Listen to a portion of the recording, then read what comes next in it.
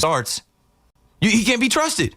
And that's what I'm saying. The vibe is killed. The vibes, we're looking at Twitter as Juan Soto is celebrating, and everybody's talking about clutch Soto is unlocked. High leverage Soto. Juan Soto's doing it. And before they can take the picture in the dugout and celebrate, Sean Manaea is giving the game back. So I would stop this. Insanity is doing the same things over and over again and expecting different results.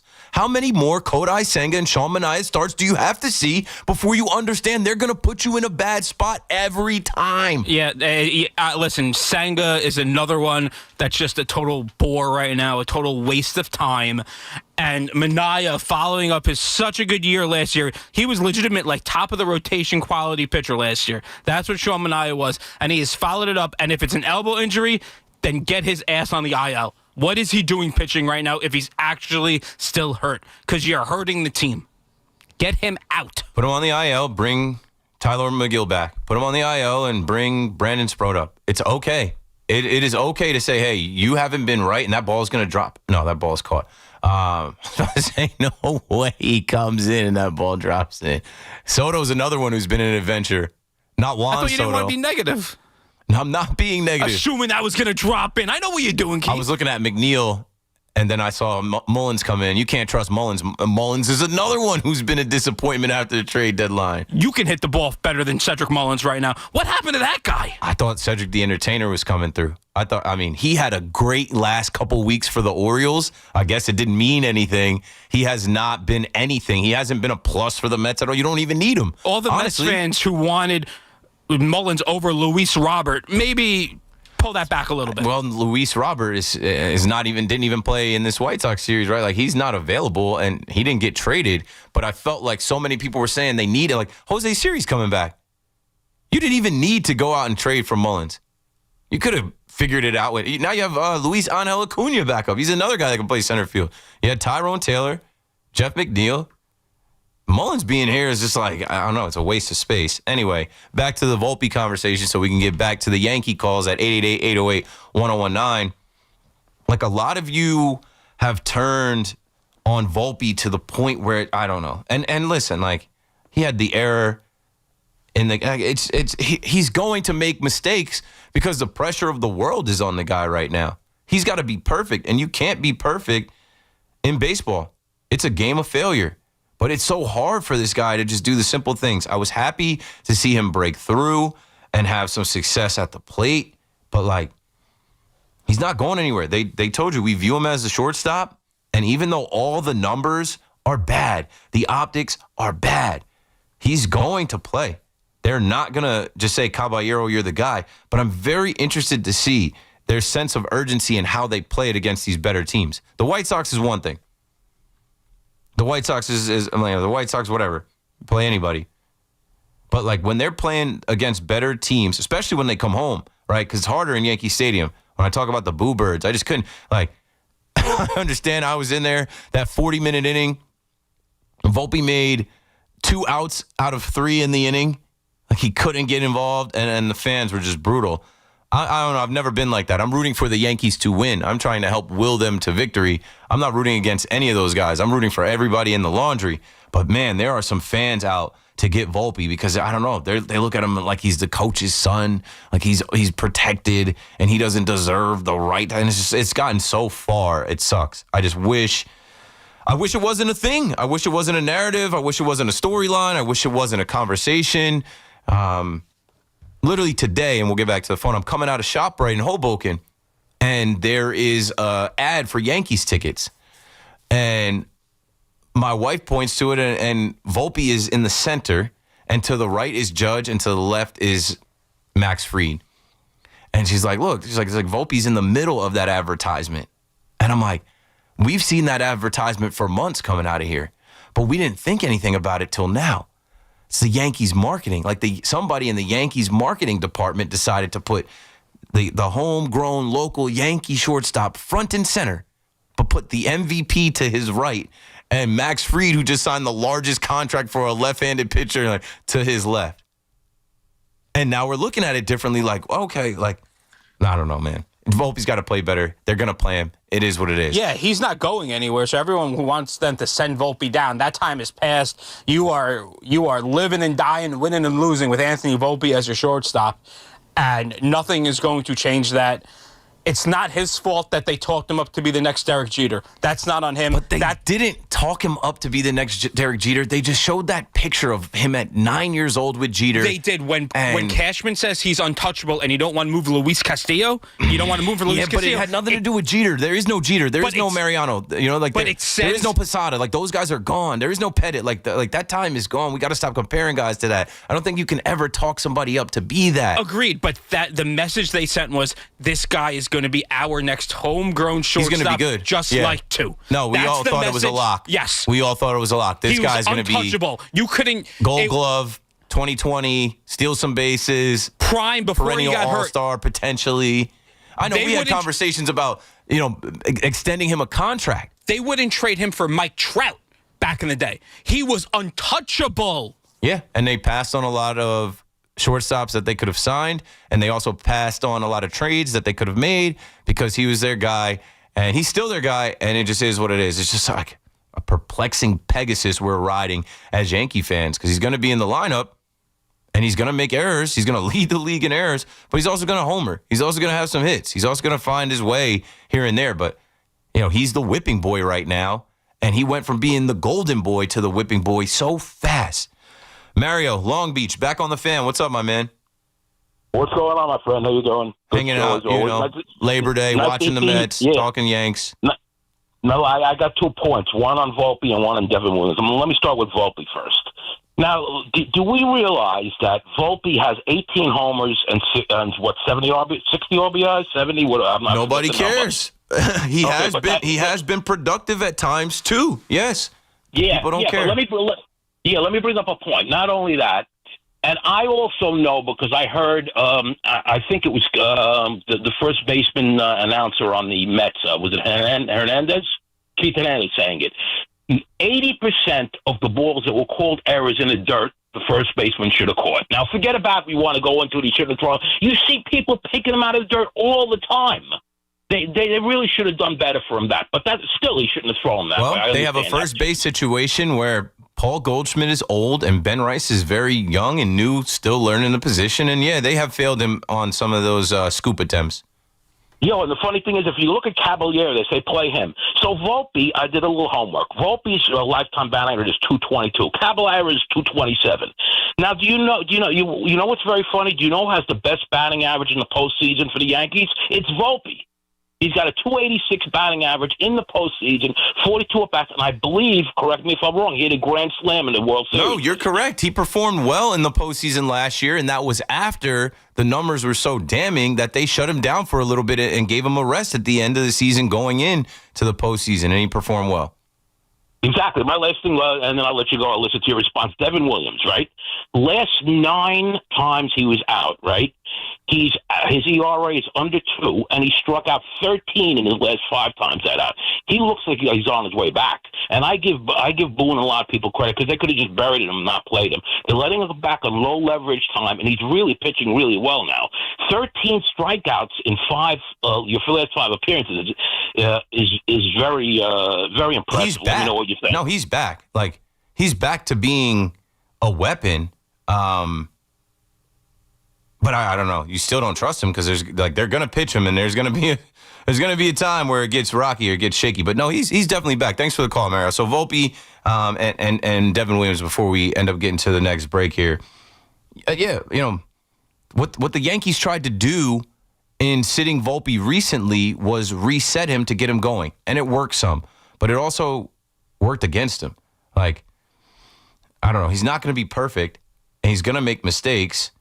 And they have to overcome it, and that's what they're willing to do in a way. Like, I don't know how to explain like the Yankees' position on it. They will die hard on their decision that Anthony Volpe is the shortstop, and they're going to ride with him. And you just got to deal with it as a fan. You literally just have to deal with it as a fan. And I think there are fans who are screaming that he doesn't deserve to play and that he should be benched or sent down, and that's not going to happen. So Volpe has 19 homers, 70 RBI, but he's also got 129 strikeouts. How many times does he make the last out of the inning? How many times does he flail at pitches that are just non-competitive? It's tough. That 210 batting average, not great. And his boy Wells, besties, they got the same batting average. At least Wells came through and was fired up this past weekend with a homer. But yeah, it is what it is, folks. The Volpe experience and experiment, I think it's a work in progress. Like we're far away from it, but like he's a liability and they believe in him. They say he's the shortstop, and it's just got to be more consistent. He's far too inconsistent. Now, speaking of consistent, Devin Williams has been consistent. Devin Williams is back. There is no, it's like, when I talk about me getting off the roller coaster on August 8th, that was a week from hell for Devin Williams and the Devin Williams campaign against the people that have been saying don't pitch him. But like they started putting him in low leverage and he figured it out. And now they can use him in high leverage again. And like I think we had maybe a week where we were joking around calling him low lev Dev. I remember I had the guys on from Fireside Yankees, and we were calling him low lev Dev. And he shook that name. He shook that name. He didn't want that name. Now he's back to not being the closer, but you can put him in a game late with the lead. You can put him in a game tie. He's going to be a weapon, but like I still don't trust him. I just think he's got the makeup to like in October. It's just going to come back around. I have a fear, and I don't want to be right. I have a fear that there's going to be a moment in October that we pitch him and he blows the game. He gives it up, and we're just going to say, we kind of knew, but they forced it. 888-808-1019. How about Aroldis Chapman? Aroldis Chapman signs a deal through 26 with the Red Sox. Aroldis Chapman is a new man. Aroldis Chapman, as the Yankees were searching from Clay Holmes to Luke Weaver to Devin Williams to now David Bednar for a closer. And Chapman, he's over there killing it for the Red Sox. And I think I heard a drop on Moose's show from Buster Only about, the big difference is him locating his fastball. How Carlos Narvaez is on PitchCom telling him fastball inside or fastball outside. I'm like, and how it was like a eureka moment for Aroldis Chapman, not just throwing the fastball down the middle. I'm like, come on. He's been around way too long for me to buy that. But yeah, a former Yankee whose most famous moment was giving up the homer to lose in the ALCS against the Astros in 2019. And, the whole buzzer thing and no, don't take off my jersey, and Altuve coming around the bases to score. And then not long after that, I think it was 2022, Chapman doesn't even show up for like the workout day. Chapman is not interested in being a Yankee, and they end up cutting ties. But he's still got that rocket arm. He's still got that Cuban missile. He's with the enemy now. We'll see him again soon. Yep. Aroldis Chapman officially extended by the Boston Red Sox. He'll earn $12 million in 2026 plus $1 million signing bonus. Anyway, let's go to Mark in West Palm Beach, Florida next on The Fan. Hello, Mark. Hi, how are you? I'm really enjoying the show. Question. When an umpire misses a call, like is in the case with Bellinger and cost a team a game, are there any repercussions ever for the umpire? Just Twitter, and I'm sure those umps don't go on Twitter. There's umpire score cards. There's this ump audit page where they show you, like, this guy completely missed. And I don't need to go to Twitter and check. If you're watching the game, just watch it. That ball was high and inside to end the game. I get it. It's the last game. You got a flight to catch. You're trying to give the White Sox one so they don't get swept at home. But come on, that's egregious. You know what's going to happen, Mark? We are going to see that in a postseason game coming up this October, and then they're going to have to put that automatic balls and strike system in ASAP, because you got to at least be able to challenge that with the game and the series on the line. Exactly. I mean, that's just what I was thinking. What happens if this guy does the same thing in the playoffs? Still got to catch his flight home. He's still got to get out of town. But, like, there are no repercussions for these guys. They've been terrible all year. I always say it's standard. I don't even complain about it anymore, because even when I watch other teams, not the Yankees, it happens to the Mets too. I'm like, it's standard that these guys don't know the zone. It's almost laughable. Thanks for the call, Mark. Even the young lady who was the first woman to be the umpire, to be an umpire behind home plate in Major League Baseball, her historic first ball she called a strike. Like, they saved the ball. It was clearly a ball. She called it a strike. She's fitting right in right away. her historic first pitch. They take the ball and they throw it to the side to save it for her, and it was an incorrect call. It was a clear ball called for a strike. So they're allowed to just do this, and you know what people chalk it up to? It's the human element. I don't need it. It's 2025, almost 2026. Get it right. I don't need the human element to get it wrong. We do everything else with technology and computers to get things right, to get information, to be accurate. Why can't we do that here with baseball? Why can't we do that here with baseball? 888-808-1019. Let's break it down. That was a quick first hour, man. This is fun when you have the Mets ride along. And here we are. They're taking out Soto. See, this is what I said. Manaea, and I know a lot of you guys are going to get on Manaea if this doesn't go his way. Here comes Stanek. Manaea has to manage his way out of this one with a one-run lead that should be a lot larger based off the Mets putting up 6 runs. I'm saying Manaea. Carlos Mendoza, excuse me. Carlos Mendoza's got to manage his way through the rest of this one with the bullpen. I mean, it's Charlie Morton on the mound for the Tigers. They already got 6 runs off Charlie Morton. That should be enough to win. But now you got to see who comes out of the pen. And this is a first-place Tigers team with a bunch of hitters. So we've got that. We've still got the Yankee conversation. I can't wait till we get to, like, football time. I think I'm going to wait until, like, 4 o'clock. Because if you think about, like, those 4:05, 4:25 games starting next Sunday, like, we're close, man. This Sunday, it's Monday. Like, we are so close to NFL football. I do want to talk about the Jets and the Giants. Keith McPherson on the Fan. I'm on till 7. We got plenty of time. Don't go anywhere. We're coming right back. I'm the sports machine, Sean Levine, with an Odyssey Sports Minute. It was a rough start to the college football weekend, but you know who probably had the worst game one? The Oregon Duck. Bro, you got one job. Arch Manning wasn't great. Cade Klubnik struggled, but you know who probably had the worst game one? The Oregon Duck. Bro, you got one job. It's to keep your head on, and it fell off. Quack, quack. I'm the sports machine, Sean Levine. Is your everyday congestion preventing you from enjoying life's big moments? Try Vicks Sinex Saline today and get yourself back in the action. Vicks Sinex Saline instantly clears everyday congestion with a gentle ultrafine mist. Sinex Saline's drug-free, no-mess formula instantly moisturizes and soothes dry, irritated nasal passages for quick and effective relief. Get back to enjoying life's big moments to the fullest without having to worry about everyday congestion holding you back. Just Sinex. Breathe. Use as directed. 2 hours ago, Kyle arrived at the bar. Hey, what's everyone drinking? 30 minutes ago, Kyle got his friends another round of drinks. Cheers! 5 minutes ago, Kyle decided to drive home drunk. A minute ago, a law enforcement officer pulled up behind Kyle. Sir, have you been drinking tonight? A chain of events that began 2 hours ago is about to change Kyle's whole world.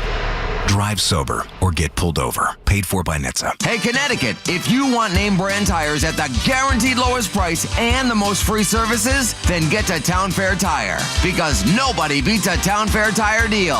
Nobody. Town Fair Tire. You could always count on Sundays with the NFL on CBS and Paramount Plus. Stream your local NFL game all season long. Kicking off with the juicy Week 1 matchup between the Lions and Packers. Starting at just $30 for your first year. That's like $250 a month. Visit ParamountPlus.com/NFL today. Hey, this is Tiki Barber. Those of us living in New Jersey got hit with a 20% electric rate increase. If your current heating system is over 15 years old, it's time for a new high-efficiency Carrier system. And there's only one company to call for a new one. My friends at Edison Heating and Cooling, New Jersey's heating experts for over 38 years. Older heating systems waste gas. So get your system checked now and save money with Edison Heating and Cooling. Contact them now at EdisonHVAC.com. That's EdisonHVAC.com. Injured in an accident? You need help. The Rothenberg Law Firm. Lawyers that have built a legacy of victory over 5 decades, winning billions for their clients. The Rothenberg Law Firm. Call 1-800-624-8888 or visit injurylawyer.com. Get away to the Atlantic City in Waterboat Show. 4 days only, September 4th to the 7th at the Golden Nugget Marina. See the new boat models from all the major manufacturers. Buy $15 advance tickets at acinwaterboatshow.com. See you there. It's time. Time for the pro to get everything for the job delivered. Large orders of lumber, doors, windows, paint, plumbing, anything the job needs, all from one partner. Get it today with same-day delivery. Get it tomorrow with next-day delivery on 50,000 plus products. Or get it on your timeline with scheduled delivery on everything from framing to flooring. It's time to get your whole job, all your jobs delivered. Ask about all our new delivery options at the Pro Desk. The Home Depot Pro, it's about time. Some people just know you can save money on car insurance by checking Allstate first. Like you know to check if they're going for it on 4th down before going to the concession stand. Yeah, give me 3 hot dogs, 2 jumbo touchdown, baby! What? Hey, buddy, you want cheese with those? Yeah, checking first is smart. No. So check Allstate first and see what you could save. You're in good hands with Allstate. Potential savings vary, including based on how you buy, subject to terms, conditions, and availability. Allstate North American Insurance Company and affiliates, Northbrook, Illinois. If you're 55 or older and into that whole saving money thing, T-Mobile has an exclusive phone and internet bundle just for you. Right now, get 2 unlimited phone lines plus 5G home internet for just $30 each per month with autopay, plus taxes and fees. And with 5G home internet, setup is easy with just 1 cord and no technician needed, which is great if you're also into that whole keeping it simple thing. Switch now and experience the best mobile network in the U.S. Visit your local store to start saving.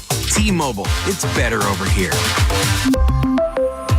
Based on analysis by Ookla of Speed Test Intelligence data Q4 2024 to Q1 2025. Ookla trademarks used under license. Unlimited on our network. Customers on voice plan may notice speeds lower than other customers and further reduction if using more than 50 gigs a month due to data prioritization. Video streams and SD on this plan. Home internet pricing after $20 a monthly bill credit plus $5 per line without autopay. Debit or bank account required. See 5G device coverage and access details at T-Mobile.com.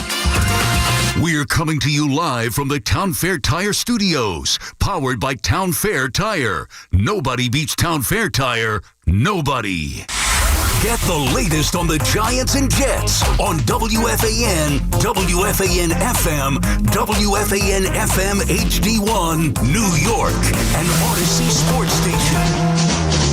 Gonna win, yeah, well, taking over.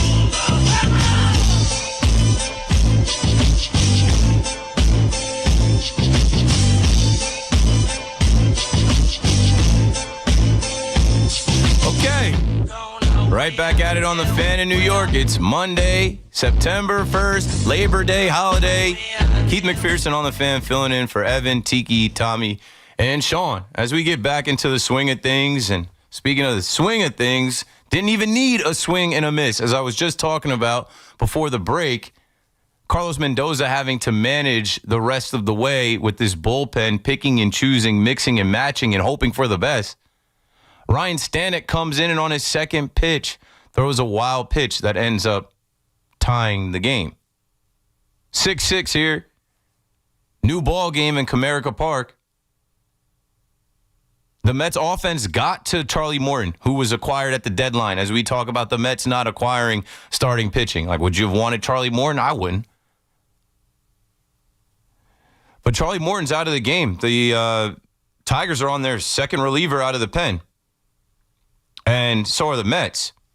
So now it's a bullpen game the rest of the way. 12 runs being scored, 6 on each side. And now it's A.J. Hinch versus Carlos Mendoza in the first game of this series in Detroit, just trying to figure out, hey, who can I go to in my bullpen to not give it up? I'm saying I'd be done with Sean Manaea today. I don't need to see anything else. It's September now. We don't have a lot of time. Every time you go out there, we're not confident. Every time you go out there, you're not competitive. We've given you so many opportunities to perform better. You would think the new guys coming in, the young guys coming in, like McClain, like Tong, would make these older guys tighten up, like Senga, even Peterson, who had a clunker the other day. Like, now it's time. When you're playing against better competition, the Mets, their bats have shown up. Juan Soto hit a grand slam today. All right, Cedric Mullins, who I said wasn't worth anything, at least he laid down a bunt that led to you scoring. There's no more time to mess around with the pitching. David Stearns, I see the plan. I see the vision. I see the energy that the young guys have brought. I know Sproat is still waiting in the wings, and Tyler McGill is one start away. I would not throw away games with Sean Manaea and Kodai Senga. I'm skipping Kodai Senga's next turn. And Manaea, I'm putting on the IL. Here comes Sproat. Here comes Tyler McGill. They can't be much worse. Joe is in Liberty, New York on the Fan next. Hello, Joe. What's up, Keith? How are you? Good, hanging out. Happy to be here. Yeah, man, Sean Manaea is driving me nuts. I see something that I think is the issue. I don't know why the Mets can't see it and why he can't fix it. It's pretty simple. He's throwing his fastball too much. He threw his fastball 75% of the time today. Out of 84 pitches, he threw his fastball 61 times. He only throws 2 pitches. Fastball, sweeper. Yeah. Now he's just getting rid of the sweeper. Now he's only throwing his fastball. He throws 92 to 94. He's driving me nuts. He used to have a sinker. He doesn't throw a sinker anymore. He throws a fastball and a sweeper. You can't throw one pitch 75% of the time against a good team. Not against the Tigers, not against any major league team. All these major league hitters can hit a 93-mile-an-hour fastball in the zone. Right. And that's why if you think about it, he usually, not this start, usually the first, second, and third inning, he mows them down, 6, 7 strikeouts, and then they catch up to him. Because they're sitting on the fastball, he's only throwing 2 pitches. Why don't the Mets tell him something? Why? Yeah, where's the pitching lab? Where's Jeremy Hefner right now to say, hey, dude, no, I think they got to shut him down. I don't think he has anything. So he's trying not to walk guys. He's throwing the fastball in the zone to get it over to throw strikes, and they're hitting it. They're putting it into play. So they're sitting on it. It's a 93-mile-an-hour fastball. 75% of it. That is crazy for a starter to throw one pitch 75% of the time. And it's not even a plus. Yeah, no, it's not.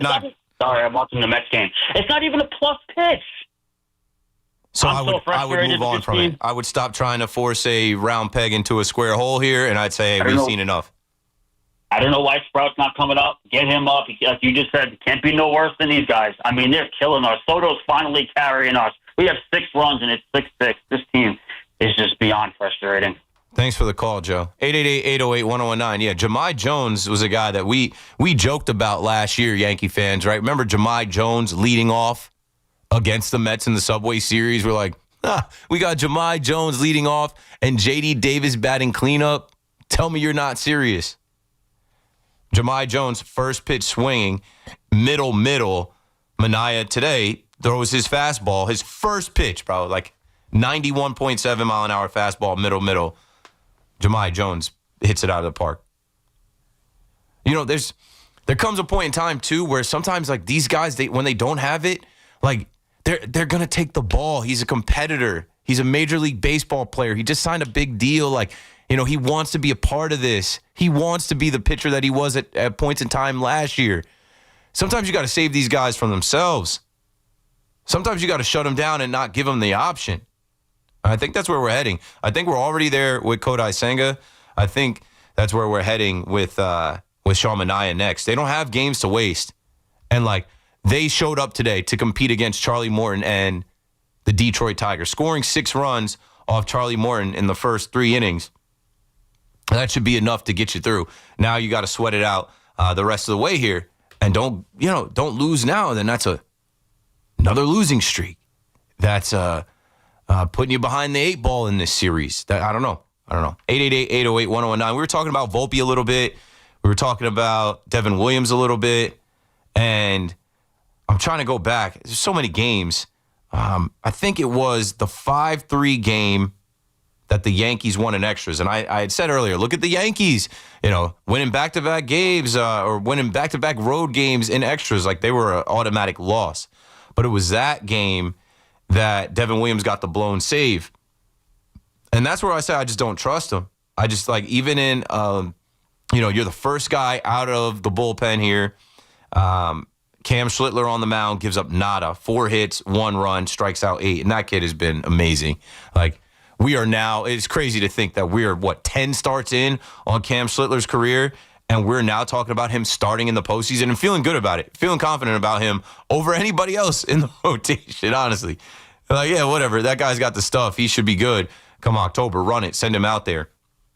But Devin Williams, they're going to send out there in the postseason, and I know he's been better. I even clipped it. Let me go back to my notes. Prior to that appearance with the White Sox, Devin Williams, this is from On Jazz on Twitter. He says, Devin Williams is on a crazy run in his last 8 appearances. 7 1/3 innings pitched, 18 Ks, only 2 hits allowed. And so as Mario out in Long Beach was saying, I think Devin Williams is back. Yeah, he's back. But he's still Devin Williams. Like, he's back, but there's still going to be this thing. Like, same way you guys look at Volpe as the whipping boy for a while. Devin Williams was the whipping boy. He could do no right. But the Yankees are not going to quit on him, just like they're not going to quit on Volpe. The Yankees traded for him. The Yankees wanted him to be the closer. He's not the closer. They still wanted him to be high leverage. It's so eerily similar to Clay Holmes. They let Clay Holmes blow like 13 saves, but then they didn't give up on him. And then in the postseason, they actually used him effectively as a weapon in high leverage situations. I feel like they're going to do that with Devin Williams, except it's not going to go great for us. They're going to do that with Devin Williams, and we're going to be like, well, do we have to pitch Devin Williams there? Do we have to do that? 888-808-1019. Christian is in Mahopac. What's up, Christian? It's a tough one. What's up, Keith? Always nice getting through to you. Happy Labor Day, man. Happy Labor Day. Thanks for the call. Yeah, don't you know you're supposed to be off today, man? I took off, honestly, and then I got to the point where, like, I love my wife, I love my son, but like, it's, you know, you get to a point where there's only so much of the crying and the daddy duty. It's like I'm getting a break from that. Like, I'm getting back on the bike here. Yeah, trying to see if I still know how to do this thing. I get it. My son's going to be 3 soon, so I feel you. But I called about, man, I really think that we should start a petition for the Yankee fans to all get together and start cheering on our boy Anthony Volpe. If the Phillies could do it for Trey Turner, a hired gun, a mercenary, a guy that they signed, and then, you know, when he was having that really tough start to his career there in Philly, they took out that billboard and cheered him on. Why can't we do that here in New York? No, that's our guy. That's our homegrown boy. That's our Jersey boy. And it's not like he's not out there trying. No, he is trying, and he wants to win and contribute and compete as much as anyone else. I'm with it. I'm always there rooting him on. It honestly hurts to see how many people are there to root against. I'm like, this isn't going to help. I don't understand the motive. No. I think we do need to give the kid some credit. Like someone called up and said his batting average in the postseason, 286. He had that big grand slam. He is a Gold Glove winner. And I think the most important thing, I know you've played sports, the best ability is availability. Sure. The kid plays every single day. We know we can pencil him in at short. And, yeah, a lot of those errors have been on throws. You can argue, should he have been hitting them in the chest? For sure, absolutely. But I asked my friend ChatGPT, and they said at least 3 or 4 of those throws were considered pickable, right? So we got to help him out a little bit. And, again, I think we should just cheer our boy on. No, you're right. Thanks for the call, Christian. And I believe that whole thing started in Philly through WIP, our sister station down there. And then obviously there was the billboard, and then the fans have to physically do it. But I think that was a radio thing. I think, you know, how are you going to spread the message to the fan base outside of, you know, Twitter or social media? I think it started on the radio. I think on the radio they suggested, hey, we picked this guy up. Now it was a way different situation. It was Trey Turner's first year with the Phillies. He signed over $300 million in a contract. That's another thing with Volpe. You guys act like the guy is making Juan Soto money. Like, he's making nothing. I think I looked it up on my friend ChatGPT, and I'm like, what Volpe makes a year is what Soto makes in a 4-game set against the Marlins. So I think Lindor just got hit by a pitch right here. Hopefully not in the foot that he had the pinky toe.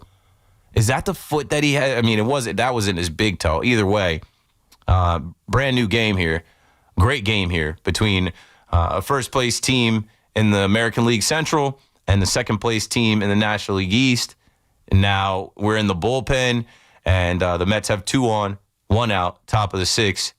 And here comes Juan Soto. As I'm speaking of the generational Juan Soto, like, yeah, I understand fans booing Juan Soto in the beginning of the year. I really don't, because it's Juan Soto. He's wonderful. I knew you were expecting the return on investment right away. The thing about Juan Soto is, like, you know, I referred to him as a robot, as a baseball hitting cyborg that is unaffected by things. But he showed us he was human. It took him a little while to adjust. He heard the boos. He definitely heard the boos his first time back to Yankee Stadium. And it took him a minute, but Juan Soto looks like the Juan Soto that was advertised now to me as he steps into the batter's box against this pitcher, Summers, who's struggling a bit here with another opportunity to be clutch Soto, high leverage Soto. Let's see what he does. Ben is in Brooklyn on the Fan next. What's up, Ben? Yo, Keith, I usually catch you under the moonlight, but hearing you in the daylight hours feels like the Fan brought in the closer in the third inning. Hey, we'll count it. Good to be on during the daytime with the sunlight. And then Juan Soto just tripled. That's a bases clearing triple. Wonderful. Huge.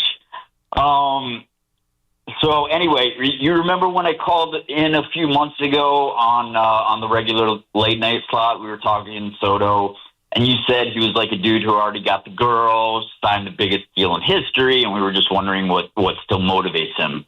And I swear he must have tuned in that night because the very next day he launched 2 bombs.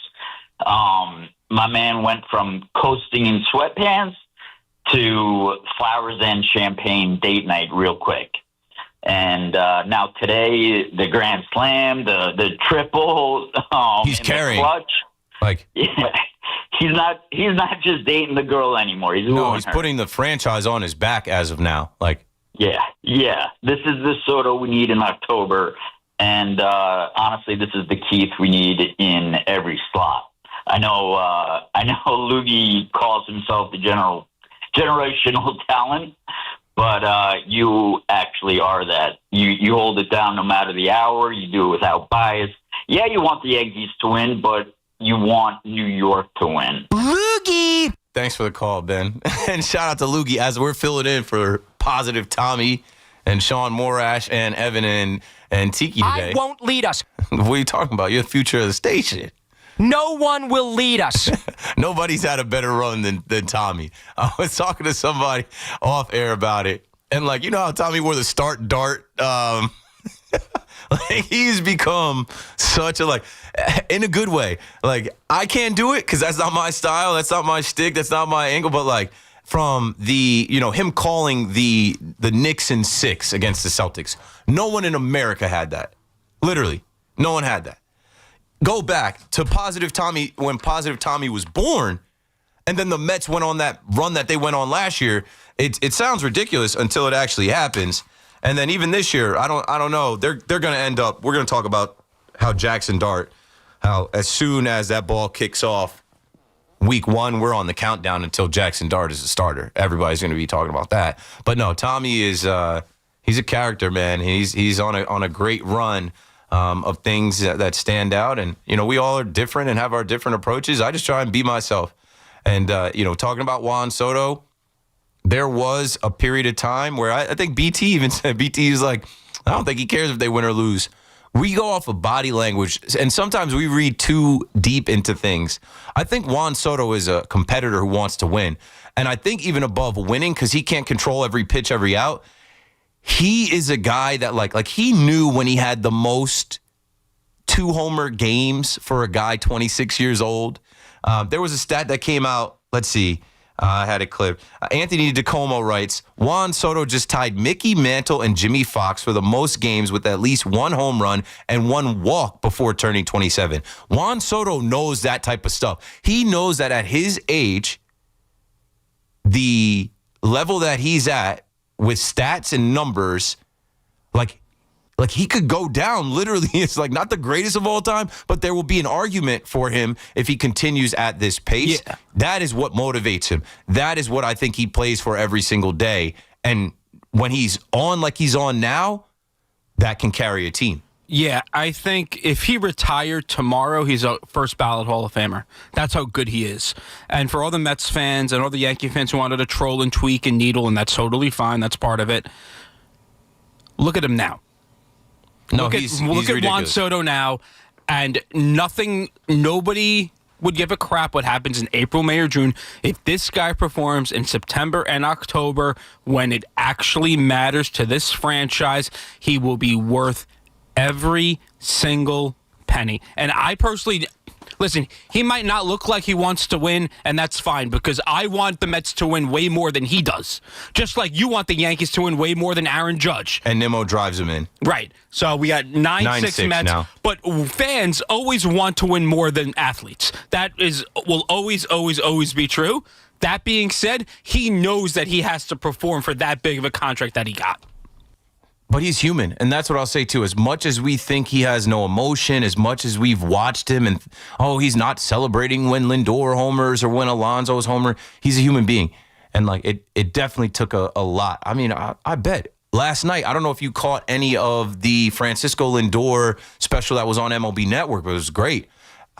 It showed him from being young, playing at 12, and then, like, going to Monteverde Academy in Florida to chase the dream, and like him coming up, you kind of forget, like, him getting drafted and coming up, what it took for him to become what he is now.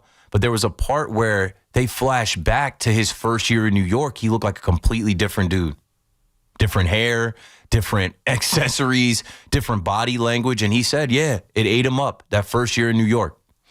And even though this is Juan Soto's second year in New York, because he was with the Yankees last year, it's still a first year with the New York Mets.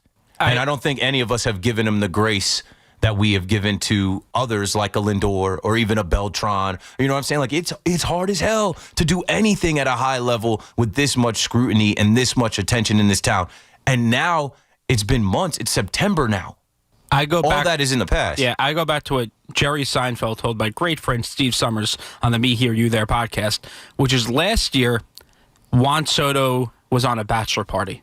This year, he's married. Sure. And sometimes, and that's a funny comedic way to look at it. But it's a good analogy. It's a good analogy, and only from the mind of Jerry Seinfeld, because legit, last year, he's playing for his contract. And you know when it's going to end. Yep, and you know. It's temporary. And he's all good with be like, I'm up for sale, 30 teams, whatever it is. This year, when he makes $800 million over 15 years, he's like, okay, now I have to like lock in, and he's on a new team. This is forever. He's not going anywhere. Now, they've already booed me 20 times, but I'm trying. He can opt out in 5 years, whatever the rule, whatever the contract is. Again, I forget.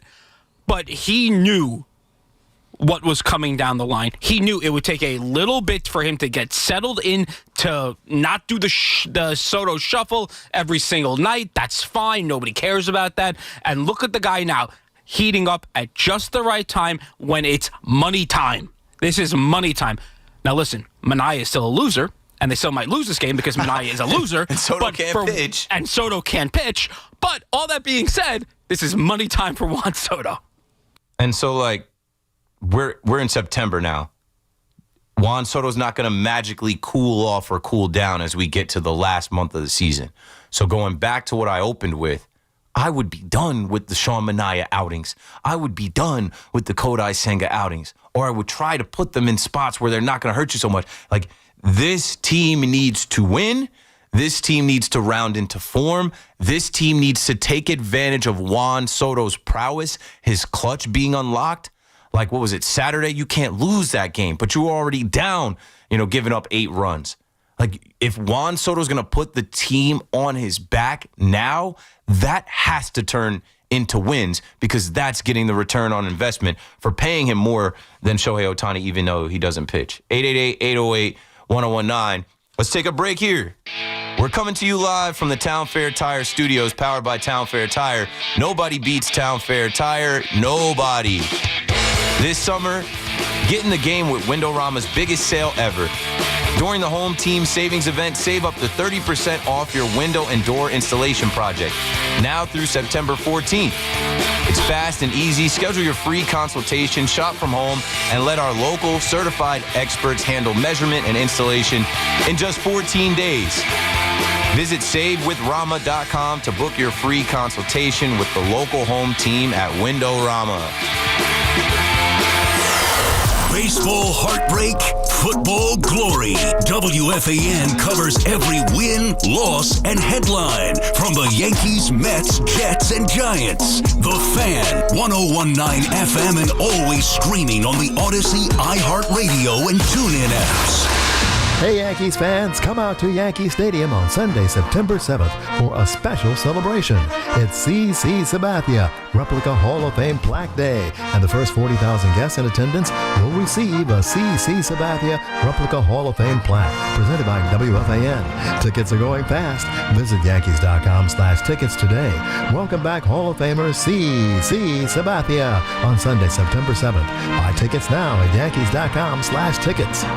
It's time for the Nissan End of Summer Sales Event. The what now? The Nissan End of Summer Sales Event. End of summer? Yes, Nissan End of Summer. But I have so many more hot dogs to grill. It was just starting to get good. Sales Event. Here to help you keep your summer in gear. That sounds interesting. Test drive the best-selling Nissan Rogue with more standard power. Cool. The rugged Nissan Frontier with a standard V6. Nice. Or the adventure-ready Nissan Pathfinder or Nissan Murano. I better hurry in. To the Nissan End of Summer Sales Event and see why J.D. Power ranks Nissan #1 in new vehicle quality among mainstream brands. #1? Yes, #1. Get 0% APR for 60 months on the 2025 Nissan Rogue, Pathfinder, or Murano. For J.D. Power 2025 US IQS award information, visit jdpower.com/awards. Awards based on 2025 model year for well-qualified buyers. Available from new dealer stock. Example, 0 down payment, 60 months financing at $1,667 per month per thousand finance. Actual down payment may vary, subject to NMAC credit approval. Not all buyers qualify. Dealer contribution may affect actual price set by dealer. Contact dealer for details. Ends 9/2/25. Your cold is coming. Your cold is coming. When you feel a cold coming, shorten it with Zicam, the #1 cold shortening brand. Oh, no, not before my big trip. The big trip you've been planning is coming up, and so is your cold. But Zicam can shorten your cold and get you back to planning sooner. Thanks, Revere. We really should keep Zicam in the house. Shorten your cold with Zicam. Take it from America's most revered messenger. Shorten your cold at the first sign with cold shortening products from Zicam, the #1 cold shortening brand. Available in stores or see where to buy at Zicam.com. Oh, could this vintage store be any cuter? Right? And the best part? They accept Discover. Accept Discover? In a little place like this? I don't think so, Jennifer. Oh, yeah, huh? Discover's accepted where I like to shop. Come on, baby, get with the times. Right, so we shouldn't get the parachute pants? These are making a comeback. I think. Discover is accepted at 99% of places that take credit cards nationwide. Based on the February 2025 Nielsen report. Hey, what's up, flies? This is David Spade. Dana Carvey. Look, I know we never actually left, but I'll just say it. We are back with another season of Fly on the Wall. Every episode, including ones with guests, will now be on video. Every Thursday, you'll hear us and see us chatting with big-name celebrities. And every Monday, you're stuck with just me and Dana. We react to news, what's trending, viral clips. Follow and listen to Fly on the Wall everywhere you get your podcasts. 4 distinct all-electric Cadillacs. Some drive them for performance. Others drive them for the range. And some drive them because it's the only way to make an entrance. 3 different ways to turn every drive into an occasion. Whatever your reason, there's never been a better time to say, let's take the Cadillac. The all-electric Cadillac family of vehicles. Escalade IQ, Vistic, Optic, and Lyric. Visit your Tri-State Cadillac dealer today. For over 100 years, Sloman's has been your trusted partner in comfort. When it comes to home heating oil, we deliver more than just quality fuel. We deliver peace of mind with price protection, automatic deliveries, and 24/7 service. Our dedicated team is just a call away, ensuring you stay warm and comfortable all winter long. Sloman's, the Tri-State's largest heating oil provider, proudly serving our community for generations. Give us a call today at 866-GET-HEAT or visit oil.slomans.com. Besides my favorite football team, I got another obsession this year. Daisy French onion dip. I love to snack during the football season, loading up on dips with chips, wings, and maybe even some veggies. And I do it while watching football every game possible. And now Daisy has this amazing French onion dip, as well as Daisy Ranch dip. They taste just like homemade dips, real herbs and spices, and other ingredients you actually find in your own kitchen. This stuff is amazing. So do yourself a favor. Try Daisy French onion dip. You'll find it at a grocery store near you. Looking for Michelin tires at the guaranteed lowest price? Get to Town Fair Tire. Michelin's innovative technologies are designed for durability and performance over any of the toughest road conditions, so you can trust you're getting the highest quality tires. And Town Fair's been a name you can trust since 1967. Now with over 120 locations and still growing, because nobody beats a Town Fair Tire deal. Nobody. Name brands at discount prices. Town Fair Tire. High 80, low 63 with clouds. Weather brought to you by Staples. Have you heard? The Staples Easy button is back with even more easy. Press it for custom prints, shipping services, even passport photos. Staples. That was easy. Talk New York sports here. The Fan.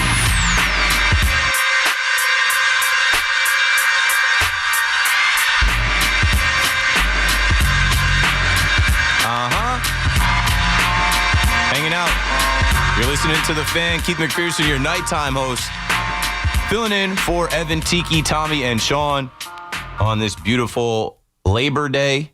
You know, Chat GPT, when you say Chat GPT, what's the significance of Labor Day? They do have some sports in there, right? The cultural significance. It's a celebration of workers across all industries. Marks the unofficial end of summer in the U.S. It's associated with parades, barbecues, picnics, community events. And in sports, it signals milestones like the home stretch of the MLB season and the kickoff of the NFL season. So I thought today, I'm like, we did the check-in on our teams at Memorial Day weekend.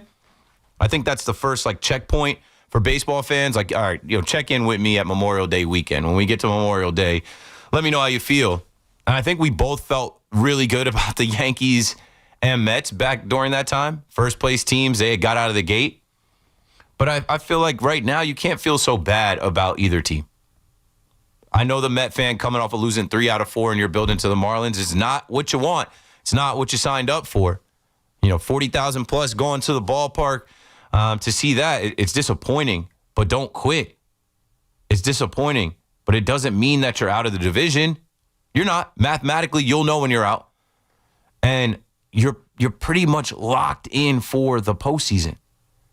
You're pretty much locked in. So there's an article in The Athletic today that basically has the postseason teams and their chances. I'll read the Mets and then the Yankees, and then we'll go back to my Yankee call. So it says the New York Mets record 73-64, and right now they have a 9-6 lead in the top of the 7th. In this first game against Detroit, I think they could find a way. I don't want to jinx it. I don't know. But their playoff odds, they're a 93.1% chance to get into the dance. They're in. Now, strength of schedule is at almost 500, a .499. And right here, they show you, hey, against the Tigers on the road, they're actually favored to win. They have a 577% chance to win. And if they win this game, that goes up.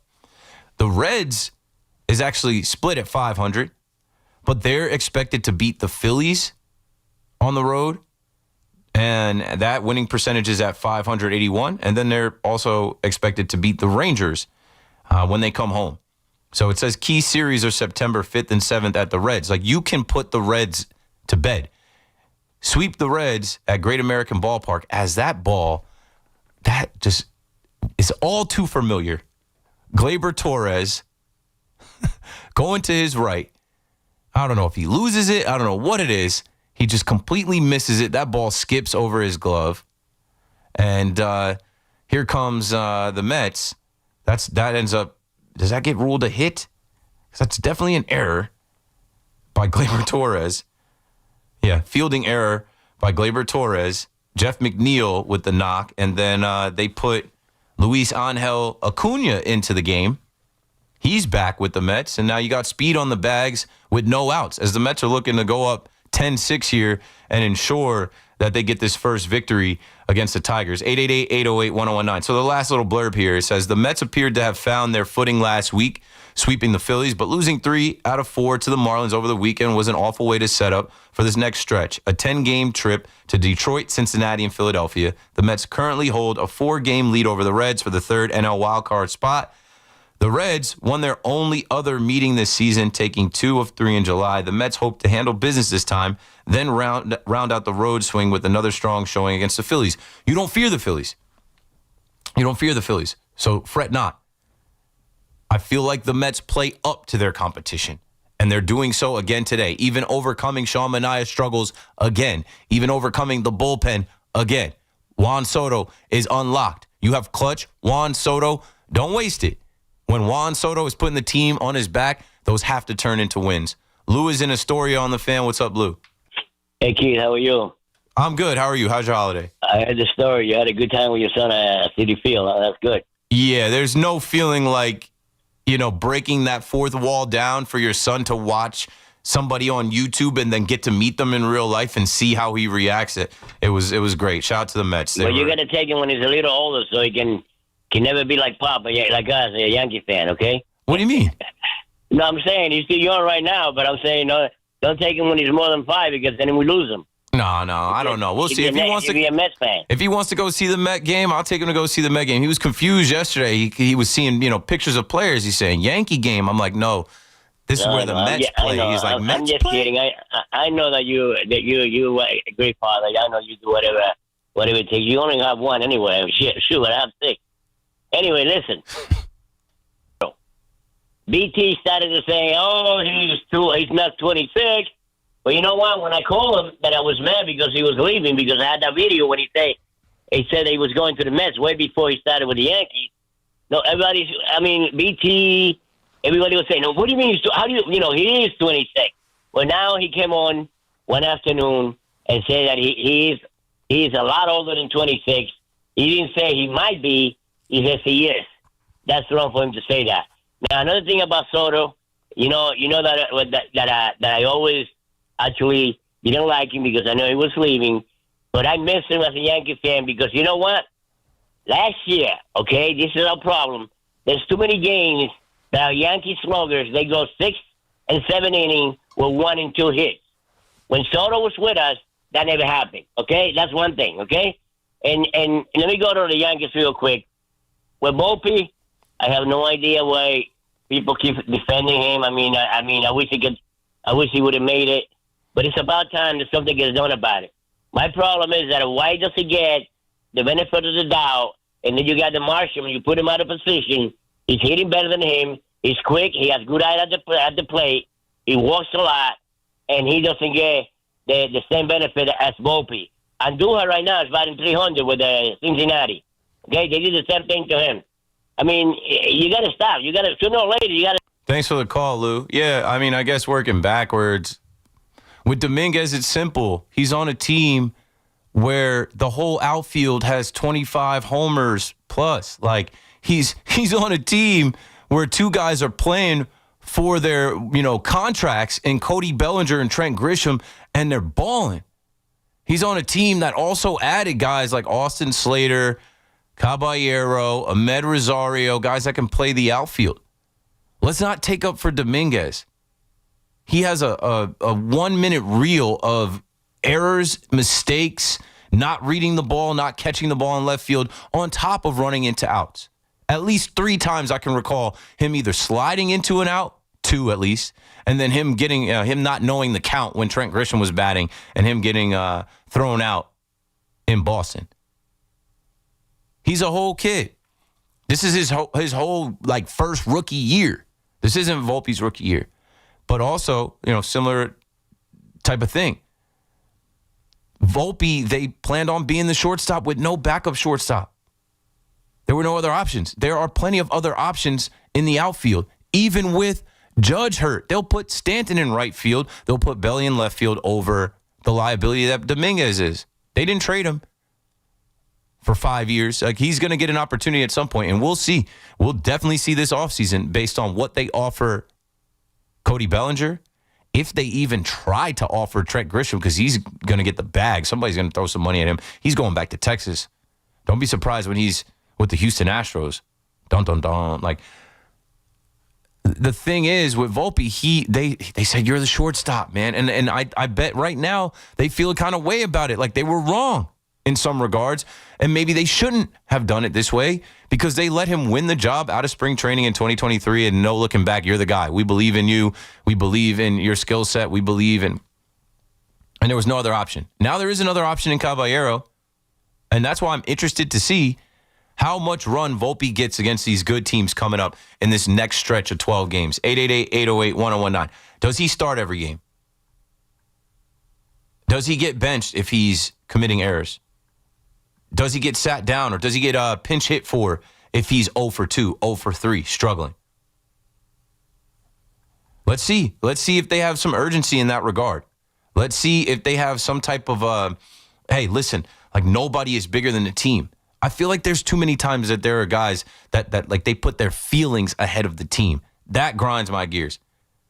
Because to me, I like that doesn't make any sense. To put Devin Williams' feelings ahead of the team is crazy. To put Anthony Volpe's feelings ahead of the team is crazy.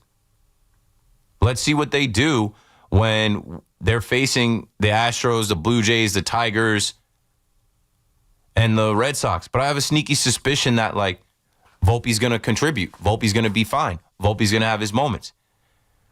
He just had to go through being benched, being sat down, and then getting to play against the White Sox, and he had some moments. So it's just, like I say, it's a perplexing Pegasus we're riding here with this Anthony Volpe situation. They're not going to quit on him. Fans have quit on him.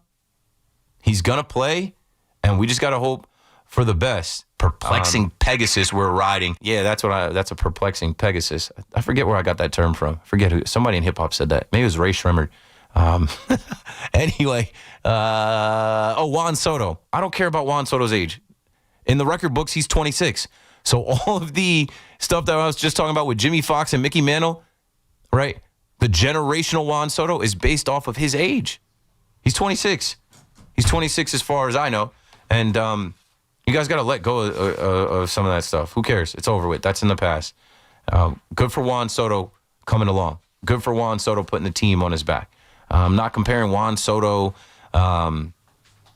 his situation with Andujar or Dominguez, whatever. I know what you're getting at with that. I guess.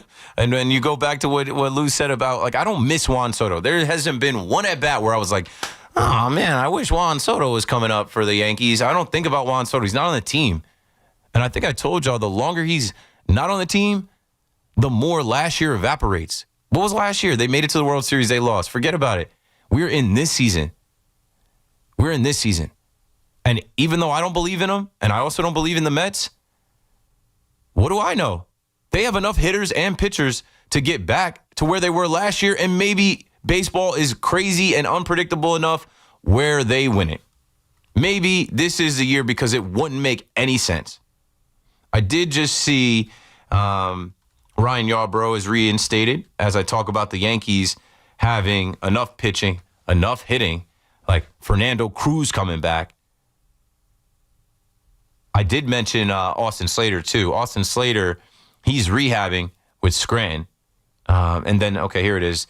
About an hour ago, the Yankees have made the following roster moves. Recalled J.C. Escara, returned Ryan Yarbrough from his rehab assignment, and reinstated him from the 15-day injured list. I assume Yarby is going to get a start here. I think they were stretching him out. Or maybe they want him to be the long man and they're going to get rid of Paul Blackburn. I'd be all for that. That'd be fine. But it's a good guy to have. A veteran, a left-handed pitcher, a crafty guy that, I think the Blue Jays got rid of and the Yankees picked up this year. So let's see. This is what I'm talking about with teams rounding into form, with teams evolving. It is a long road. We forget as fans, and I hear this a lot on The Fan about how we want to treat it like football. We want to treat every single, the Mets lose. It's like it's week 14. It's one game. You got to look at the bigger picture. You got to keep going. And it's about, okay, what does this Mets team turn into? What does this Yankee team turn into as Ryan Helsley is on the mound, away from Citi Field, so no Hells Bells. Leadoff double already he gave up. I saw. But then the second pitch. He's another loser. No. He's had a, I know. I said he gives me Devin Williams vibes. He's had a rough go at it, but a rough go. He can't get an out. Okay, but what if he does here, and what if he has some big outs in the postseason for you? This is it for Ryan Helsley. Right. He's a rental for this year. So you guys need to put a petition together to support him at Citi Field. You need that guy to get big outs. They're still going to use him in high leverage. I am a believer of these guys don't give a crap what the fans say. Nah, they do though. I don't think. I know they're rich. You really think if Helsley gets a standing ovation that he's going to throw the ball better? Yeah, okay. Maybe. Okay, all right. He got booed. They've all gotten booed. But I feel like you need this guy. He's got the type of stuff that in the postseason, That Hell's Bells entrance can be electric and effective, and you got to get him right now. This is a get-right outing for him right now. You're up 4 runs. It's the 7th inning. It's low leverage to an extent. It is low leverage. And You're up 4. Who it's similar to? Doval for the Yankees. Sure. Who hasn't been totally locked in. He's had some really up and down roller coaster outings. But if the Yankees are going to succeed and go far, you need that guy to be a part of the bullpen, right? So it's very similar with the Doval and Helsley comparisons. Oh, no. Well, he's about to give up a run here. If they're sending that runner, they are. Because he's a loser. And again, that's totally You're fine. Right. You're allowed. Listen, these guys are allowed to be losers, totally fine. But right now, he has zero confidence. The day that they traded for Rogers and then Helsley, I was in a couple Mets spaces. They won the trade deadline. That was the day before the deadline. It was it was Stearns owned the day. He did. It was because a great the move. Phillies got Joan Duran in between. And then they one-upped them with the Helsley move, and it's look at the Mets super pen. Soto, Rogers, Helsley, and we still got the next day. Helsley already getting taken out of the game. Get him out. But okay, so I tip my cap to Carlos Mendoza, who says, no, I'm going to manage this the whole rest of the way. You know what this is like? He's managing this like this is a playoff game. Yeah. And he's like, all right, know what? If you can't get 3 outs, if you're giving up hard hits. 4 runs goes to 3 runs. Get out. You're done. You're done. You're done here, and I will get the last 7 outs with whoever else I have. As a cool could say, hit the shower, losers. Hit the bricks. Yeah, but I don't know. You can't give up on Ryan Helsley, man. He throws 100. I'm not saying giving. I know you think he's a loser, but you're going to need him. I don't want to give up on him. Right now, he is a loser. Right now, he is. As a Met. In 3 weeks, maybe he's a winner. Right now, zero confidence in this guy as a pitcher. Zero confidence, and the Mets fans cheering him when he comes back will have no bearing on this. Right now, he has zero confidence. What's up with Hefner's laboratory? This guy throws gas. Get him right. Get him right. He's he doesn't look confident at all. No, of course not. Why would you be? There's nothing to be confident about in that Met uniform. He's been bad. He gives up a run every time out. There it is again. You can bank on it. We can laugh about but me calling I don't know. Minaya and Helsley. But it's one thing to get rid of Minaya as a starter. I would even consider moving him to the bullpen as a long man, as I'm not sure. I know Waddell did that yesterday, whatever. Helsley, though, you gave up what you gave up to get this guy, to make him a tandem with, he was a closer. You make him a setup guy for Edwin Diaz. You got to get him to. Yep. Yeah, with Rogers, you got to get him to the point where he's striking guys out. Oh, he's another one. He's not going to go.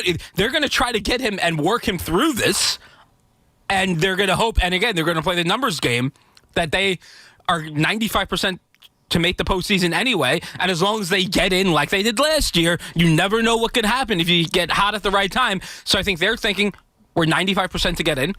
Keep throwing him out there. We'll let him work through it. But as just proven today, Mendoza lets him give up 2 hits and that's it. And he takes him out of the game because he's managing this like it's a playoff game. Yeah, can't let him go out there and potentially make this a 2-run game. And by the way, he threw 5 pitches. I know. He threw 5 pitches. I'm looking at MLB.com right now. People are saying he's tipping his pitches, but it's not that he's tipping his pitches. He throws a fastball, and he throws a slider. Maybe it's tipping his pitches. Maybe it's because he's a loser and he cannot pitch well right now. Nah, you got to get him right, though. I agree with that, but right now he's a loser. That fastball is just they all can gear up for a 100-mile-an-hour fastball that's coming in flat with no movement in the middle of the zone. Well, here comes Brooks Raley to save the day. 888-808-1019. Gary and Waterbury on the Fan. G-Makes, what up? Yo, I smash teeth after your beef. No relief, I step on stage. The girls scream like I'm Keith. Boom, boom. Yo, the fact that the Yanks are not playing today, a complete disgrace. It's not even an oversight. They don't care. They're not they could easily make it a thing, right? I guess it is a miss by Major League Baseball. The New York Yankees, right? The Yankees of America, of the American League. They should be playing on every summer holiday. Come on. Whatever. It is what it is. And, did you hear that they're going to put Stan in left in Houston? They might put Stan in left. And they better not get him hurt. They better not get him hurt. He's the best thing we got going right now. I had just closed out tabs this morning from my last show where I was going over the dimensions of the Crawford boxes in Houston and then even the Green Monster in Fenway and saying, why can't, if we're going to do this, right? Like, you're not going to put Stanton in right field on the road. Stanton only plays a short porch at Yankee Stadium. You need his bat in the lineup as well as Judge. I was saying put Judge's ass in right field in Chicago. They're not ready for that yet. Okay, so if you're still not ready to push Judge, and Judge has come alive as a DH here, he's homering again, he's looking like Judge, then I need Stanton to play the shortest part of the outfield. Specifically, when you go on the road here to Houston and when you go on the road to Boston, I think he can manage. I think he can handle that. Yeah. I know, but play stupid games, win stupid prizes. Well, what's stupid about it? They already put him out in the outfield, and he's. I know, but we can't get too cute. If we can't max him out, you know. It's just the other side of the field. No, I know. As long as we don't max him out, I'm just a little worried. And, nah, there's no maxing out, bro. There's only 2 months left of the season. Go. He missed the whole first half. Go. No, I understand, but he's fragile. And are you going into the NFL season without a team? Are you entering without a team, or are you going to choose one? Well, when I get into the Micah Parsons conversation, Gary, thanks for the call. We will go over my NFL fandom. I've been a free agent if you've been paying attention. But how Jerry Jones connected the dots to make me say, oh, Jerry Jones, you done did it now. I'm never coming back. It was the Packers. That was the common denominator. But, yeah, I said we're going to do that once we get into the 4 o'clock hour. I guess I'm teasing it now. In the 4 o'clock hour, we're going to talk about Archie Manning. In the 4 o'clock hour, we're going to talk about how that Texas-Ohio State game was a dud. And I loved it because that's football, Susan. Hi, Susan, if you're listening out there in Houston. How about them Cowboys? Ew. What a joke. I still haven't watched that Netflix series on the Dallas Cowboys. I'm done. My mom might be listening. Mom, I did some cleaning this weekend. I packed up all my Dallas Cowboys gear. You can have it.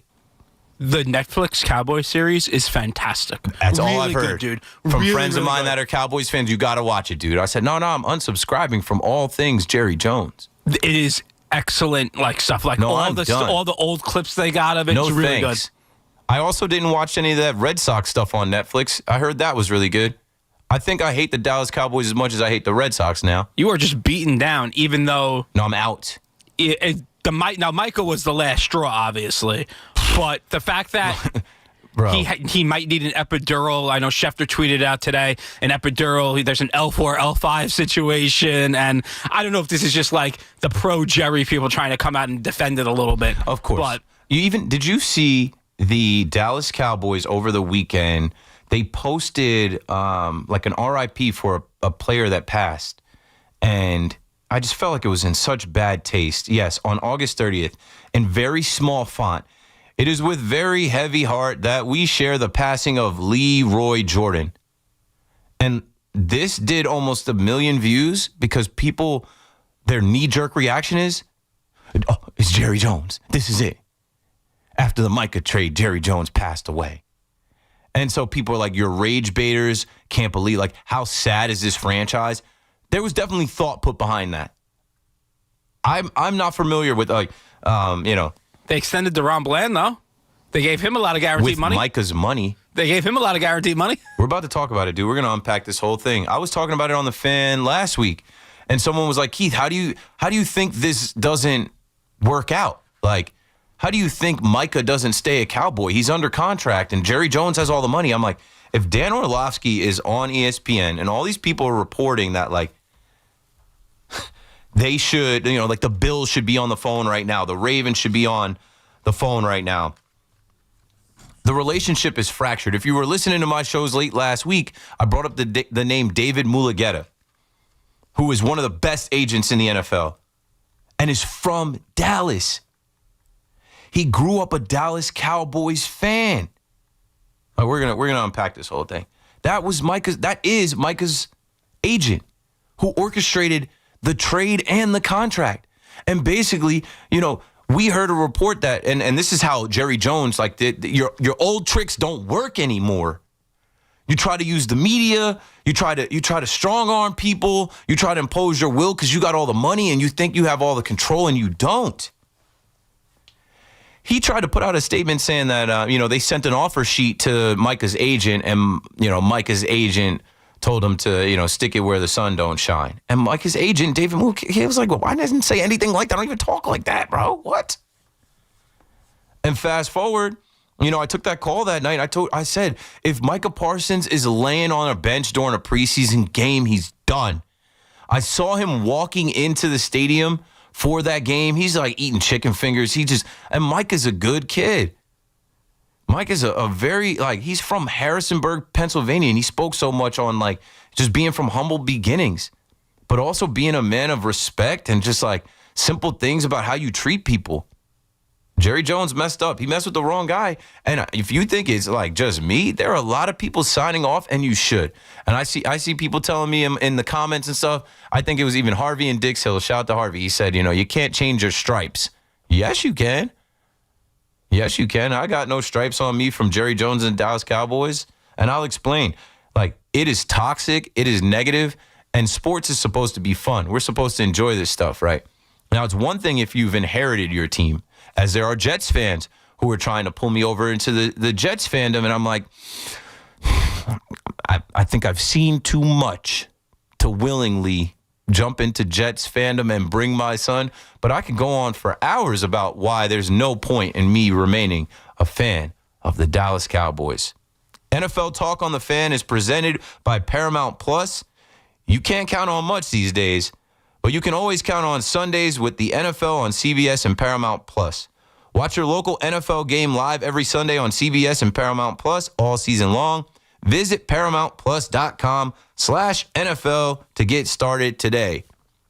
The biggest indoor pickleball event is coming back October 10th and 11th, and it will sell out. Sign up for the fun or for the cash prizes. Go to 1010wins.com/pickleball for all the info. The pickleball tournament is presented by Nissan. At Nissan, we make cars that thrill. Experience the thrill for yourself today. Shop NissanUSA.com. I'm Jody Mack with an Odyssey Sports Minute. 6 months ago, the Eagles beat the Chiefs in Super Bowl 59. Which of these two teams has a better chance to win Super Bowl 60? History tells us it's the Birds from Philly. The champion has gone back-to-back 9 times defending their chip. The Super Bowl loser has only bounced back 3 times to win it all in 59 tries. History says it's easier to repeat than to get revenge. I'm Jody Mack. Drinking and driving will change your whole world. The next time you're out with friends, consider what would happen if you got pulled over after drinking, like the legal fees or the time in court or a DUI on your record. Your decision to drink and drive could change someone else's world too, if you hurt or even kill them in a crash. Instead, what if a decision to call a sober ride changed your world for the better? Drive sober or get pulled over. Paid for by NHTSA. If Old Spice Deep Sea Super Hydration Body Wash were music, what would it sound like? Start with the deep sounds of Old Spice's ocean waves and kelp. Layer on the smooth, renewing moisture. You wouldn't hear any parabens or phthalates because Old Spice Deep Sea hasn't got any. But you would hear that vitamin B3 for healthier looking skin. So while your regular body wash sounds like this, Old Spice sounds like this. Sounds like it smells amazing. What's up, everybody? Nick Costos here with the Sports Betting Minute, brought to you by BetMGM, the sportsbook born in Vegas. Please gamble responsibly.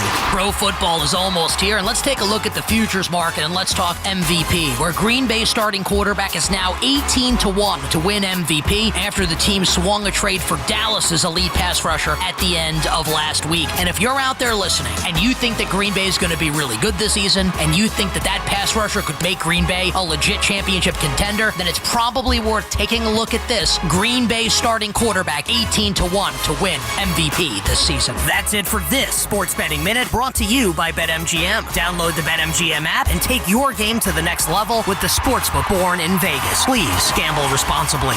BetMGM and GameSense remind you to play responsibly. See BetMGM.com for terms. Must be 21 years of age or older to wager and physically present in New York only. Please gamble responsibly. Gambling problem? Call 877-8-HOPE-NY or text HOPE-NY 467-369. The pumpkin spice latte is back at Starbucks. Crafted with our signature espresso and real pumpkin sauce. Then topped with whipped cream, cinnamon, and nutmeg. The PSL. Get it while it's hot or iced. Only at Starbucks.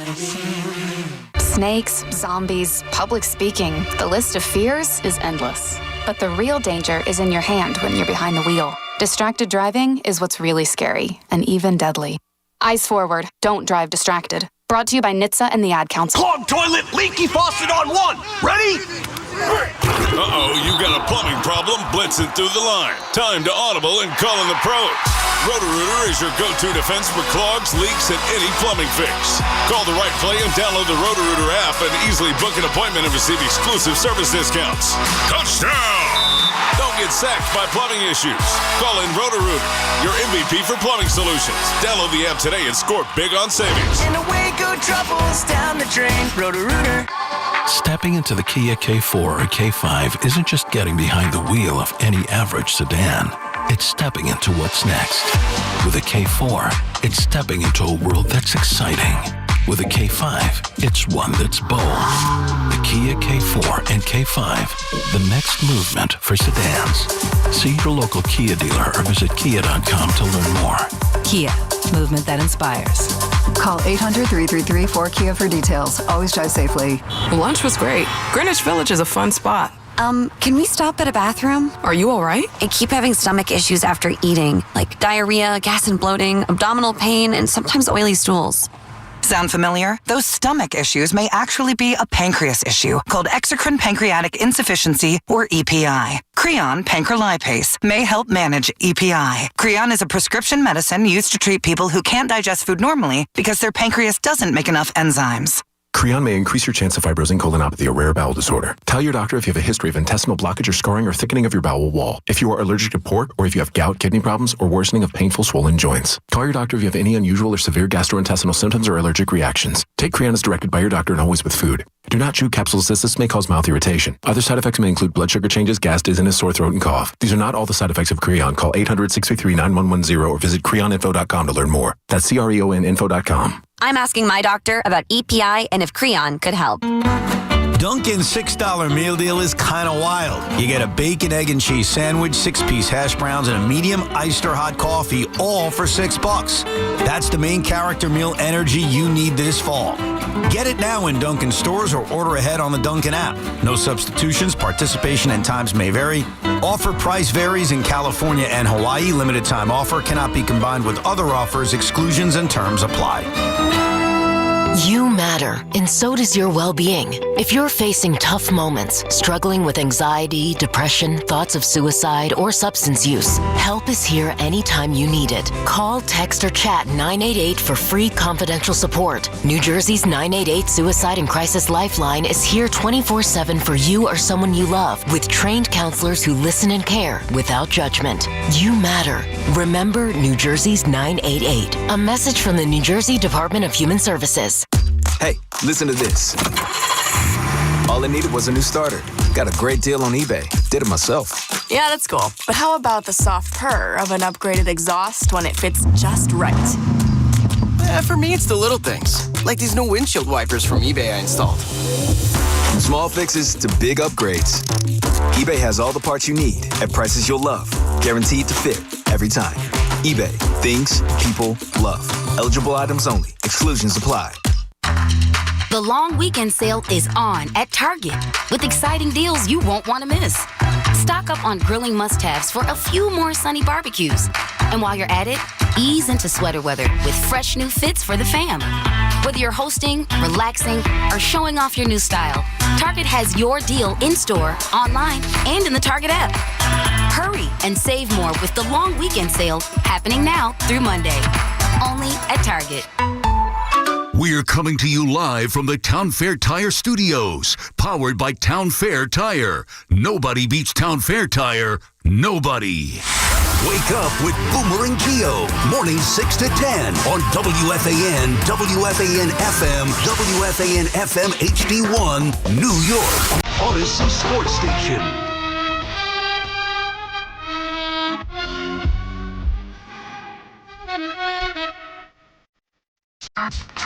Oh, yeah. Right back at it. Still rolling here. 2 hours down, 3 hours to go. Keith McPherson on the Fan, filling in for Evan, Tiki, Tommy, and Sean on this Memorial Day Monday. It's week 1. It's September 1st. Week 1 is upon us. I think I have a fantasy draft tonight. If you go on my Twitter, actually, shout out to Angry Mike, who's running this league that's drafting tonight. He started up a Subway Series fantasy football league, and he wants to split it between Yankees fans and Mets fans. He says he has 2 open spots.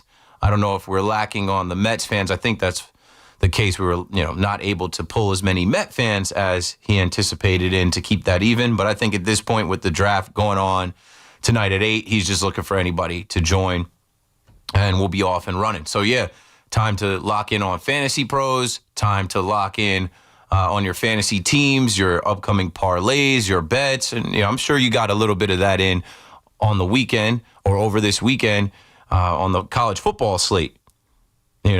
Arch Manning. I just love that there was so much hype for Arch Manning. If you watched the college football, college game day intro, if you watch all the stuff about Arch Manning and even leading up to this game against Ohio State, right? He said it. He's like, we got the red dot on everybody else. Okay, here comes Texas. Hook 'em. Here come the Longhorns. And, man, they showed this cut of a young Arch Manning talking about wanting to play for Texas, and it's finally here.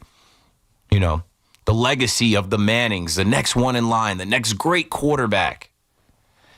And it was a dud. Yep, it was a dud. The game was a dud. I was in LBI. I think we went to this tavern with this backyard just because I was trying to find a place that had the game on, had beers, had apps and stuff like that. And we watched the first touchdown that Ohio State scored. I'm like, oh, this is going to be so lame. I'm like, football hype is back upon us. And you realize, as much as we get hyped for football, your fantasy team is going to lose week 1. The team you root for is going to lose week 1. You're going to lose $100, $200, $500, $1,000 or more. Call 888-GAMBLER, whatever the number is.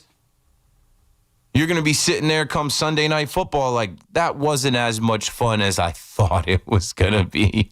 Football just comes with all of this insane hype and then underwhelming returns. Archie Manning goes 17 of 30 with 170 yards, 1 touchdown, and now everybody. And I think he had a pick. Yeah, he did. He underthrew that comeback route. Now everybody's talking about, oh, maybe he's a bust. Oh, maybe he's just a nepo baby. No, that kid is legit. He's been in Texas for a long time. He's going to be fine. I don't know if he's going to be worth what everybody's talking about with the draft.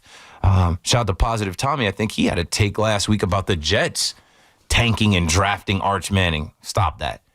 Even Arch Manning, the first one, Peyton and Eli's dad, Cooper's dad, he came out and said something along the lines of wanting his grandson to play for Jerry Jones. Want him to play for the Dallas Cowboys. And so when that trade came out over, the course of Labor Day weekend, really the start of Labor Day weekend, forget where I was. I think I was in Ocean City by the time the news broke. And I saw the return. Cowboys received defensive tackle Kenny Clark and 2 first-round picks. And I'm like, it's not it. That's not it. And many people said, you just wait. I think it was Des Bryant who had a tweet about, oh, Jerry's going to turn those 2 first-round draft picks into whatever number 1 pick to take Arch Manning next year. So I laughed.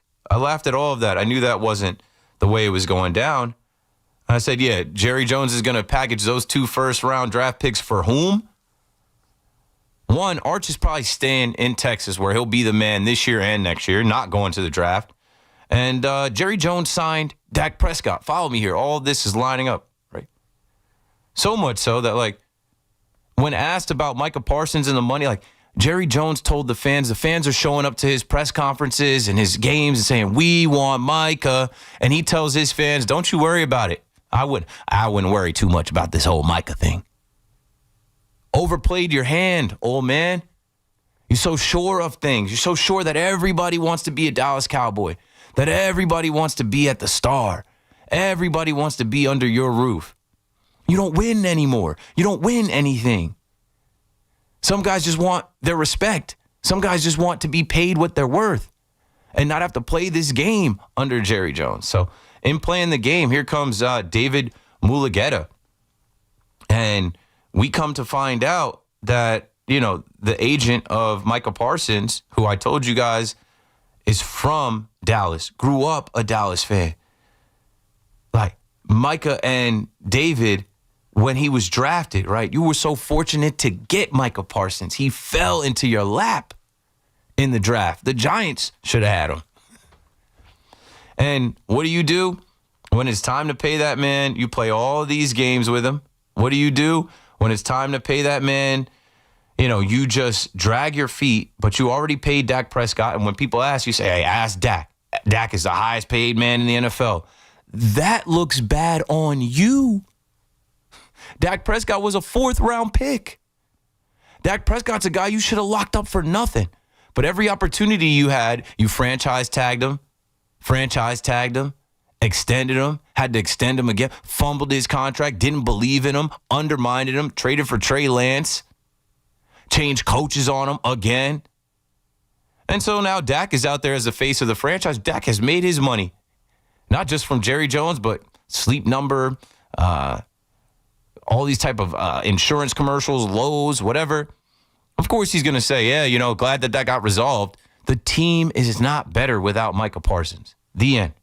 A 26-year-old generational talent that rushes the passer, that wreaks havoc on teams. You're not better losing that player. You're not better with Kenny Clark. You're not better with 2 first-round picks that nobody knows who those players are going to be. You'll probably screw that up. The Packers, though, they jumped on that opportunity. From what I read, the Packers were on it the whole time. From what I read, the Packers, they thought that this was a possibility. They saw it all the way through. You know why? Because the Packers, they've been to the playoffs the last couple years. The Packers, they actually drafted their quarterback, made him sit. Then once he proved it, they paid him. They've drafted a weapon for him this year. They feel like, you know, with some of the additions on their team, they're a Micah Parsons away from competing, and they might be. And Jerry Jones is already a laughingstock, and the Cowboys are already a laughingstock, where there are viral videos of women trolling their boyfriends or husbands with things, you know, about how long it's been since the Dallas Cowboys have won a Super Bowl. Oh, babe, I'm looking online for a VCR. What do you need that for? Oh, to watch the Dallas Cowboys last Super Bowl.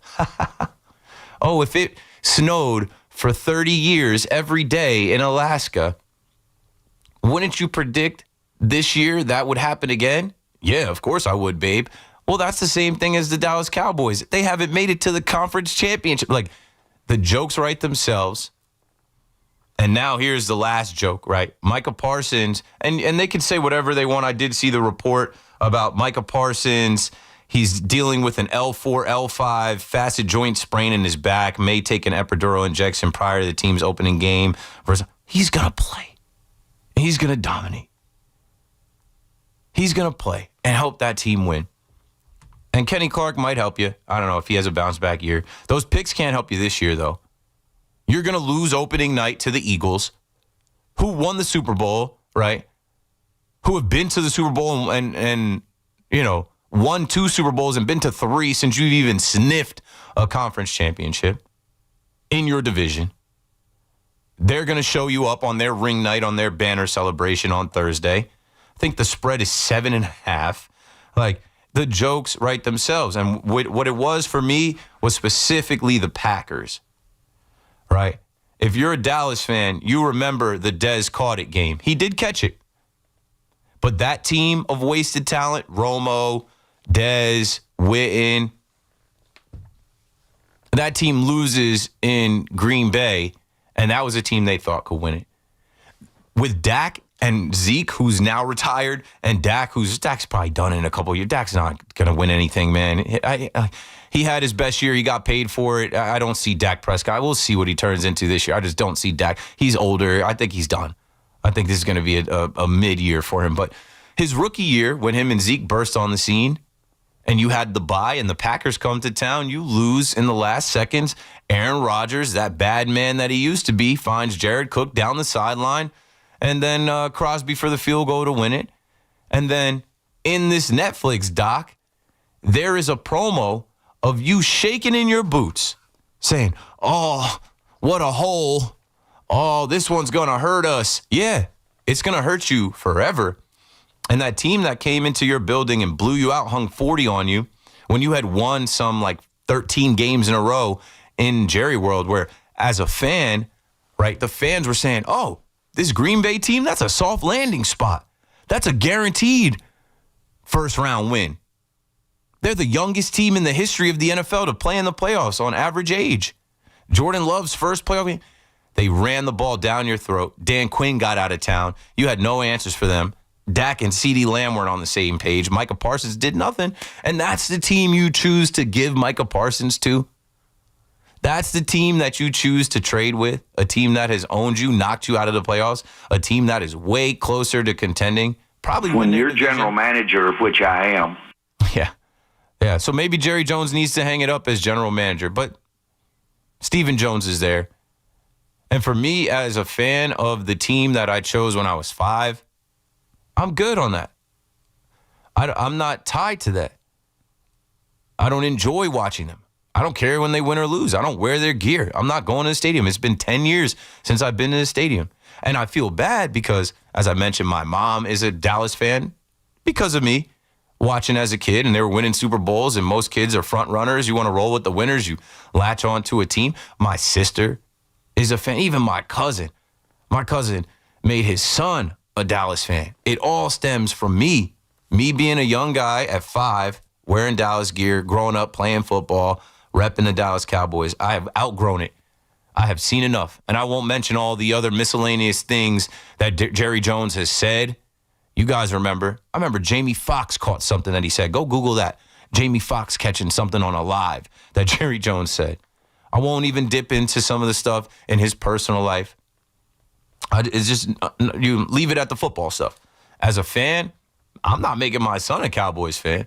As a fan, and specifically now a radio host on the Fan, there's no reason for me to root for the Dallas Cowboys. There's no reason for me to wear Dallas Cowboys gear.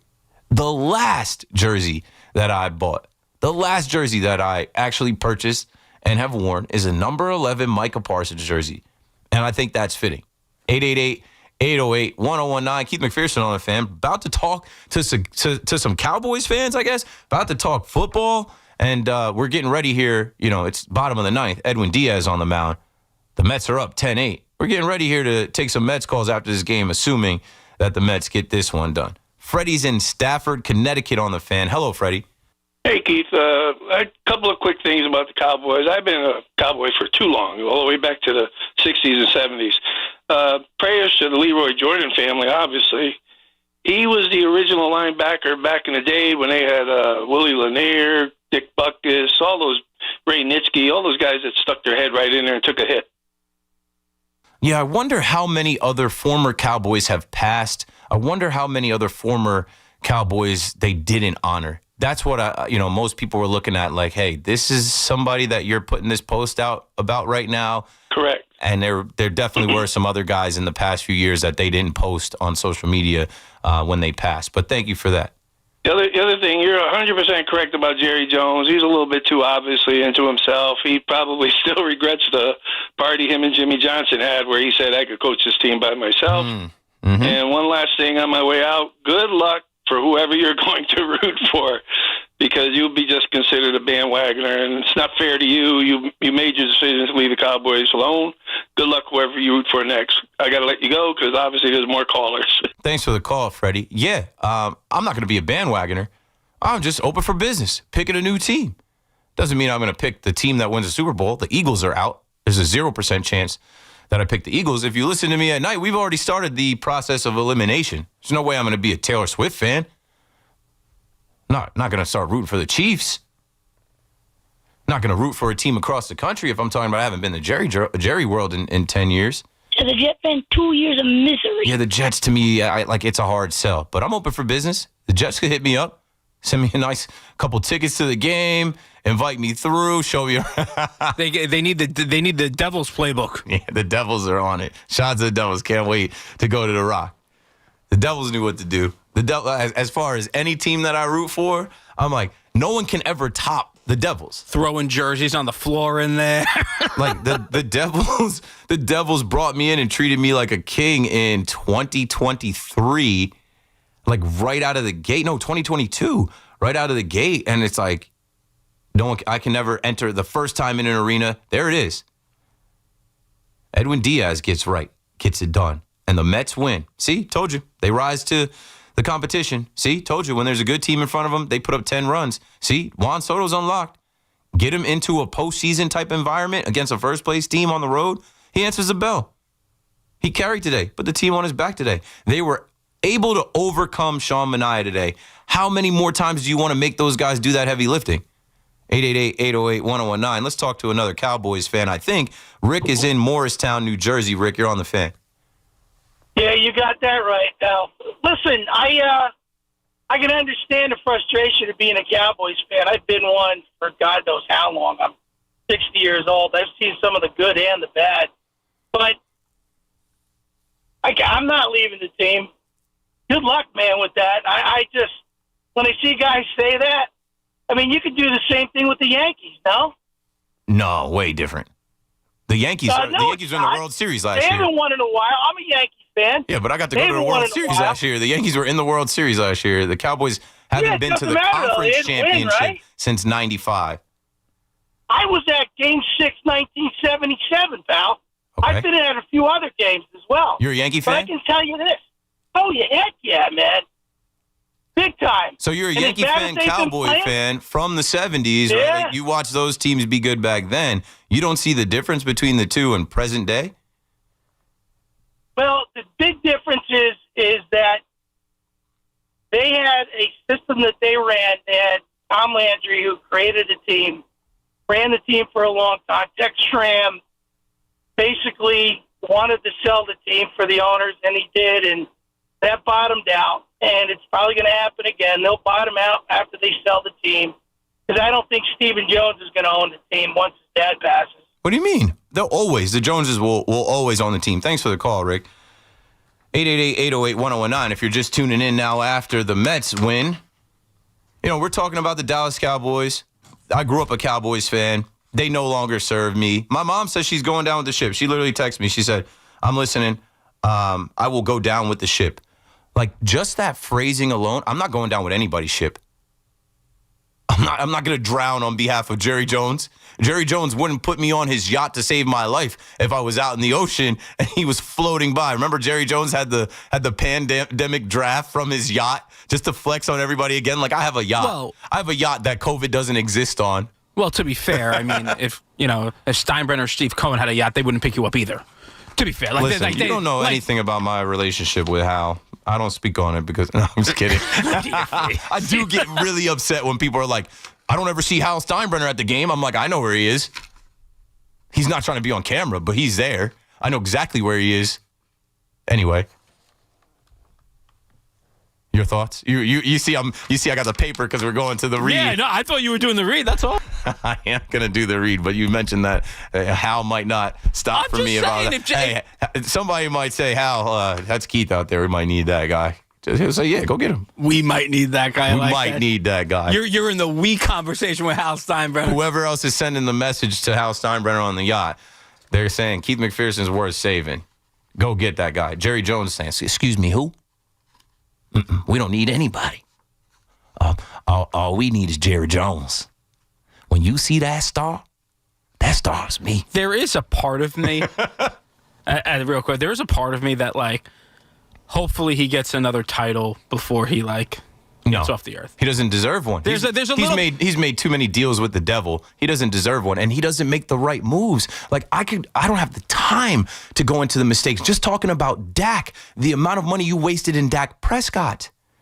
Talk about the stupid draft moves you made. I mentioned Trey Lance. I don't know how many times on the fan I talked about you needed a running back. Trey Lance could have been Braylon Allen, Bucky Irving. You traded a 4th-round pick for Trey Lance. He's now the backup on the Chargers. That was a waste of a pick. You could have drafted your next running back then. It's weird. You're about to start Javonte Williams. As an owner, you got Miles Sanders in your running back room. As an owner, I think he's like a tremendous sports owner because he shells out the money.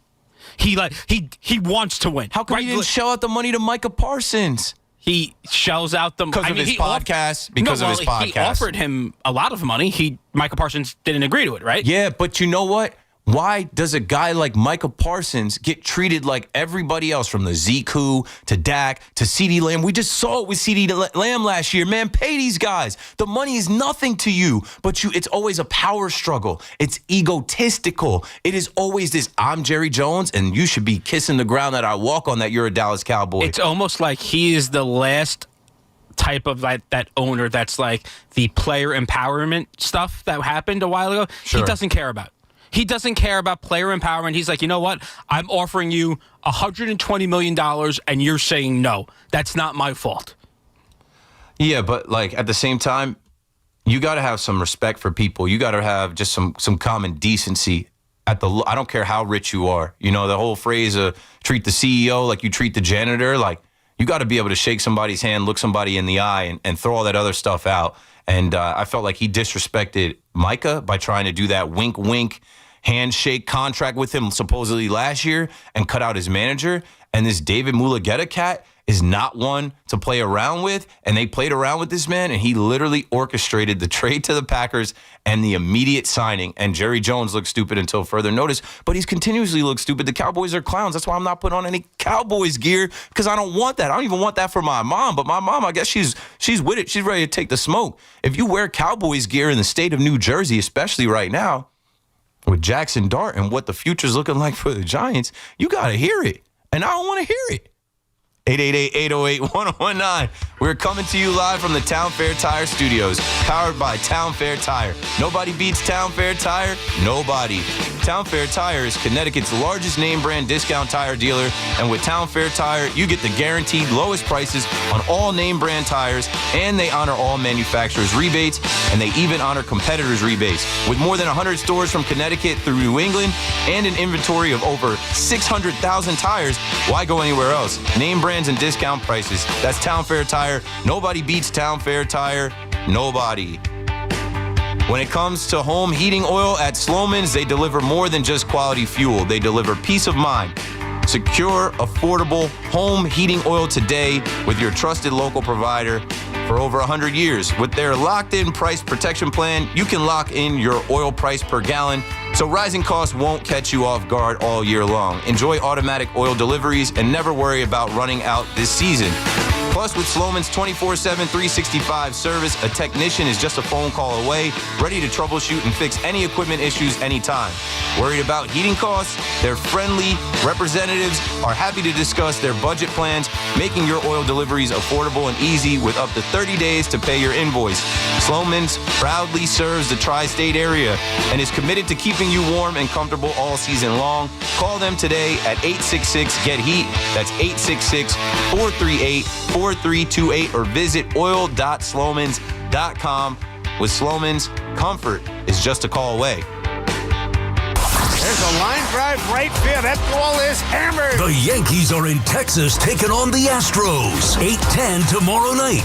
Driven by Jeep. That was an extraordinary play. Susan Waldman and Dave Sims call all the play-by-play. The home of Yankees baseball is The Fan. 101.9 FM and always live on the free Odyssey app. At Valavia Chevrolet, we know a strong season starts with the right lineup. Just minutes from MetLife Stadium, we've got East Rutherford's top GM vehicles like Silverado, Tahoe, Trailblazer, and so many more. Family owned, trusted for decades, Valavia Chevrolet is built for whatever the road or Sunday throws your way. Whether you're hauling gear, heading to the game, or just need something that moves like a winner, Valavia Chevrolet in East Rutherford has you covered.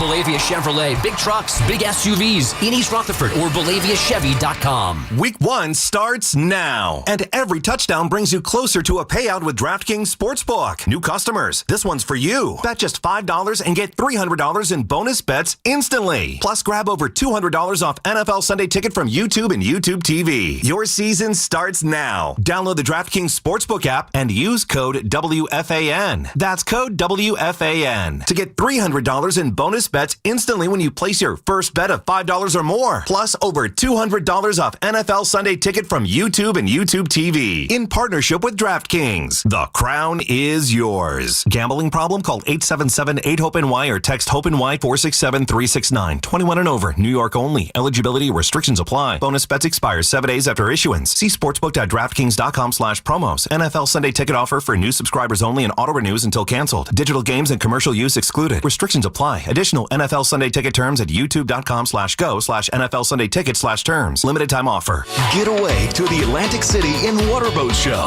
4 days only. September 4th to the 7th at the Golden Nugget Marina. See the new boat models from all the major manufacturers. Buy $15 advance tickets at acinwaterboatshow.com. See you there. Here we go. Count on Sundays with the NFL on CBS and Paramount Plus. This is incredible. Watch your local NFL game live all season long. And he's in for a touchdown. Visit ParamountPlus.com/NFL to get started today. Sal Licata here, and wow, are we thrilled with the incredible job CertaPro Painters did on our house. So clean, so efficient, they actually listened to us and even satisfied my wife, which, as you know, isn't easy. If you've been putting off painting because of the economy or tariff worries, don't. Painting your house is the easiest and most efficient way to protect and raise your home's value. Do what we did. Call CertaPro Painters today. Each CertaPro Painters business is independently owned and operated. If you're 55 or older and into that whole saving money thing, T-Mobile has an exclusive phone and internet bundle just for you. Right now, get 2 unlimited phone lines plus 5G home internet for just $30 each per month with autopay, plus taxes and fees. And with 5G home internet, setup is easy with just one cord and no technician needed, which is great if you're also into that whole keeping it simple thing. Switch now and experience the best mobile network in the U.S. Visit your local store to start saving. T-Mobile, it's better over here. Based on analysis by Ookla of speed test intelligence data Q4 2024 to Q1 2025. Ookla trademarks used under license. Unlimited on our network. Customers on voice plan may notice speeds lower than other customers and further reduction if using more than 50 gigs a month due to data prioritization. Video streams and SD on this plan. Home internet pricing after $20 a monthly bill credit plus $5 per line without autopay. Debit or bank account required. See 5G device coverage and access details at T-Mobile.com. Tune in to the BT and Sal Show weekdays from 10 to 2 on The Fan, presented by your Tri-State Cadillac dealers. Cadillac is the official luxury vehicle of the New York Mets. Dunkin's $6 meal deal is kind of wild. You get a bacon, egg, and cheese sandwich, 6-piece hash browns, and a medium iced or hot coffee, all for $6. That's the main character meal energy you need this fall. Get it now in Dunkin' stores or order ahead on the Dunkin' app. No substitutions, participation and times may vary. Offer price varies in California and Hawaii. Limited time offer cannot be combined with other offers. Exclusions and terms apply. Hear that? That's the beginning of a journey powered by the confidence that comes from driving a vehicle so reliable. It's backed by a 10-year, 100,000-mile limited powertrain warranty. Where your journey ends? Well, that's up to you. Visit your local Kia dealer today. Kia, movement that inspires.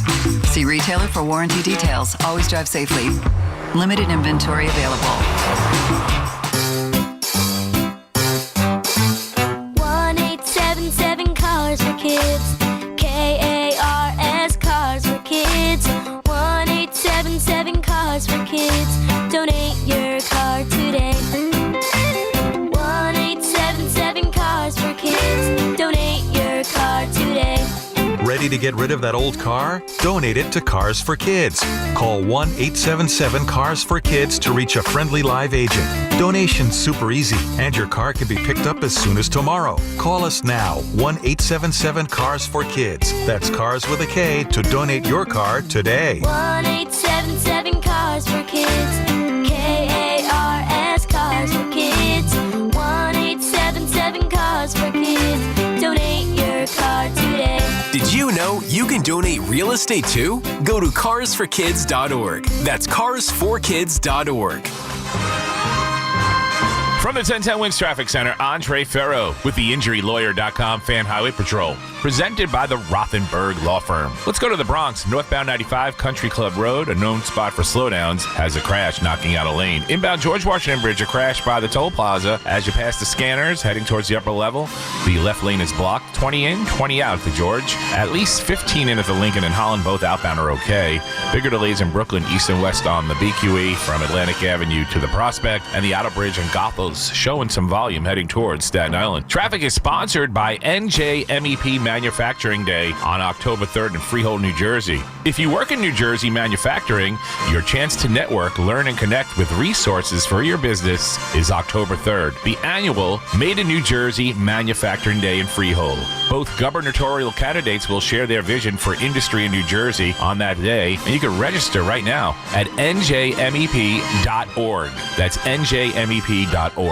Andre Ferro with the InjuryLawyer.com Fan Highway Patrol, presented by the Rothenberg Law Firm.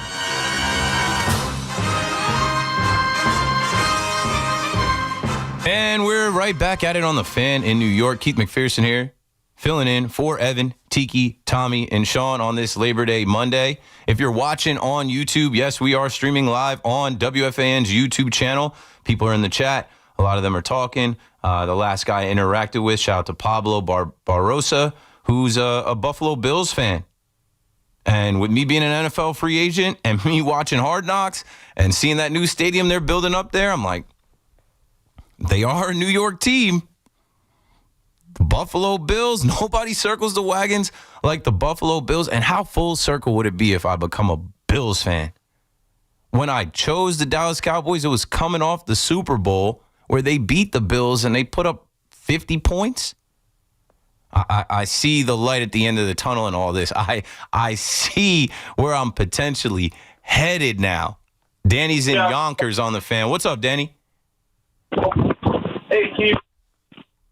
Hey, you there? Hey, man. So, all right, you are probably my favorite host on New York Sports Radio, but I got to call you out, man. You're a fraud. As a 35-year-old Jets fan with the worst owner in all of sports, you can't switch up on your team, man. Okay, hold on. So we're around the same age. How did you become a Jets fan? Misery, I guess. No. Was there a game you watched? A game you went to? Was there a relative, dad, brother? My uncles are huge Jet fans, and I'm very close. I was still very close with them, but I grew up very close with them. Okay, so you inherited that. You know what I would have inherited? If I inherited my dad's team, my uncle's team, I would have been a Dolphins fan. Would have been even worse. Been even worse. I chose the misery of being a Dallas Cowboys fan on my own, honestly, because I was a young front runner. What 5-year-olds do you let make business decisions? You don't. Now I'm thinking about it. I should have never made that decision. I should have never been allowed to make that decision. Well, I'll say one thing. Also, like, my mom was a huge sports fan, and I had to root for the opposite of whatever she liked. So she liked the Yankees. I liked the Mets. She just to make the house a little more fun. But maybe I should have went with her. What was her football team? But I don't know. She was a Giant fan, so I had to go. But they're not really rivals. They just are in-state rivals. It's not division. Yeah. Not real rivals, but as a Jet fan, I'm a weird New Yorker. It was I hate family. Most of the other New York teams. Yes, you inherited that fandom. Thanks for the call, Danny. I'll be a fraud. But as I talk about, I was a fraud front runner as a child. So why can't I be a front runner as an adult and go run with the winners? Everybody wants to roll with the winners. RWTW. I want to roll with the winners that do things right. That do right by the players that they draft and pay, and do right by their organization and their fans, and they win consistently. I love football. I could just be an NFL fan. I've said a bunch of times I'm going to be Rob Lowe. I'm going to get me one of those NFL hats. I'll just be a Goodell fan. Who's your favorite team? The Shield. I root for the Shield. I root for my fantasy team. I root for my parlays. I don't have to be attached to Jerry Jones because you know what? It does look pretty stupid for me personally. I remember, Spike Eskin when I came into WFAN. Spike being from Philly, an Eagles fan, and being here in New York, he kind of knew. He's like, You don't have to tell anybody who you root for. You could just come in neutral, and I'm like, nah, Spike. I think there's too much out there on the internet. My friends know, my family. People know. Someone's going to call. If I try to play it down the middle and act like I'm not a Cowboys fan, I'll be exposed. I don't want that. Now I'm being honest. Now I'm giving you the truth. I'm done. I'm a free agent. I can't wait for this football season. You know who I'm rooting for? I'm a Red Zone fan. My favorite player is Scott Hansen. I'm not doing this. I don't have to do this. I don't go to the stadium. I'm not wearing the gear. Sports are entertainment. It's supposed to be fun.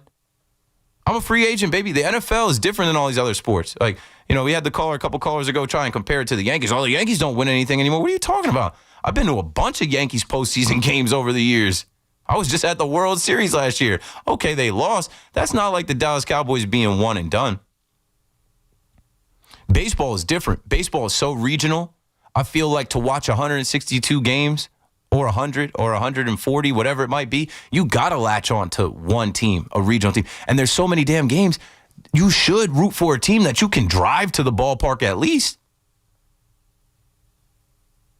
Football is different. Sunday comes, I'm locked in on all those games. There's so many ways to watch all of the NFL games now, not just Red Zone, but you can literally stream all of the NFL games. There's so many things to follow now. Like these kids across the country are fans of teams that they're nowhere around because it's easier than ever to stay up on these teams. Why did I become a Dallas Cowboys fan? They were on the TV. When I was that little, there was no cell phone. There was internet, but it wasn't the internet and the apps and the stuff that we have now. There was no streaming. The Jets weren't good. The Giants weren't good. They were putting the Cowboys on TV all the time. They were Americana, propaganda, in commercials. The triplets, Troy Aikman, Michael Irvin, Emmitt Smith. They even got primetime Deion Sanders. As a kid, how could you not want to be down with them? As a grown man, I've outgrown them. Kareem is in New Jersey on the Fan next. Hello, Kareem. I just spent 13 minutes listening to the dumbest sports talk radio tape I have ever heard in my life. You're not a Cowboys fan.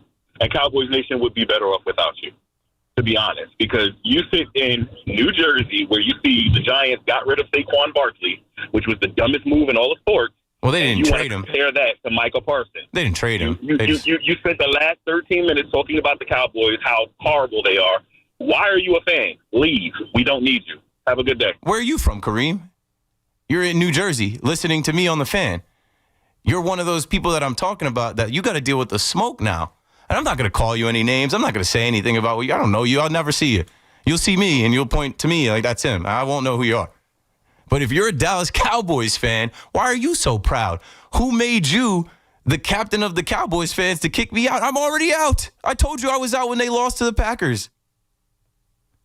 I took my jersey off at half.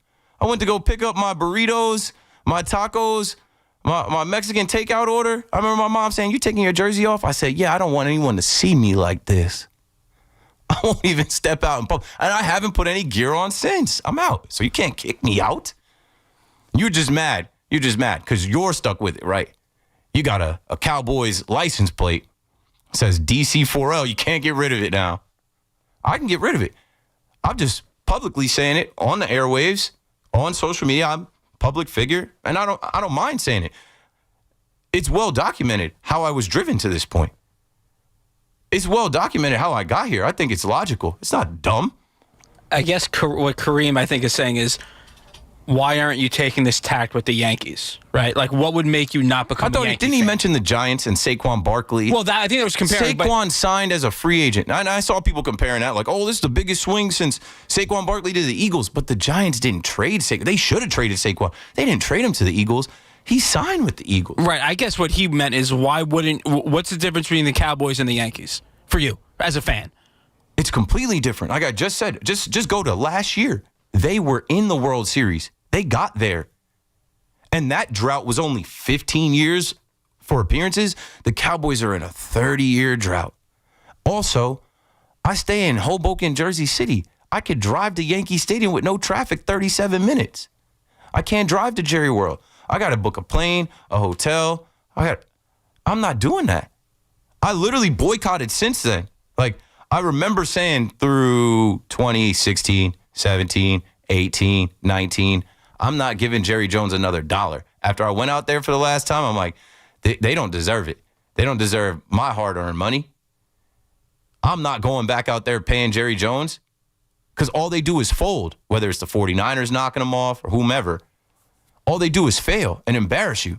And every time something happens with the Dallas Cowboys, my phone blows up. I got to answer for it. I don't have to answer for it anymore. Tom is in Cranford on the Fan next. How you doing, Tom? Hey, no, I'm totally with you. Absolutely, I'm done. I grew up in New Jersey, moved to the Philadelphia area for a while. Have a 23-year-old son who's a Cowboys fan, which is almost impossible to keep between New Jersey and Philly. But he's still with them. I'm with you. I'm done. This is it. I've said that before, but like this is it. I'm done. Like Jerry Jones, until he's gone, for whatever reason, whether he's under the ground, he's gonna live forever. That guy's gonna be 105. Yeah, I know. That's the sad thing. But yeah, I mean, I grew up a Cowboys fan. I'm 55. I've seen good and the bad, like other people have said. So, but it's been way too long. It's just been heartbreak after another. We go through enough pain and misery and unfortunate things in life. Sundays are supposed to be fun. Fandom is supposed to bring you joy. They don't bring you enough joy, beating the Commanders once in a while. They don't bring you enough joy. Like, they'll find a way once a month to lose to someone that they're supposed to beat, like the Browns or the Cardinals or something. I'm with you, Tom. I'm done. I don't have to do it. Now, here's something that I do say on the Fan a lot. Stay down till you come up. Yeah, I've come up with enough reasons to not wear any Cowboys gear, not ever root for the Dallas Cowboys again, not put that evil on another family member. I'm sorry. I apologize to my family. They're all, hey, you guys go down with the sinking ship because you think there's some type of blind loyalty that you're supposed to pay to Jerry Jones. That's exactly where he's got all these fools. There was a video I sent to my sister and my mom, and it was someone trolling Cowboys fans at the stadium at the preseason game, basically going up to random Dallas Cowboys fans and asking them about a player who didn't exist. Asking them about what they thought about this player. And I said to my mom and my sister, I said, that's exactly what Cowboys fans are. They're frauds. So if I'm a fraud for realizing the error in the owner's ways and how many years over and over again, fool me can't fool me again, and I'm getting off the ship, as I told you I was off the ship 2 seasons ago, I'm not a fraud. I can tell you about the team. There are fraud Cowboys fans that show up with sparkled Cowboys hats and boots and jerseys. There are guys in there, they're rocking their Marion Barber jersey, and they're proud as hell. They don't know anything going on with the team. They don't know why the team is in cap hell. They don't know why the team couldn't just pay Micah Parsons and had to trade him. They don't know why Deron Bland, who missed a ton of time, just got cashed out, got paid. Why they paid Trayvon Diggs. Trayvon Diggs was Micah Parsons' right hand man. We're not turning this into a Dallas Cowboys show. I think I've stated my case. I'll continue to let you guys try to counter. Now, you can be mad. You can be aggressive. You could say I'm a fraud. You could kick me out, but you can't kick somebody out that's already out. You basically kicked me out of the Dallas Cowboys fandom, and for 2 years I've been telling you I'm done. Swami is in Brooklyn on the Fan next. Oh, man. Hey, kids, how's your boy, man? All good? Oh, he's amazing now that he met Blippy. Shout out to the Mets. First-class organization. Good. Came to our section, brought us downstairs to meet Blippy. Amazing. Good. I'm glad your child is good. You're good. How the hell can you say you're walking away from a team, man? You cannot do that. You simply cannot do that. Why not? How could you? No, I already you're on did. Sports radio? Yeah, How? that makes it even better. I'm doing it publicly with no shame. No, it makes it even I'm breaking ground. If you want to go somewhere you've never gone, do something you've never done. I've never walked away from a team. Now I'm walking away from a team that I rep from age 5 to 35. Does it not hurt? Doesn't it hurt to walk away? No, it's honestly a relief because I cleaned out my closet of all that Cowboys gear, and I'm like, wow. I almost did that in 2019 when they lost to the Eagles, and I'm like, okay. Almost 6 years later, here we are. I could never do that. What and team my you root for? team stinks. Redskins fan, but Commanders. We all got Yeah, I mean, just with the name change alone, you could have dropped them. They gave you an out right there. I root for the Commanders. I used to root for the Redskins. When they changed the names, right? When they went away from the Redskins, Keith, I told my two boys, I said, if you want to change teams now, you can. And they said, no, we're not changing teams. Yeah, because then you end up with Jaden Daniels. So what? There's that's nowhere not to a go. bad kind of offset, is it? Yeah. And where are you from? Hey, man, Where I are you love from you. originally? Thank you for... Are you from New York? Sorry? You're from New York and picked No, Washington? originally I'm from India. Okay. But like, and when I came here, I'll tell you how I like them, that Washington team. I like their helmets and their uniforms, and I stuck with them since 1980. Yeah, but see, they had some teams back then. The Hogs. Yeah, but we didn't have regular TV. Remember now, there was only channel 2, 3, 4, 5, whatever it was. There was nothing. Right. We didn't get NFL games. Well, right? I guess you were reading the newspaper and catching whatever highlights you could. And yeah. Did you go to any games back then? Did you make the trip down there? No, the first game I ever went to was the last game at RFK Stadium. Oh, well, they're building them a new stadium, so you stay down with that team. Thanks for the call, Swami. I'll say this. I'm giving you my origin story as well. As I see my young 2 years old and 4-month-old, about to be 2 years and 5 months old child, I'm like, would I let him make a decision, a forever decision at 5, at even 6? No. And then as you talk about how technology has changed and how I just was telling you how you can go get NFL Plus, you can go whatever team. If you are a Minnesota Vikings fan in New Jersey and you don't want to miss a J.J. McCarthy start, there's a way for you to put your email and credit card in and you can stream every Minnesota Viking game on your TV now. You couldn't do that 10, 15, 20 years ago. There's nothing stopping you from being a fan of whatever team you want to be a fan of. It's easier than ever now. It is easier than ever for you to walk away from Jerry Jones and the Dallas Cowboys. They've made enough money being bums. Out on Staten Island, Van, you got it next. You're on the Fan. Hey, how you doing, Keith? Good. How are you? I don't know if you remember, but I think like a week ago, I asked you if you want to become a Texan fan. Yeah, I don't know if I would do that either. I like their team, but there's nothing pulling me to Houston, Texas to rock with DeMeco Ryans, C.J. Stroud, Nico Collins. They got a nice team, but I'm not latching on them. There's nothing there. There's nothing there to pull me in. I mean, you're already a Texas fan. Nah. So you might as well stay in state. A free agent. Yeah. But, it's easier to be a free agent to go from Dallas to Houston. You know what I mean? It's a long flight still. The next team I pick is going to be closer. Like the Baltimore Ravens are up there as well. I could drive there. I've been down there. I've been to Camden Yards. It's not far. Yes, I'm actually going to a Ravens game later this year. So it's amazing. Their game day atmosphere, tailgates to in-game fire. I could get down with that. Yeah, it's not a bad choice. But speaking of Houston and the Yankees, I believe this coming series would... with 3 in Houston coming up? Yes, sir. I believe this is going to show us why we rather... I feel like I'm more confident in the Yankees winning away at Houston than playing Houston at home. Yeah, thanks for the call, Van. I don't know. I'm not confident at all. At least they won't see Hunter Brown this time. Did you guys see former Yankee Oswald Peraza took Hunter Brown deep? I don't know if you guys are paying attention to Peraza-Palooza on the west side, but Peraza's getting a chance to play for the Angels, and he's helping. Anyway, the probables for this upcoming series, Yankees in Houston versus the Astros, as we're talking about the Cowboys. The Yankees said, Cowboy up. We are going to travel from the south side of Chicago to Houston, Texas in our Cowboys gear. And I'm like, I don't know if Trent Grisham sparked that because he's from Texas.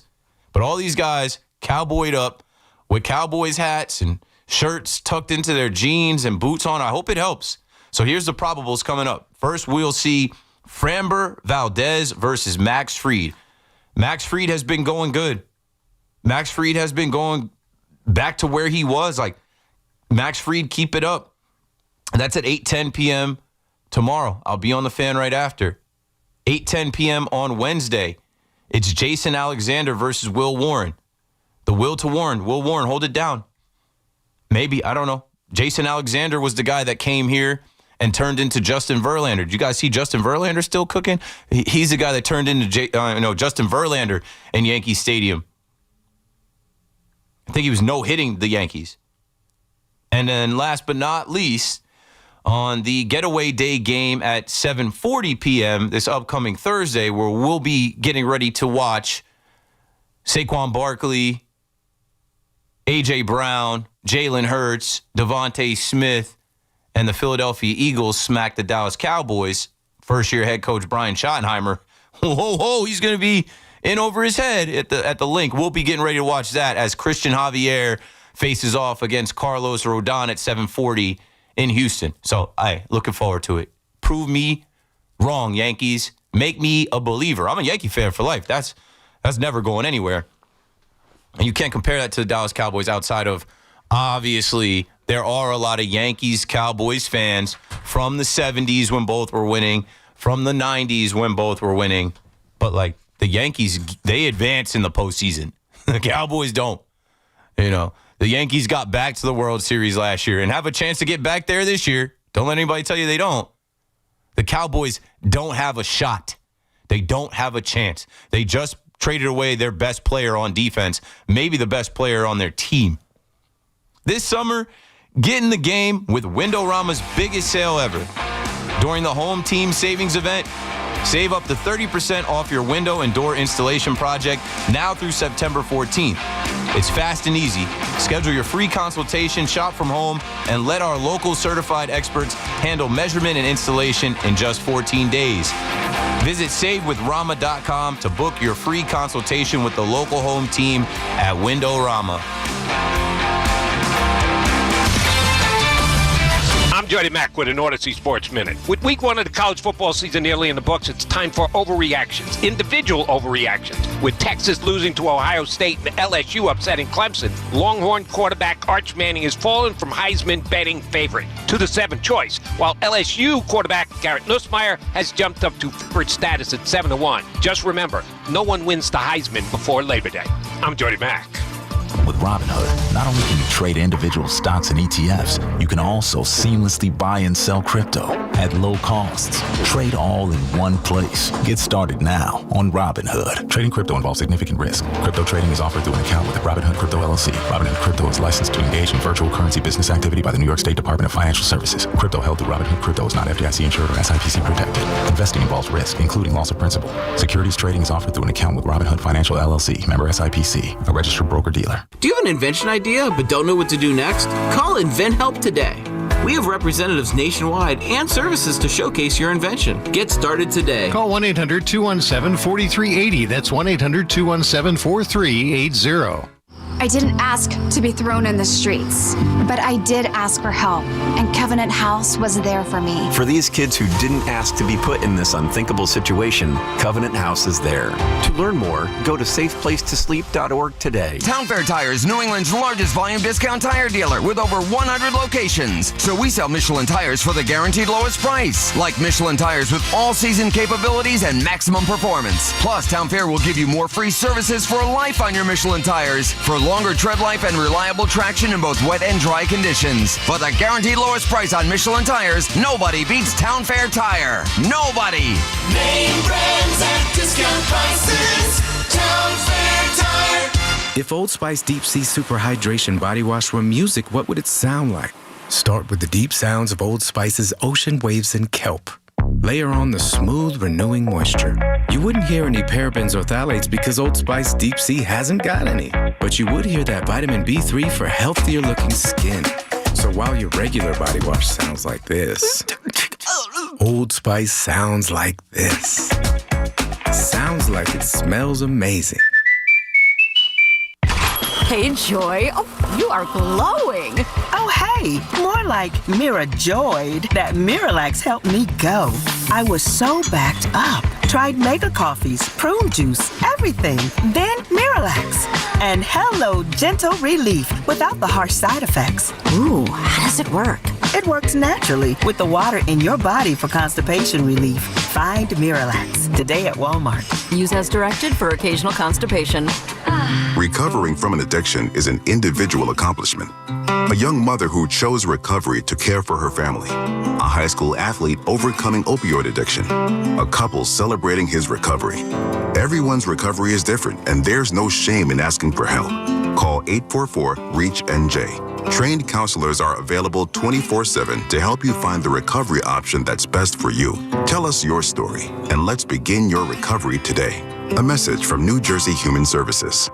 It's time for the Nissan End of Summer Sales Event. The what now? The Nissan End of Summer Sales Event. End of summer? Yes, Nissan End of Summer. But I have so many more hot dogs to grill. It was just starting to get good. Sales event. Here to help you keep your summer in gear. That sounds interesting. Test drive the best-selling Nissan Rogue with more standard power. Cool. The rugged Nissan Frontier with a standard V6. Nice. Or the adventure-ready Nissan Pathfinder or Nissan Murano. I better hurry in. To the Nissan End of Summer Sales Event and see why J.D. Power ranks Nissan #1 in new vehicle quality among mainstream brands. #1? Yes, #1. Get 0% APR for 60 months on the 2025 Nissan Rogue, Pathfinder, or Murano. For J.D. Power 2025 US IQS award information, visit jdpower.com/awards. Awards based on 2025 model year for well-qualified buyers. Available from new dealer stock. Example, 0 down payment, 60 months financing at $1,667 per month per thousand finance. Actual down payment may vary, subject to NMAC credit approval. Not all buyers qualify. Dealer contribution may affect actual price set by dealer. Contact dealer for details. Ends 9/2/25. Hey, it's Jerry Recco. If you're facing hair loss like I am, I would like to share my journey at Great Many, New York City's cutting-edge hair growth studio. Looking to regrow your hair safely and effectively? Forget those risky pills with scary side effects and costly trips to Turkey. At Great Many, they use PRP, regenerative medicine trusted by pro athletes for recovery. It's a natural, non-surgical solution that really works. Check out my journey and visit greatmany.com/fan to learn more and save $200 today. Don't hesitate. Take action now like I have. Go to greatmany.com/fan to book your treatment or get a free consultation. Oh, could this vintage store be any cuter? Right? And the best part? They accept Discover. Accept Discover? In a little place like this? I don't think so, Jennifer. Oh, yeah, huh? Discover's accepted where I like to shop. Come on, baby, get with the times. Right, so we shouldn't get the parachute pants? These are making a comeback. I think. Discover is accepted at 99% of places that take credit cards nationwide. Based on the February 2025 Nielsen report. I'm Bob Burke, founder and chairman of Burke America Parts Group, a family of brands that includes RepairClinic.com, an appliance and HVAC parts solution company that's grown into an international brand. Before AmericanEagle.com, we partially launched a new technology platform developed by another firm. American Eagle helped take our technology to a whole new level with digital marketing, software development, and business insights into our key markets, appliances, HVAC, and outdoor power equipment, and did so both on time and on budget. AmericanEagle.com has the resources, experience, and talent needed to produce solutions. Our new technology platform, developed by AmericanEagle.com, has produced tremendous results with higher traffic, conversion, engagement, and online revenue. If you have any home repairs you need to take care of, check us out at RepairClinic.com. If you need a world-class website or technology project, then I would highly recommend AmericanEagle.com. Call AmericanEagle.com at 773-NETWORK. That's AmericanEagle.com, 773-NETWORK. We're coming to you live from the Town Fair Tire Studios, powered by Town Fair Tire. Nobody beats Town Fair Tire. Nobody. From the 1010 Winds Traffic Center, Andre Ferro with the InjuryLawyer.com Fan Highway Patrol, presented by the Rothenberg Law Firm. Feeling good after a Mets victory. Mets in Detroit today, but right in back of Citi Field right now, we have a crash, unfortunately, right around Roosevelt Avenue. Delays that go all the way back to Linden Place. Plus, you have extra volume hovering around Citi Field with the U.S. Open in town. You have big delays on the westbound Grand Central Parkway from Jewel Avenue up to Northern Boulevard. The Triborough Bridge Manhattan span, lots of action heading towards the Harlem River Drive. Inbound George Washington Bridge is only 15 minutes, about 15 on the outbound side as well. Lincoln Tunnel inbound, you'll need around 15, about 20 at the inbound Holland. Keep in mind you have the Oasis concert tonight at MetLife Stadium. Should be lots of volume there. Eastbound as you travel on 280 in New Jersey, look out for a crash by Route 21. Traffic sponsored by the Rothenberg Law Firm. Injured in an accident, you need help? The Rothenberg Law Firm. Lawyers that have built a legacy of victory over 5 decades, winning billions for their clients. The Rothenberg Law Firm. Call 1-800-624-8888. Or you can visit InjuryLawyer.com.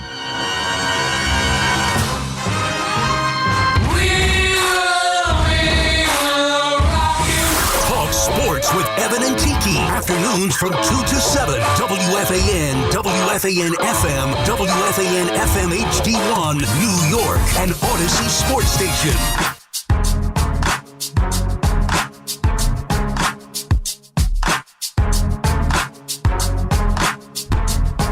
I'm here.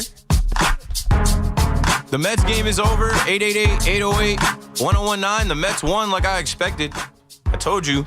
They raised their compete level against better teams. It's tough to get up for the Miami Marlins. Nobody knows who those guys are coming up to the plate.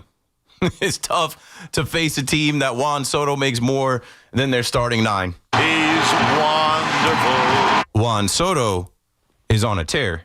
Juan Soto is locked in. Try to grow a dynasty. Juan Soto is trying to grow a dynasty on his own back.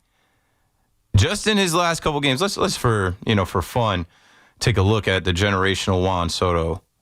In his last 7 games, he has 9 hits, 4 homers, 13 runs batted in, 7 walks.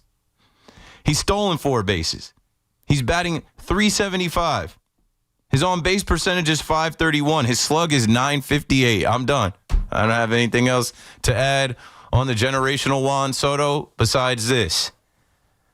Get Juan Soto to the postseason.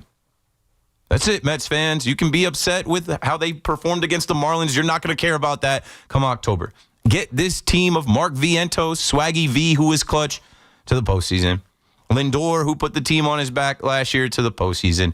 Paid Pete, who went and earned his money in October. Yeah, get those guys to the dance. You have a 94% chance of making the postseason. The Reds aren't catching you. Maybe you can improve your position in the wild card a little bit here. Maybe you can win the division still. It's not completely gone. It feels like that when you sweep the Phillies and then you follow it up by losing 3 to the Marlins. But the Marlins are good. Don't let anybody tell you that these are your father's Marlins. They're not. I watched the Yankees get swept by them as well. 888-808-1019. We're talking football. I started talking about Archie Manning and the disappointment of that Texas-Ohio State game and how that was a dud. And now people are questioning, is this guy a Heisman front runner? Is he really going to be the number 1 overall draft pick? Football doesn't work like that. There's 11 guys versus 11 guys, and they all work together, but they also have their own agenda. Those guys are trying to sack Archie Manning. They're trying to pick off Archie Manning. They're trying to hit Archie Manning. They're not just about to go out there and say, oh, man, I played Madden with your uncle for years. I'm just going to let you have your way. It's tough. And I parlayed that into talking about how some people popped up to say, oh, Jerry Jones is cooking. Jerry Jones is going to take those 2 first-round picks for Micah Parsons and turn them into Arch Manning. Yeah, all right. Jerry Jones is cooking up dumpster juice again. Cowboys may win 7 or 8 games. And if you don't think losing one of their best players doesn't hit that locker room in a negative way, of course it does. Of course it does. They're about to play the Eagles. They're about to play on national television. What do you think the conversation is going to be about the Dallas Cowboys on Thursday night as we get back to football? Here are the Philadelphia Eagles raising their banner. Right, they won the last Super Bowl. All they do is run circles around the Dallas Cowboys as far as the players they draft, the players they sign, the trades they make, and their production as far as they've been to 3 Super Bowls, they've won 2. Jerry Jones hasn't been to a conference championship in that time. I don't think they've gotten out of the second round in that time. So Jordan Mailata was just asked about Micah Parsons, and he said he breathed a breath of fresh air, a sigh of relief. He said because every time they played the Dallas Cowboys, their whole offensive scheme was, or at least their blocking scheme up front was, how do we stop that guy? How do we double team? How do we block? How do we stop that guy from wreaking havoc? That guy's not there anymore. So the game plan's a lot easier going up against rookie head coach Brian Schottenheimer and the Dallas Cowboys. And I'm good on that. I have no attachment to that. I'll be betting the Eagles. I'll be betting on Saquon, probably 100 yards, 2 touchdowns. Parlay that with Jalen Hurts, tush push Boyd. Probably, Jalen Hurts get another touchdown. I think the spread is like 7.5. I think the over-under is, let me pull this up, 47.5. So you got to think about how many points. They're not expecting this Dallas Cowboys offense against this Eagles defense to come out there and score too much. So, yeah, I'll be looking forward to that. Let's continue the phone calls. Mets fans call me up and weigh in on the Mets bouncing back, not going into a 3-game losing streak, overcoming Sean Manaea, who I started this show by saying I'd go ahead and IL him. I'd go ahead and tell Sean Manaea we're skipping your next start. I'd call up Sproat, McGill after his next something. The Mets, they're going to make the postseason. But they do not have time to waste starts. There is a vibe on the mound when it's Kodai Senga or Sean Manaea or David Peterson blowing it. There's a way different vibe on the mound when it's Nolan McLean, even with Jonah Tong. Like, these guys will rise to the occasion against a better team. Give them a chance with the starting pitcher. Give the bullpen a chance to not have to, get so many outs. Give the manager a chance to not have to manage the game, overcoming 4 innings from the starter who already gave the game away. 888-808-1019. And, of course, we're talking about my Fandom as well. They say you can't do this. There was no rule book.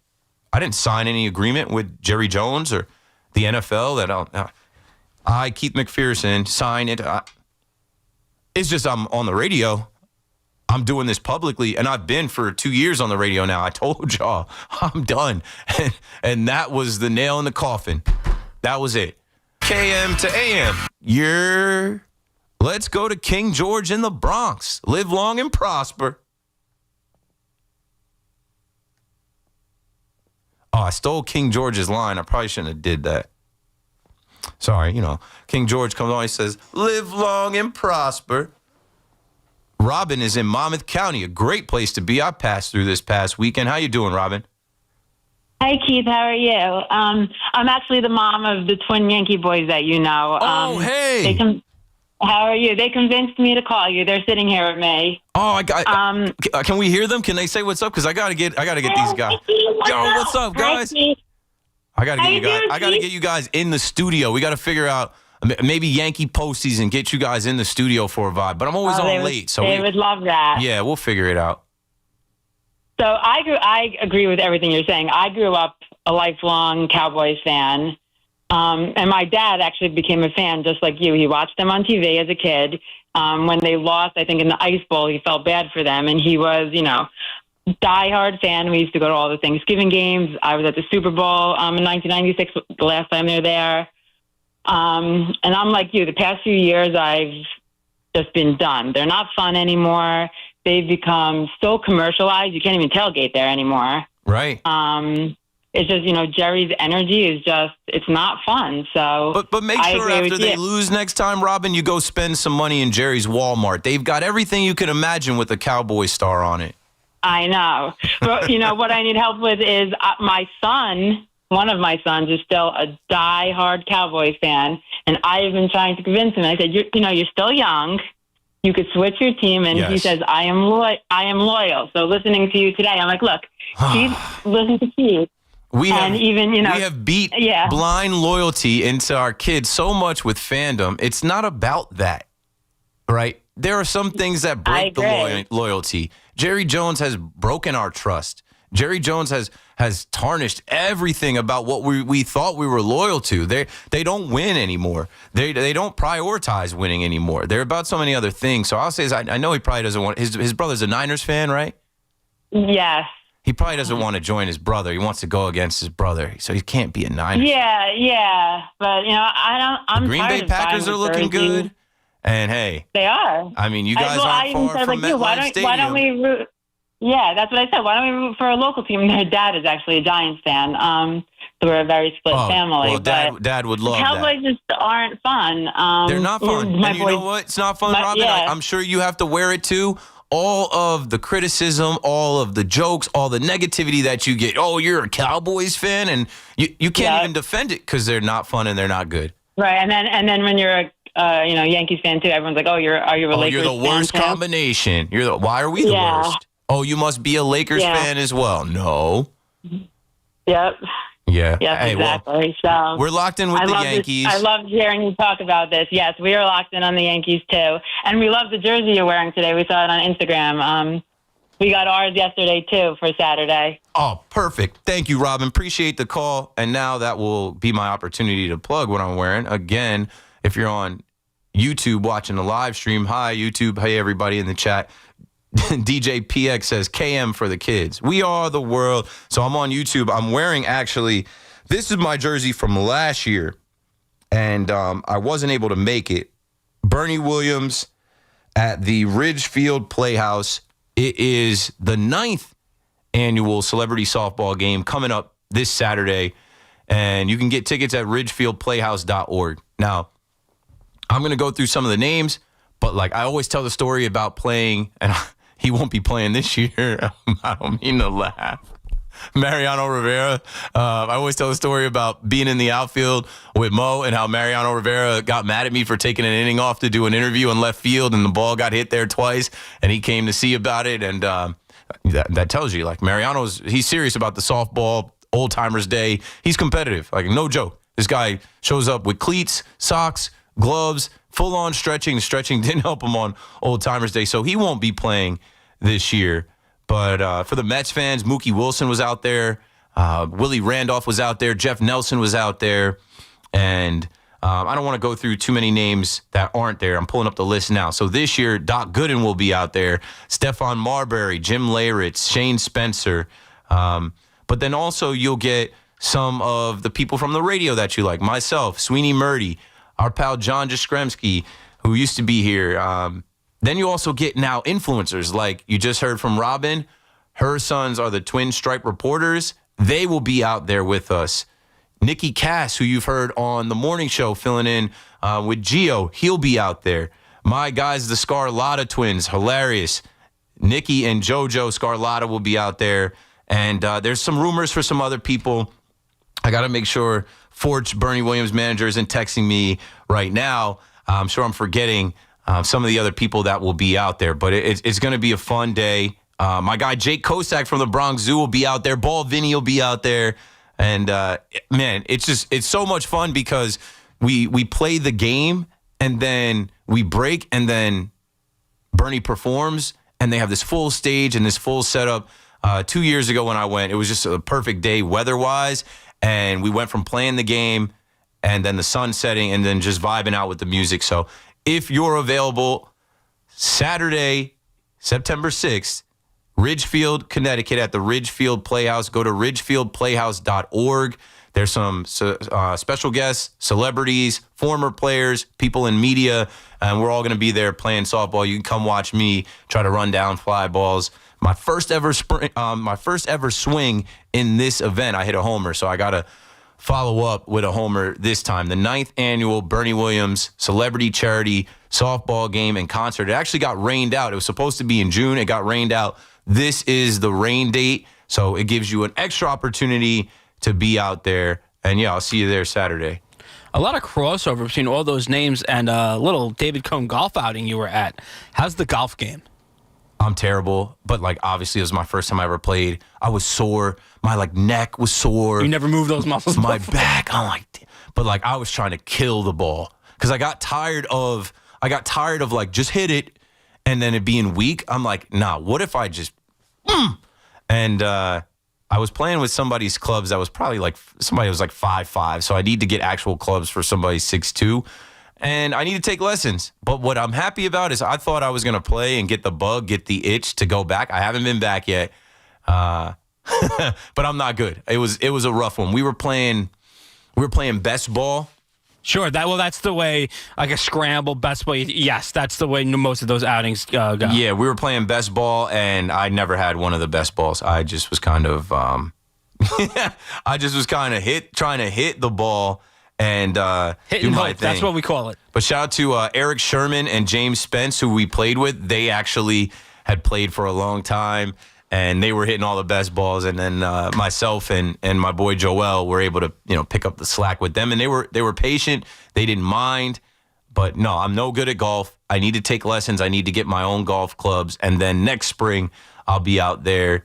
But I mean, baseball, softball, I could swing the bat. I could still run a little bit. Somebody let me borrow their glove. I'm out there shagging fly balls and hitting home runs, or maybe at least some doubles coming up this Saturday. All right. Back to the show. Now I got to think about where we go from there. Let's go to Hector in Washington Heights on the Fan. Good to hear from you again. Steve, what's going on, my brother? Listen, I'm listening to you real quick, talking about the golf, and it reminded me of a time, because I don't play golf either, right? A couple of buddies of mine invited me to play a 3-par course, I think it was. So a smaller course, and like you, I can't hit this thing for my life. You know what I'm saying? They were playing best ball, and I assure you, just like you, I never had the best ball. The only time I got a little action was maybe putting, because of you're playing like putt and stuff like that. Oh, I was terrible at that too. Afterwards, I posted the video, and everybody's like, "Look at your form. You got to stand over the ball." I was trying to like hockey, like a quick hockey tap. It wasn't going good for me. Yeah, no, maybe then it's like, man, I hit a baseball when I used to, Little League. And it's nothing like hitting a baseball. You know what I mean? And this thing is standing there still, and I can't for my life. But anyways, Keith, man, wanted to say thank you for earlier today. Rosie told me you actually mentioned, I don't know what you mentioned, but I just got in the car and heard you were still on. I'm always creeping and lurking on Twitter and jumping into Met fan spaces, because I feel like that's where you're getting the real authentic conversation. And I know you do those spaces, and since I followed you, that was my first time actually being able to catch one. Nah, man. Yeah, when I saw you, I was like, what? Keith is in here. I got to try to get him up here. I didn't know you would come up. And, man, you came up and gave us a few minutes, and it was good stuff, man. I appreciate it. And I was right. I told you that they would play well today. I told you that Charlie Morton, no problem, and they play better against better competition. So It's nuts the way they do this, man. Better competition than anybody that's not in the NL East, except for the Phillies, because everybody else in the NL East seems to own them. But what are you going to do? But they play better. Just not the pitching. The pitching is still something that's going to drive us crazy, I guess, the rest of the season. Unless they figure something out. Maybe go ahead and bring up Strode. I don't know what we're waiting for. Maybe McGill could come back and find some of that magic he had in the end of 2024.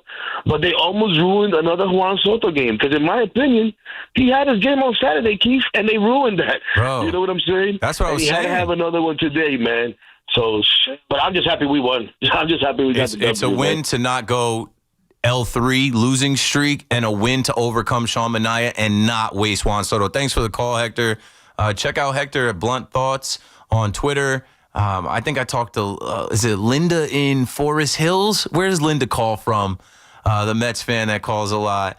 And there was a bunch of Mets fans, J-Mac Customs in the space. And, what I said was like, you can't lose. Like that game Saturday where Juan Soto's going crazy like that has to be a win. You can't let them come back and make it 11-8. It was an awful weekend minus Jonah Tong. And let's be fair, it's not like Tong was Nolan McLean. Like, Tong was fine, but I'm saying, it's not as hard as we've been on Juan Soto, as much as Mets fans have booed him and said he's this, and that, when he comes alive, the Mets gotta win those games. I agree with that. Today was a day where he did what he's supposed to do. He had a grand slam. He had a triple. A lot of Mets fans want to, and again, I get it. They want to do the Frank the Tank shtick. They want to get angry at everything and angry at the world for everything. Yeah. That's fine. They will all be there on their hands and knees, praying and begging that the Mets win a postseason game. So everyone who is saying the Mets are trash, the Mets are this, the Mets are that, you will all be there in October when the Mets inevitably make the postseason, and they are going to make the postseason, and you will be rooting like hell for your team, and you will not remember 1 second of the season. Bro, it was because packed. The only thing that matters at that point, and Evan and Sean had this conversation 2 weeks ago about how meaningless regular seasons are in sports. The only thing that matters when you're in professional sports is postseason performance. Yep. That is it. Regular season matters because you need to do well to get there. Especially here. Right. You need to obviously play well in the regular season to get to the postseason, but the only thing that matters is how you perform in the postseason. That is it. The Met fans are ready. The game that I went to yesterday, there was 43,000 people at 43,302, and it wasn't for Blippy. That's why I was there. The Mets, let's be real, the Mets fans have been spectacular this season. The ballpark it is mob, and I don't go there a lot. So, just even as I'm getting off the highway, you can't even get off the exit to Citi Field. It is bumper to bumper to bumper for a half mile. It's absurd. And then, like, they're my wife is like, don't go this way. Waze took us a roundabout back way, and I was able to finesse. You went back to the marina? Yes, and ended up going through the marina. But, like, what I'm saying is, these fans are ready. There was 43,000 people at that game. The Jonah Tong game on Friday night had over 42,000. For what Juan Soto might not have done in the earlier part of the season, he's fully unlocked. He's clicking now. He's smiling now. No one's asking if he wants to be a Yankee or if he hates being a Met now. He's doing his part, right? There was a lot of conversation about wait till Soto gets hot. He's hot now. You can't lose these games. And what I'm saying is you can't lose these games behind, well, it's Sean Manaea's turn to take the ball. It's Kodai Senga's turn to get the ball. They got to perform. They haven't been performing. You have enough of a sample size to show you Juan Soto is performing. They aren't. Do something else. In your decisions to go to Nolan McLean and Jonah Tong, great results. They haven't lost those games. They've won all of Nolan McLean starts and Jonah Tong start. They had almost 20 runs put up. So bring Sproat up next, and then bring Tyler McGill back, and stop the game with hoping. Hope is not a strategy. Your owner said that. Stop the game with hoping Kodai Senga finds it or Manaea can go deep into a game like he did last year. It's not happening. On that note of what we were talking about, this is Juan Soto post-game today about his mindset. September now, does it feel like crunch time? What do you mean? Does it feel like, this is you got to get it done here? This is the month? I mean, this is a moment. I feel like whoever gets hot in September is the team who goes all the way. You can see it with the teams that win it lately. They're really hot in September, so I think this is the right time to get hot. Hey, listen, he's done this, bro. That's all you need to. He was with the Yankees last year. He won a World Series in 2019. He's a young guy, but he's wise behind it. Like he's mature, like he's wise beyond his years. He knows it's time right now. He knows when it's time to make the money. He knows when it's time to perform. And it's not saying he doesn't have to like play hard in, April, May, June. I'm not saying that, but he knows when he has to turn it up a notch. Yeah. And right now, the guy, this like is why they pay you the big bucks. He's a cyborg. He's not a normal human. Yeah. The guy just thinks and he plays on a different level. Throw the needling and the other crap aside. The guy's a genius when it comes to baseball. He's just a higher level than everybody else. And like now that we're seeing this version of Juan Soto, this is what we know of Juan Soto. The other stuff was odd. The other stuff was perplexing, to use a perplexing Pegasus again. That's why we were looking. Well, maybe he is uncomfortable. Maybe he misses Judge. Oh, maybe he doesn't want it. Maybe we should bat him leadoff. Maybe it's just the Mets uniform. Maybe it's you're reaching for all these things. Maybe they need some type of gimmick. There's no grimace. No, you don't need a grimace. You don't need anything. You don't need a grimace or a gimmick when you have Juan Soto, Pete Alonso, Francisco Lindor, Swaggy V is back, Jeff McNeil, Brandon, like you have enough hitters. Get the pitching together. You didn't want to buy a pitcher in the offseason. You didn't want to trade for a pitcher at the deadline. David Stearns, do not let Kodai Senga make his next start, and do not let Sean Manaea go out there and die on the mound and give up a bunch of runs again, because you're doing a disservice to your fans and the offensive players on the team. We're coming to you live from the Town Fair Tire Studios, powered by Town Fair Tire. Nobody beats Town Fair Tire. Nobody.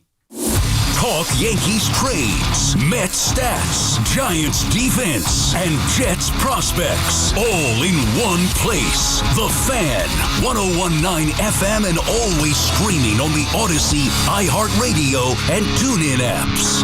Salicata here, and wow, are we thrilled with the incredible job CertaPro Painters did on our house. So clean, so efficient, they actually listened to us and even satisfied my wife, which, as you know, isn't easy. If you've been putting off painting because of the economy or tariff worries, don't. Painting your house is the easiest and most efficient way to protect and raise your home's value. Do what we did. Call CertaPro Painters today. Each CertaPro Painters business is independently owned and operated. There's nothing more refreshing than an ice-cold Surfside iced tea and vodka or Surfside lemonade and vodka to break the heat. Surfside is only 100 calories, 2 grams of sugar, and 0 bubbles. That's right, no carbonation. It's not a seltzer, it's a Surfside. Must be 21. Please drink responsibly. responsibly. Get away to the Atlantic City in-waterboat show. 4 days only, September 4th to the 7th at the Golden Nugget Marina. Enjoy live entertainment and outdoor dining. Shop the Marine Mart. Buy $15 advance tickets at acinwaterboatshow.com. Luxury just got tripled with Mercedes-Benz of Edison, Mercedes-Benz of Union, and Ray Cattina of Freehold. 3 powerhouse locations in New Jersey. 1 legendary name, Ray Cattina. More inventory, featuring one of the East Coast's largest selections of new and pre-owned Mercedes-Benz vehicles. More convenience with 3 state-of-the-art service centers to keep your Mercedes-Benz running like new. And of course, legendary Ray Cattina customer service, where you always come first. Experience the power of 3 at benzfam.com. Hey Yankees fans, come out to Yankee Stadium on Wednesday, September 10th, when the Yankees host the Detroit Tigers, and get ready to receive a very special giveaway. It's Yankees New York or Nowhere Knit Hat Night. The first 18,000 guests in attendance will receive a Yankees New York or Nowhere knit hat presented by Benjamin Moore. For tickets, log on to Yankees.com/tickets. That's the Yankees and Tigers on Yankees New York or Nowhere Knit Hat Night, September 10th. Visit Yankees.com/tickets today. Dunkin's $6 meal deal is kind of wild. You get a bacon, egg, and cheese sandwich, 6-piece hash browns, and a medium iced or hot coffee, all for $6. That's the main character meal energy you need this fall. Get it now in Dunkin' stores or order ahead on the Dunkin' app. No substitutions, participation and times may vary. Offer price varies in California and Hawaii. Limited time offer cannot be combined with other offers. Exclusions and terms apply. eBay has reinvented vehicle buying. From click to curb, everything's covered. Ever try to buy a car online and end up in a parking lot with a stranger and some blind trust? That era is over. Now with Secure Purchase, eBay isn't just where you find your car. It's where you buy it, start to finish. Title, financing, registration, delivery, it's all built in. This is the modern way to buy your next ride on eBay. eBay. Things people love. Secure Purchase is powered by Caramel Dealer Services, LLC, an eBay subsidiary. Let's go! You're still glowing, flirting, grooving. You've still got it. But your immune system weakens as you age, making it harder to fight flu, pneumococcal pneumonia, RSV, and COVID-19. Vaccines are a key part of any health routine and help strengthen your immune response. Ask your doctor or pharmacist which vaccines you need. Schedule in minutes at vaxassist.com. Sponsored by Pfizer. For all station contest rules, go to WFAN.com/rules. What's up, everybody? Nick Costos here with the Sports Betting Minute, brought to you by BetMGM, the sportsbook born in Vegas. Please gamble responsibly. Pro football is almost here, and let's take a look at the futures market and let's talk MVP, where Green Bay starting quarterback is now 18-1 to win MVP after the team swung a trade for Dallas's elite pass rusher at the end of last week. And if you're out there listening and you think that Green Bay is going to be really good this season, and you think that that pass rusher could make Green Bay a legit championship contender, then it's probably worth taking a look at this. Green Bay starting quarterback 18-1 to win MVP this season. That's it for this Sports Betting Minute, brought to you by BetMGM. Download the BetMGM app and take your game to the next level with the sportsbook born in Vegas. Please gamble responsibly. BetMGM and GameSense remind you to play responsibly. See BetMGM.com for terms. Must be 21 years of age or older to wager and physically present in New York only. Please gamble responsibly. Gambling problem? Call 877-8-HOPE-NY or text HOPE-NY 467-369. Stepping into the Kia K4 or K5 isn't just getting behind the wheel of any average sedan. It's stepping into what's next. With a K4, it's stepping into a world that's exciting. With a K5, it's one that's bold. The Kia K4 and K5, the next movement for sedans. See your local Kia dealer or visit kia.com to learn more. Kia, movement that inspires. Call 800-333-4KIA for details. Always drive safely.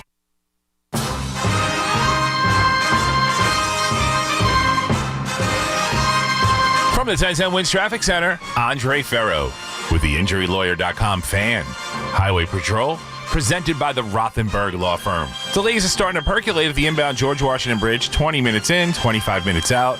The Hutch Drawbridge is very slow in the Bronx, north and southbound, as you make your way up towards the Pelham area and coming down southbound towards Pelham Parkway, 95 southbound in the Bronx by Co-op City and Bartow Avenue. You're pumping the brakes. Lincoln over the Holland inbound, you'll save a good 15 minutes at least. Both outbound are in decent shape. Look out for delays on the Outer Bridge and Goethals, Staten Island bound. Traffic Traffic, sponsored by the Rothenberg Law Firm. Injured in an accident, you need help? The Rothenberg Law Firm, lawyers that have built a legacy of victory of over 5 decades, winning billions for their clients. The Rothenberg Law Firm. Call 1-800-624-8888. Or you can visit InjuryLawyer.com. It's Andre Ferro with the InjuryLawyer.com Fan Highway Patrol, presented by the Rothenberg Law Firm.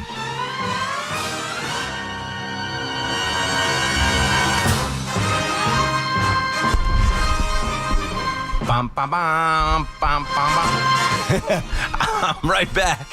Keith McPherson on the Fan. Let's take these calls. It's wide open for everything. This show has already flown by. I'm on till 7, filling in for Evan, Tiki, Tommy, and Sean. It's Memorial Day. We're just having fun on the holiday. You know, September 1st, week 1 upon us. I'm talking a little bit of everything. Obviously coming off the heels of the Mets, and it's funny, I'm in the chat. Tom in the chat says, only reason the Yankees made the World Series is because of Soto.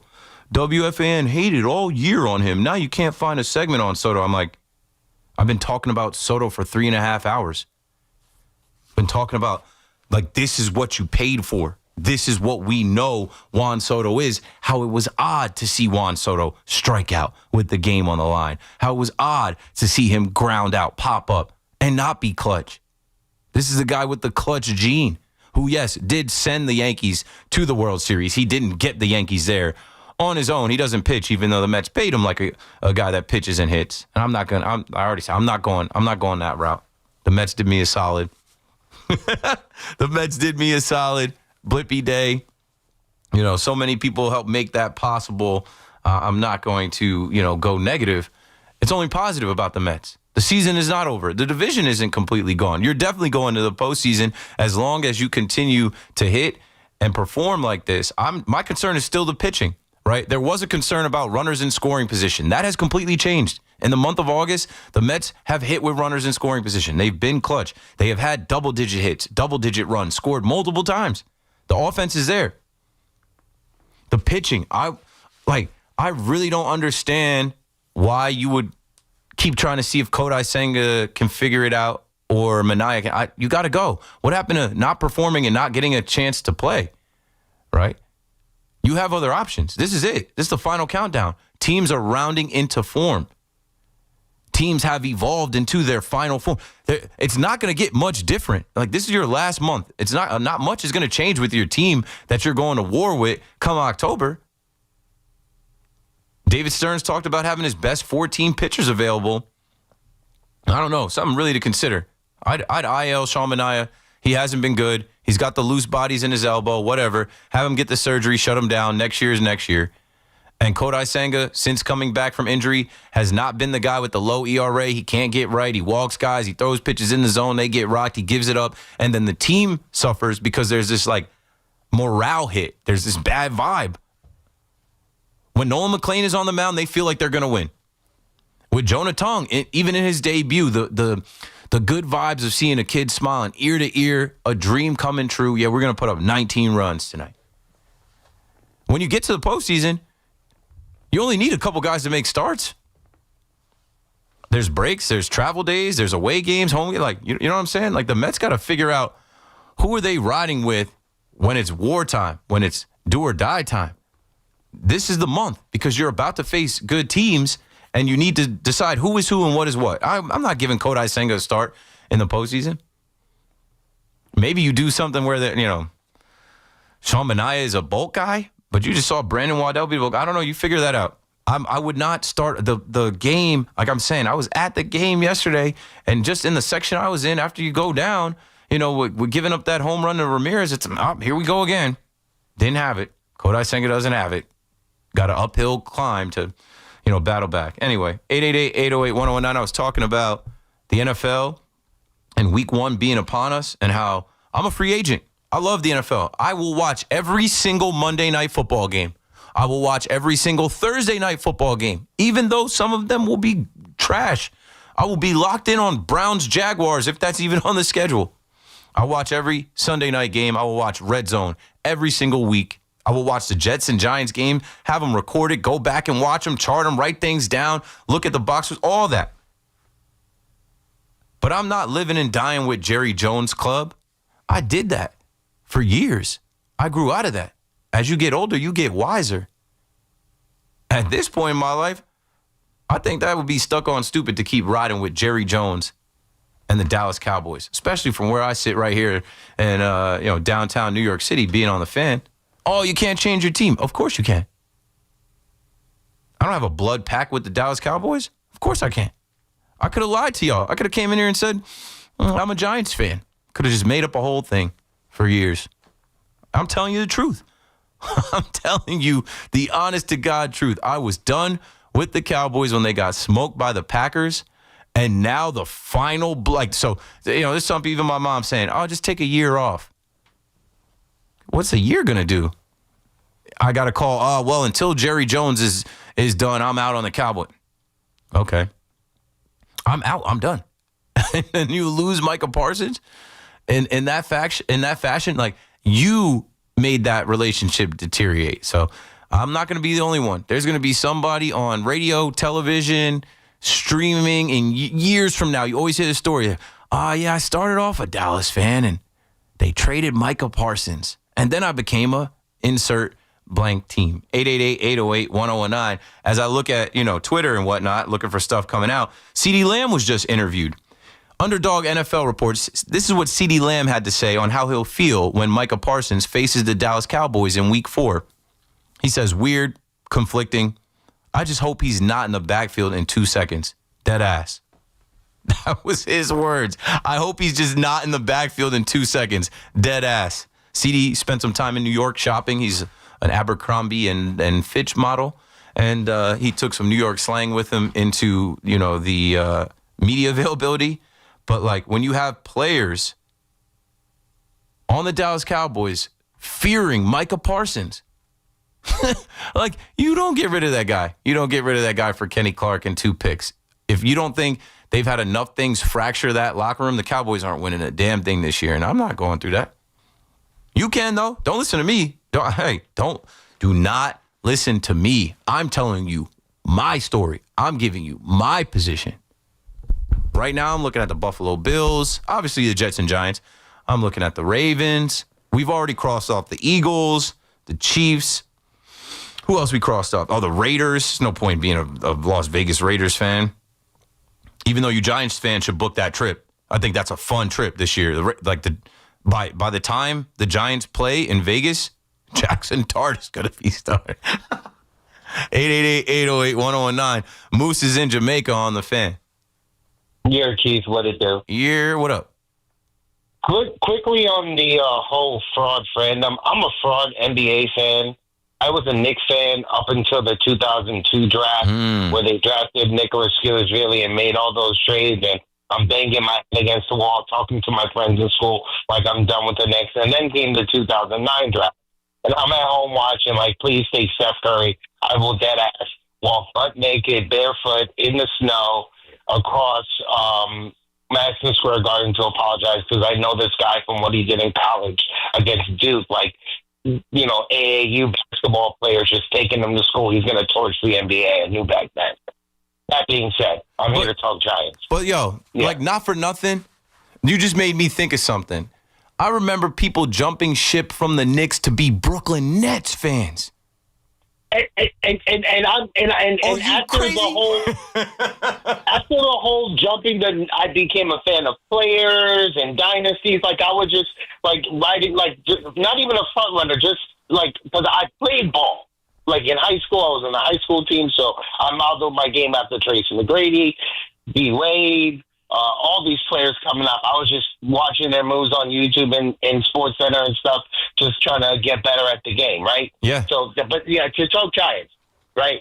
I'm not drinking the Kool-Aid, and even more so, Dayball Shade. You should have a couple sips, though.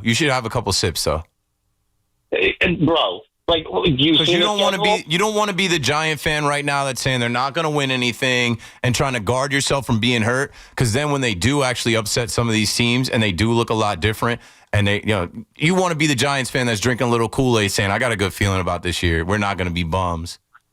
We're not going to be bums. But the only way we're winning at least 6 or 7 games is if we start dart. I'm with Positive Tommy on this. No. Boost of energy. The only way you're winning is if you protect Russell Wilson. Keep him upright. He can throw the ball. You have Malik Neighbors. Slayton is a captain this year. Like, Slayton is another guy that's underrated, has been doing this.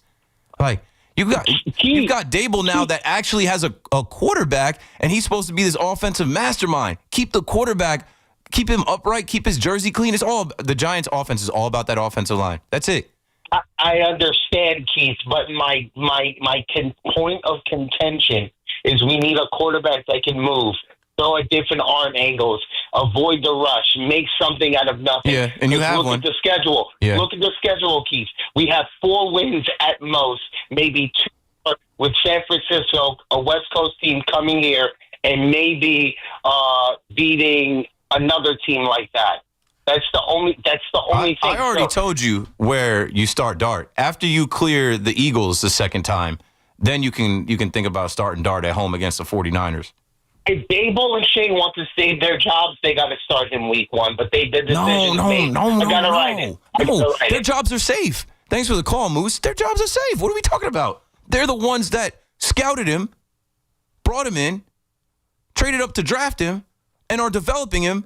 Where people are like, this kid had the best rookie preseason for a quarterback we see. What does it mean? What it means to me is he didn't fumble the ball. He didn't throw interceptions. He didn't look overmatched. He didn't look over his head. Good job. I was saying that about I hate when people try to minimize the preseason, because if it was the other way around, you would be like, bust. Can't believe they passed on all these other quarterbacks to get him. Oh, they gave up what they gave. He looked great in the preseason. He looks like he'll be ready to go when called upon. Get him the experience of going through what he's going through today. It's Monday, week 1. There is a schedule, an itinerary, a rhythm to this thing in the NFL and all football. But, let Jackson Dart go through a couple road games against division rivals and see the process of hey, this is how we travel. This is how we check in the hotel. This is where the meetings rooms are in the hotel. This is when we go over film. This is when it's lights out. This is when you got to, you know what I'm saying? Let him go through some of those things. I saw him giving credit to his offensive line. As I said, this is about the offensive line. So it's twofold. You can win games with Russell Wilson. You can score touchdowns with Russell Wilson. As I look at my Twitter, and in my Twitter, Jay Michael says, Keith, the New York Field Goal Giants will gladly take you as a fan. I know I was calling them the New York Field Goal Giants for years. They're not selling for field goals this year. They shouldn't be. You can win games with Russell Wilson throwing the moon ball. You can win games with Russell Wilson just recognizing defenses and knowing where to go with the ball, getting the ball out of his hands. But there's going to come a point in the season where you'll probably lose some games because it's just the NFL and there are teams that are better. And I could be completely wrong, but I look at that schedule where you have a Thursday night football game against the Eagles on October 9th. Then you got to go across the country, and granted you have 10 days, but you got to go to the altitude of Mile High and play against the Broncos, who I think are going to be pretty decent. And then you turn around and got to go to Philly and face the Eagles. You got to face the Philadelphia Eagles twice in 3 weeks. I would not put him into the fire against the Eagles. I would wait. And if you're competitive, and if that offensive line isn't hurt and they're holding and Andrew Thomas is back and yada, yada, yada, if the offensive line looks like it can hold up, depending on how many wins the Giants have, I think once you get to that 49ers game at home, start him then, November 2nd. Once you get into the month of November, that's 2 months of him watching. Start him against the Niners at home. The Niners got to come all the way across the country. It'll be a little bit colder in MetLife. You want to start the kid at home in front of his home fans that are going to be fired up, wearing his jersey, chanting his name. If they lose that game, so what? He'll learn from that film watching himself. And then you'll go to Chicago, and why can't they beat the Bears in Chicago? Then you'll come home and face the Packers. Micah Parsons' back will probably be acting up. He'll be out. And I don't know, the Packers can't play in MetLife. One of the greatest moments in Giant history is Tommy DeVito defeating the Packers on Monday Night Football in the same place. I'm kidding. That was a joke. Shout out to Positive Tommy. But yeah, there's something to the countdown. As soon as the first game starts for the Giants, the countdown until when we see Jackson Dart is there. As I was talking about before, how it's tough for Anthony Volpe to be perfect because there's all eyes on him. Every move he makes, every mistake he makes. Oh, it's his fault. Look at that error led to this. Oh, look. Like Russell Wilson, You're not married to him. You're not attached to him. And you got Jameis there, too. So the sooner you get to Jameis, the sooner you get to Dart. Like, if Russ has some incompletions, some turnovers, if he looks old, if he's getting sacked, if the protection is there and he's holding on to the ball, tick, tick, tick, tick, tick, tick, tick, tick. Frank is in Bradley Beach on the Fan. What's up, Frank? KM, what's up, bro? How are you? I'm good, man. Hanging out. How are you? I'm good, man. Sitting in Bradley Beach. I was catching some last rays Labor Day weekend. Yeah. Listening to my Jersey Shore guy on the Fan, and Yes, I had sir. to call you, man. It's hyped up, bro. You got the Yankees coming down the home stretch here. Got NFL starting, and then the thing I'm most looking forward to over these next 2 weeks, the Savannah Bananas takeover, baby. Yeah, I've been meaning to text you about that. I got to see the Bananas yeah, man, come to that's Yankee gonna be Stadium. fun, bro. That is going to be fun. So, yeah, I'm excited, man. We got a fun few weeks in New York sports in this area. I love what you're saying about Dart, too, by the way. Like, if he had a bad offseason, we'd be killing him. Like, the Giants are finally doing something that makes sense in developing a young quarterback, with a guy in Dable who's developed another young quarterback. And, like, let's see this thing play out a little bit. But screaming for that guy to play in week one is no. There's no rush. But we know there's like imagine there's the hourglass with the sand and it's full right now. There's two of them. There's one with Russell Wilson and there's another one with less sand for Jameis. And as that one expires on Russ and you go to Jameis, then the kid is literally one play away from entering the game. And it might be that kind of situation. It might be a situation where he's got to enter the game because somebody's hurt. And what if he throws a touchdown pass or breaks a run? You're not taking him out of the game, and then the Jackson Dart era officially begins. We don't know how it's going to play out. Yeah, I'm here for it, man. I'm excited for it. I think, just to switch gears a little bit, these past couple weeks or past 10 days or so with the Yankees have I think they're starting to get some arms back in the bullpen, starting to win some games that, they may have lost in July. So it's good to see that. Between them, Boston and Toronto, 2.5 games separating to 3 down these final 3 weeks.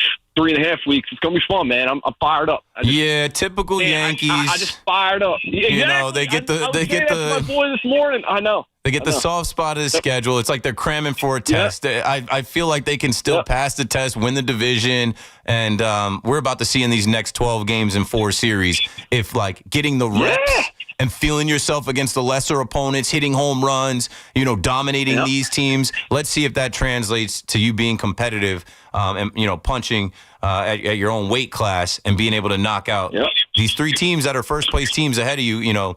Coming up. Yeah. I'm with it, man. I'm rooting for you always, Keith. I was thinking of you while I was listening to you, and I'm still on the deck in Bradley Beach, man. So it's still summer, another few weeks. The water's still warm. Yep. We got a lot to look forward to down the shore, man. So I'm fired up, and I appreciate you, and I'm rooting for you and your family, Keith. Keep getting it, brother. It's a good day for a good day, Frank. That's my guy, Frank Luna, Jersey Shore legend. Also does a lot of stuff with the Yankees and different players and the Savannah Bananas. They come to Yankee Stadium, I believe, on the 13th. And, I got to see that. They're killing it. I got to reach out to Jackson Olsen. I got to tap in. Like, I have a Savannah Banana shirt. I'm definitely trying to go. It's Saturday, September 13th at 7, and then Sunday they'll play again at 3:30. I'd rather go to the night game. Frank, I'm going to hit you. And, sure thing, Jersey Shore. It's the unofficial end of the summer down the Jersey Shore, Labor Day weekend. Some of the bennies will get up out of there, but, hey, if the weather is still right, beach is still there, pools are still active, and then, the vibes are just right as football starts. You got the football game Thursday. You've got good competitive baseball coming up every single night with the Mets and the Yankees. If you're a sports fan, it's just a great time. It's the most wonderful time. Keith McPherson on the Fan, streaming on YouTube as well. If you'd like to watch, shout out to Craig Champagne in the chat who says, "This is the second 5-hour show I've seen from you, and you are outstanding." 5-hour show, and every hour is entertaining and fun. I said, thank you, man. Thanks, man. What can I say? I'm having fun. If I'm having fun, I hope you're having fun. Let's keep the fun going. Let's see who's on the phone next. Dave in Cranford, New Jersey. You're on the Fan. Yo, Keith, man, great to talk to you. I got a quick Keith McPherson story. So, unfortunately, been sick, pretty sick for, a couple weeks, and Had to go to the hospital, and the only thing that got me through is I had my phone, and I kept the fan on the whole time. And these two doctors come in to check me out and help me out or whatever, and they're like, "Oh, you listen to the fan?" I'm like, "Yeah, I'm listening to it now. I listen to it all the time when I'm here just to distract me while I'm in the hospital." And they're like, "Yeah, we used to listen to it, but we don't listen to it anymore. All the older guys that we liked, they're all gone." So I said to them, I was like, "What time you guys head home?" So they head home right around KM to AM. So I was like, "Hey, look, do me a favor. Just the next time you're heading home, turn on the fan and listen to this guy. You'll hear this guy, Keith McPherson." I'm like, "Just listen to him, give him a shot, and blah blah blah." 2 days later, these two doctors show back up, give me some more medicines, whatever, and they're like, "Hey, man, this guy was great. You're right. Holy crow! Where did you? How'd you know?" And then they say to me, funny little comment, but they're like, "Is he black?" And I was like, "Yeah, he's one good-looking dude, man. You should see him on YouTube." I said, "But whatever." So anyway, it was a crack-up. So I got you two doctors in New Jersey that are listening to you now. I wanted to talk to you about the Giants real quick. I love what you said to the guy that said start Jackson Dart day one. Like, no. I can see, Keith, a situation. It'd be a little dangerous, but I can see a situation where Daboll might have a package for a series or two for Jackson to change the pace and get him in and change the pace and give other teams something to think about, to prepare for. It's a little dangerous because if he does, like, let's just say Wilson in the first half, they kick like 2 field goals and then Dart comes in and they score a touchdown, he's going to have to deal with a lot of crap just because people will be all over that and they'll want him in. But I do think I could see that. But you're 100% right, man. The only negative on Russell Wilson has been, the only things I can hear is, he's not the same player he was. So they're like comparing him to a Hall of Fame guy. And it's like, you know what? Did you ever watch Kurt Warner? Like, did you see him in his second run to the Super Bowl? Mm-hmm. He wasn't the same. Like, he wasn't the same player. He had more experience, but his arm wasn't. Alex Smith, same thing. He had a great second career, better than his first career. But not to cut you off here, I just want to jump in. You need him to just be better than league average. You can't be Daniel Jones. You can't be Drew Lock. Like, you don't need him to be Pro Bowl Russell Wilson to win games. The defense is supposed to be what you're hanging your hat on, and now you have a number one wide receiver, a couple running backs. We don't need Russ to make a miss and spin out of the pocket and run for 40 yards. You just need him to manage the game and not turn the ball over. Yeah, 100%, Keith. And again, I think it's, look, man, and talking about the other thing, I'll just leave you with this, and that is the schedule. Schedules are so overrated from last year. Look, in 2023, the Giants won a playoff game. So you would have said, "Oh man, they're a team that won a playoff game going into 2024."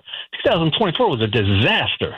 I mean, there was a lot of reasons for it: Daniel Jones, injuries, the whole 9 yards. But at the end of the day, you don't know the strength of schedule. Looking at the season right now, it's who's healthy when you're playing them? When are you playing them? How are teams doing? There's a 25%. Coaches have changed. The Lions don't have their offensive and defensive coordinator this year. I mean, there's a ton of changes that go on every year. I think, maybe one last thing, and that is the biggest impact for the Giants this year, I think, is going to be their year 2 players. It's always a big step up. They get their running back, Tyrone Tracy, to get their tight end. They get their safety. They've got a lot of key positions. Their slot cornerback, which is a key position on defense. These are all second-year players that are ascending. And that's 4 starters, 2 on offense, 2 on defense, and there's even more that the Giants are going to get. So, like, their whole schedule is going to be so much better and different. So it's going to be exciting. We want you on board. So great talking to you, and it was good talking about you, and you got me through the hospital. So I appreciate you for that too, bro. Thank you, Dave. Young brother from the Jersey Shore, bringing the fan back. A young, good-looking brother from the Jersey Shore, making people tune in at night. Well, It's almost nighttime. C-Mac will be on in about an hour. I got about an hour left, and it would be a hard left turn for me to become a Giants fan, but I'm rooting for you. And I've said, Jackson Dart era, my son's name is Jackson. If he wants to be a Jackson Dart fan, I'm not stopping him. I am not stopping him. We live 20 minutes from the stadium. If you want to go see Jackson Dart ball and we'll do that. Training camp coverage on WFAN is brought to you by Geico. Switch and save. Get more with Geico. It's Keith McPherson at night on the Fan, 101.9 FM. As a manager, getting to know his potential closer, I'm pretty sure this guy's going to get the first crack at it. He let this guy go out and finish the job, and I'm telling you, that type of stuff the team can build off of. Listen to Keith McPherson on demand on Apple Podcasts, Spotify, or wherever you get your podcasts. This is Carrington Harrison with an Odyssey Sports Minute. Alabama has been at the top of the college football mountain for at least the last 15 or 20 years, but I'm here to report to you guys that the dynasty is dead. Alabama has lost 3 of their last 4 games, and they just got pummeled by Florida State. Florida State in one offseason was able to retool in the transfer portal, NIL, and turn themselves into a team that completely outclassed and outplayed Alabama down the stretch. I'm telling you right now, things are looking spooky in Alabama. This is Carrington Harrison. Do Crohn's disease or ulcerative colitis symptoms keep coming back? Tremfya, guselkumab, may help, with rapid remission achieved at 12 weeks and lasting clinical remission at 1 year. Some even saw visible improvement of their intestinal lining at 12 weeks and 1 year. Tremfya is a prescription medicine used to treat adults with moderately to severely active Crohn's disease and adults with moderately to severely active ulcerative colitis. Serious allergic reactions and increased risk of infections and liver problems may occur. Before treatment, your doctor should check you for infections and tuberculosis. Tell your doctor if you have an infection, flu-like symptoms, or if you need a vaccine. Healing is possible with Tremfya. Approximately 3 out of 10 patients were in endoscopic remission at 1 year, based on areas visualized on colonoscopy, which may not represent the deeper bowel layer or entire GI tract. Individual results may vary. Ask your doctor about Tremfya today. Call 1-800-526-7736 to learn more or visit tremfyaradio.com. Town Fair Tire has the area's largest inventory of name brand tires at discount prices, including Michelin tires, which give you the perfect match. A relaxing driving experience from your vehicle, along with all-season design for superior performance that stands out from the crowd. And Town Fair stands out from other dealers with the guaranteed lowest price on Michelin tires and gives you more free services for life than anywhere. Nobody beats a Town Fair tire deal. Nobody. Name brands at discount prices. Town Fair Tire. If you're injured in an accident, the Rothenberg Law Firm is on your side. A legendary team that has won billions over 5 decades. The Rothenberg Law Firm. 1-800-624-8888 or injurylawyer.com. Let's go! You still got it, but your immune system weakens as you age, making it harder to fight flu, pneumococcal pneumonia, RSV, and COVID-19. Ask your doctor or pharmacist which vaccines you need. Sponsored by Pfizer. Some people just know you can save money on car insurance by checking Allstate first. Like you know to check the weather first, before wearing face paint to the game. Bro, your Go Cats is dripping into your nachos. Oh, and now paint is in my eyes. Interception! Did you see that? No! Yeah, checking first is smart. So check Allstate first and see what you could save. You're in good hands with Allstate. Potential savings vary, including based on how you buy, subject to terms, conditions, and availability. Allstate North American Insurance Company and affiliates, Northbrook, Illinois. Lunch was great. Greenwich Village is a fun spot. Can we stop at a bathroom? Are you all right? I keep having stomach issues after eating, like diarrhea, gas and bloating, abdominal pain, and sometimes oily stools. Sound familiar? Those stomach issues may actually be a pancreas issue called exocrine pancreatic insufficiency, or EPI. Creon pancrelipase may help manage EPI. Creon is a prescription medicine used to treat people who can't digest food normally because their pancreas doesn't make enough enzymes. Creon may increase your chance of fibrosing colonopathy, a rare bowel disorder. Tell your doctor if you have a history of intestinal blockage or scarring or thickening of your bowel wall, if you are allergic to pork, or if you have gout, kidney problems, or worsening of painful swollen joints. Call your doctor if you have any unusual or severe gastrointestinal symptoms or allergic reactions. Take Creon as directed by your doctor and always with food. Do not chew capsules as this may cause mouth irritation. Other side effects may include blood sugar changes, gas, dizziness, sore throat, and cough. These are not all the side effects of Creon. Call 800-633-9110 or visit creoninfo.com to learn more. That's CREON info.com. I'm asking my doctor about EPI and if Creon could help. At Bellavia Chevrolet, we know a strong season starts with the right lineup. Just minutes from MetLife Stadium, we've got East Rutherford's top GM vehicles like Silverado, Tahoe, Trailblazer, and so many more. Family owned, trusted for decades, Bellavia Chevrolet is built for whatever the road or Sunday throws your way. Whether you're hauling gear, heading to the game, or just need something that moves like a winner, Bellavia Chevrolet in East Rutherford has you covered. Bellavia Chevrolet, big trucks, big SUVs in East Rutherford or BelaviaChevy.com. Recovering from an addiction is an individual accomplishment. A young mother who chose recovery to care for her family. A high school athlete overcoming opioid addiction. A couple celebrating his recovery. Everyone's recovery is different, and there's no shame in asking for help. Call 844-REACH-NJ. Trained counselors are available 24/7 to help you find the recovery option that's best for you. Tell us your story, and let's begin your recovery today. A message from New Jersey Human Services. Water damage happens fast. So can the cleanup when you call on the restoration specialists at 1-800-SERVPRO to help make it like it never even happened. That's 1-800-SERVPRO. Franchises are independently owned and operated. You can always count on Sundays with the NFL on CBS and Paramount Plus. Stream your local NFL game all season long. Kicking off with the juicy Week 1 matchup between the Lions and Packers. Starting at just $30 for your first year. That's like $250 a month. Visit ParamountPlus.com/NFL today. I'm Piera Palazzolo, VP of Digital Marketing for the American Management Association, a company focused on the management training skills needed to enhance the careers of business professionals. We did our research when it came to the best companies for website development and chose AmericanEagle.com. And we couldn't be happier. AmericanEagle.com worked closely with us to understand the front and back end requirements needed to launch an e-commerce website that could handle the complexities of running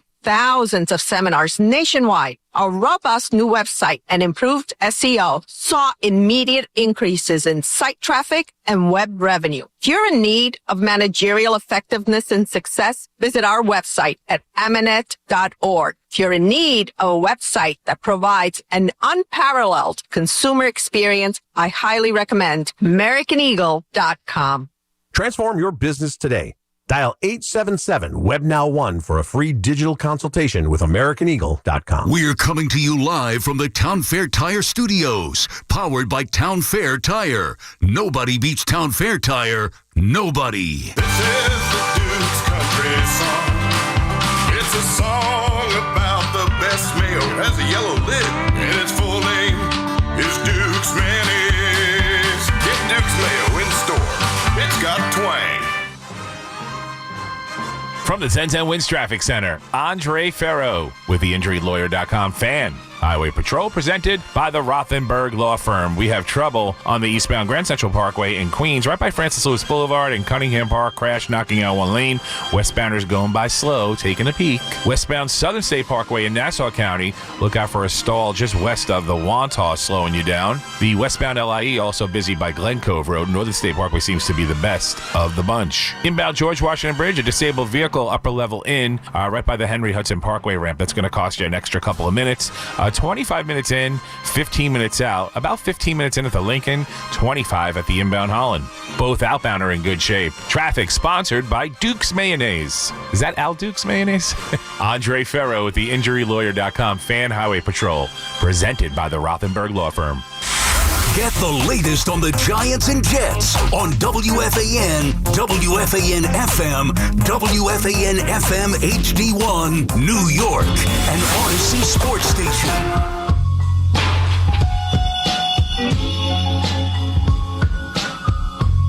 Okay, let's do one more.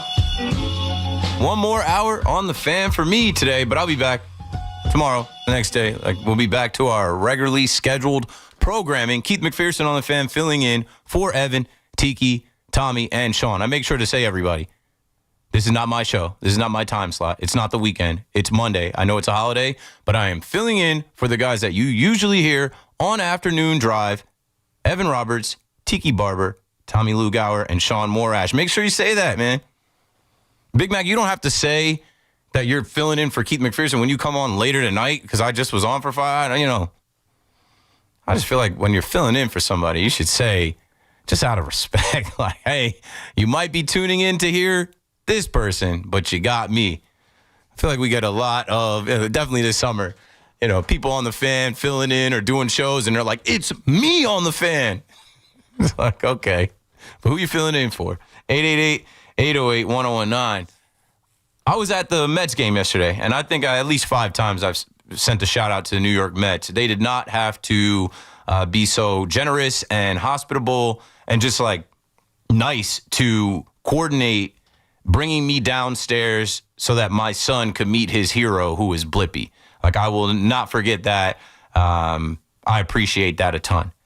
But my son is young, and he's not able to stay at the game for long. I think the longest he stayed at a game, I think we got a Yankee game in to the 6th or 7th, but usually it's around 3 innings. So I was able to stay till the 3rd inning yesterday, and I think I left around 2:30, 2:40, and I remember thinking, damn, I know it's packed, but why are there so many people still trying to get in? There's no way. I'm like, there's 3 innings in the books. There's people still trying to get in. The traffic was bad, whatever the train. So then I see that the MLB Ballpark app was down. And in Fenway, people had to get their tickets printed. So the game had started, and there were people scrambling outside trying to get in. Now, pro tip, as soon as you accept those tickets, or as soon as you buy those tickets, if you have an iPhone, add them to your Apple Wallet. I do that every single time because I've been at Yankee Stadium for a giveaway night where there's so many people outside. You're not able to go into the app and you don't have the service. There's too many people around or something that just trips it where you can't get your barcode to come up, and that is the worst feeling. Either getting up to scan it and not being able to, or not even being able to get in line and seeing how many people were in line. But yeah, again, shout out to the Mets, specifically Josh, who came down to my section, got me, my wife, my son, brought us there, waited. He did not have to do that. And that was a family moment, a core memory that we will definitely always have with my son meeting his idol. Let's go to Phil in Sheepshead Bay as we continue to talk about the Mets after they defeated the Detroit Tigers in Game 1 of that series today. Hey, Keith, I'm calling early. Usually I get you 10, 11 at night. But I wanted to make 2 points. I watched the game today. The Tigers have a lot of good hitters, but the Mets, for some reason, they're raving about starters that last year looked like starters. This year, I don't know what they are. Right. So they're not measuring up. I don't know what the problem is. Does Mania have chips in his elbow? Who knows? They won't say anything. Senga, since he hurt the leg and came back, he's like a different person. So I was wondering, my second point, what's happening with the rotation for later in September and perhaps they get October? You think they'll bring Sprout up and use the 3 rookies or what? Yeah. Thanks for the call, Phil. Usually, yes, I'm talking to you after 10 p.m., 11 p.m., and that's fine. Filling in again. I just was looking. SNY Mets posted 3 hours ago that Sean Manaea has a 5.60 ERA on the season and a 7.81 ERA in his last 6 starts. What else do you need to see? He's not the same guy he was last year. He's probably hurt. He's throwing his fastball, and that's it, in the zone. It's getting hit. He could not give you a shutdown inning today as the Mets are fighting back. And what I'm saying is, hey, these guys are doing it now. The offense is fixed now. The lineup is hitting now. Mendoza, don't make it so hard on Mendoza to have to win a game by pressing all the right buttons in the bullpen. Juan Soto is clicking now. Juan Soto is looking like Juan Soto that we expect because he knows what time it is. He's putting the team on his back. He's been clutch. He's raising his average, everything else. Don't waste it with just trying the same thing over and over and over. Talking about being at the game yesterday. People around me were groaning and out of the game. I'm telling you, it was lit. Blippi was dancing on the dugout. After he threw out the first pitch, Blippi was doing his move. If you're looking at me on YouTube, Blippi has this arm movement that he does. And then he kills it with his footwork. Citi Field was rocking. But then as soon as that home run gets hit, and I had a direct line view at that. I was in Section 11. I had a direct line view at that line drive into the Party City Center or whatever it is. You could tell people were just oh, here we go. And it was a must-win game. And, I ran into a couple fans before the game that I talked to. I was like, hey, must-win game. Must-win game. I talked to Evan Roberts because I wasn't sure if Evan was going to the game, and I wasn't sure if Evan's kids were still into Blippi. And he said his son grew out of it. His youngest son grew out of it, the Blippi phase. But he's like, yeah, hopefully you deliver us a W. And I'm like, you got to get to Sandy Alcantara early. Not sure how long Senga will hold, but it's a must-win. It's a must-win game. Had to split that series, but the vibes are all off because of the starting pitcher. Mendoza has said it all starts with who's on the mound. So knowing you have other options in Brandon Sproat, Tyler McGill, why not go to him? You don't have any time left. You're about to play a bunch of good teams. Like, why keep trying with Manaea? Shut him down. You put Frankie Montas on the IL. You called these other kids up, and they've won all the games with the kids. So a part of me believes this was always the plan, right, David Stearns? If you didn't sign a free agent pitcher, well, obviously you signed Clay Holmes and Frankie Montas, but you didn't go after the big name guys, and understandably so. Max Fried, Corbin Burns, whatever. But then at the deadline, you passed on the Charlie Mortons, the Merrill Kellys, the Mike Sorokas that were traded. Okay, so it had to be a thought of, we're going to see if performance changes, if our starting pitchers can perform better. Through this month of August, what has changed with the Mets is Juan Soto and Mark Vientos, and this offense is clicking. They're breaking records for offensive output, home runs, what they're doing, the numbers that they're putting up. They're starting to look like the Mets looked when they went on their run last year. You got to figure out the pitching. And these guys can't be any worse than Manaea and Kodai Senga have been. And I know, David Peterson went out there and he was trash as well. But he's had one or two of those mixed into here. It pained me to see him not have a good outing. He had his special edition Black Mamba Kobe Bryant themed glove on. So I know he's going to come back in his next start and he's going to shove. 888-808-1019. Still talking about the Giants. Still talking about the Cowboys and the Yankees and everything else. Last hour I got here. If you missed out, you can always start back at 2 o'clock on the free Odyssey app. We talked about how I'm done with the Dallas Cowboys. And you might not care. You might say, hey, no one cares. This is New York radio. But people care. There are a ton of Dallas Cowboys fans listening. The Dallas Cowboys trade with Micah Parsons, biggest news of this NFL season. And now we are 3 days away from the Dallas Cowboys playing that first game of the season against the Eagles. And I've got no attachment to that. I'll be rooting for the Eagles, probably betting on the Eagles as well. Lewis in Brooklyn, though, I don't know if Lewis feels the same way. Hey. Well, no, you just said I feel bad about that. You're going to root for the Eagles. I understand maybe you don't want to root for the Cowboys, but don't root for the Eagles. You don't want to put a dagger in our arm. I never root for Philadelphia. I was loving watching the Mets sweep the Phillies. Foo Philly, not rooting actively for the Eagles. But what I'm saying is I'm not invested in the Dallas Cowboys. If they get smoked 40-0, won't change my night.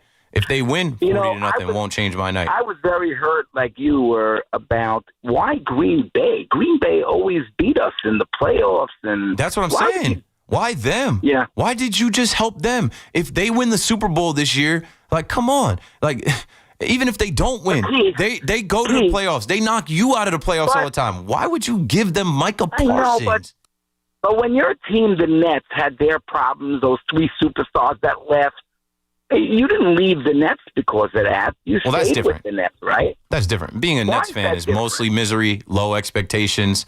You kind of knew that, hey, they were going for it again. I didn't leave after they went for Kevin Garnett, Paul Pierce, and that whole debauchery. I kind of knew that with the egos of Kyrie, KD, Harden, it would had to have happened that 1 year. But I'm also from New Jersey. And that goes back to my fandom. When those 3 superstars, Kyrie, like you said, Harden, when they left, that must have hurt, right? Of course it hurt. But think about the circumstances, right? But you stayed loyal to the Nets. Yes, it's way different. Think about the circumstances there, right? Micah Parsons did right by the organization. Micah Parsons was a great player for the organization, on and off the field. There's nothing that they can say about Micah Parsons. They should have paid that man and took care of him and his family. Kyrie had a lot of nonsense attached to him from things that he posted online, things that he was saying he was a distraction, and then he decided everybody else is getting the jab. I'm not going to get the jab. It blew everything up.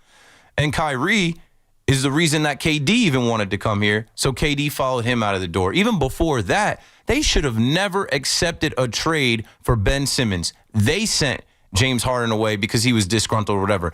The Nets organization made a ton of mistakes, but I could understand it because I always expected it to be temporary for it to blow up. Micah Parsons, that is Jerry Jones' ego 100% saying, I'm Jerry Jones. I got the money. You're going to respect me. You're going to do as I wish. I don't care about your agent. I'll disrespect your agent. I got the upper hand until you do not. And it blew up in his face. Thanks for the call, Lewis. 888-808-1019. And I definitely like the Brooklyn Nets have won what? I've never seen the Brooklyn Nets win anything. It goes back to my youth and my young fandom. And I've told this story before. And I hope young kids are making the right decisions out there. I was like Mike. I like to be like Mike. I want to be like Mike. I was a Bulls fan. Front runner again. As a kid, man. Just watching the TV. And going back to Mom Dukes and saying, Mom, I need a Bulls hat. I need a Jordan jersey. I want some MJs. I want some Jumpmans. I need J's. I got to wear Jordans. When Jordan left, my fandom left. I'm not by Illinois. I didn't even know Chicago was in Illinois for many of those early years. Same way I didn't even know Dallas was in Texas for many of those early years. And so as a kid, at 5, picking the Bulls, by the time I think I was 11 or 12, I was out on them, and I was root for the home team. I am from the Garden State. I am from New Jersey. And I always had them as a backup team, would play with them in the video game like some of their players. And so I latched on to Jason Kidd, Richard Jefferson, and then along comes Vince Carter and whatnot. So, yeah, I'm more of a New Jersey Nets fan, and that is my loyalty to my home state. Shout out to the New Jersey Devils as well. I'm not from Texas. I've been to Dallas once to go to Jerry World. I don't have to stay down with them. I'm not. I'm a free agent. I can be had. How about them Cowboys? How about him, Jerry Jones? You're losing a bunch of fans. Somebody's communicating back to Dallas. There's a Dallas fan on the radio in New York, a former Dallas fan on the radio in New York, and you're pushing people to actually be Giants fans now, Jerry Jones. He's saying he'll let his son be a Giants fan, and where my son goes, I go. Louis in Newark on the fan next. What's up, Louis? Hey, Keith, how are you? I am great, having a good time. Number one, nice touch coming in with Cream, with Wu-Tang coming in from the commercial break. I like that. I like the song too, but that's Paulie's touch. I give him that credit. Oh, okay. So a couple of things. I agree with you totally about Jackson Dart. I think he's in a great quarterback room to be able to be groomed and eventually, depending on how the season goes, see where he lands. But that being said, I think if the Giants somehow or another go 2-2 in their first 4 games, they have the potential to make the playoffs.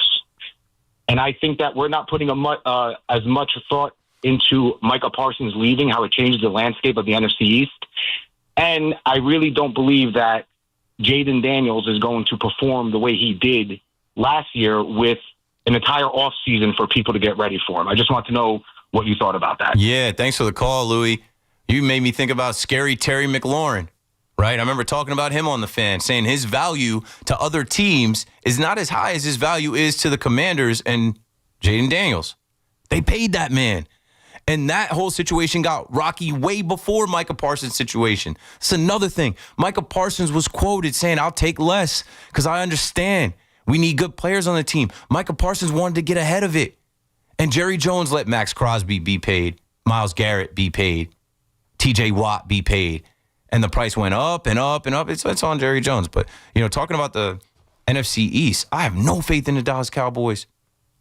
Why can't the Giants beat them week 2? First weeks of the NFL season are glorified preseason. Dak didn't play a snap in the preseason. And, I know Dak has seen a lot. He's been around the block. He was in MVP consideration a few years back. I just think he's done, man. I just think he's always one play away from being hurt. And I think him stepping out there, we'll see under Brian Schottenheimer. And I know that they made a lateral move, moving away from Mike McCarthy, but this is Schotty's first time as a head coach. Let's see if he can call timeouts correctly. Let's see. But that offense is going to be all on Dak Prescott to throw the ball to CeeDee Lamb and George Pickens, and everybody knows it. Let's see what they are.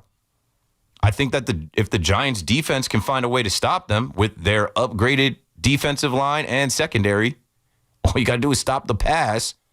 And let's see what that Dallas defense does, who they've had musical chairs with their corners.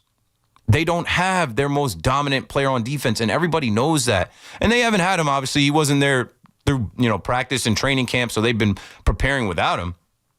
But who's the leader on the Dallas defense now? Who's the guy that you game plan to stop? No one. You just run at him. So I don't think it's a guarantee that the Cowboys sweep the Giants. And don't let the Giants get them in week 2 in Jerry World. We've seen them have letdowns. It could easily happen, because the Dallas Cowboys are going to lose to the Eagles week 1, and then they're going to have extra time waiting for the Giants.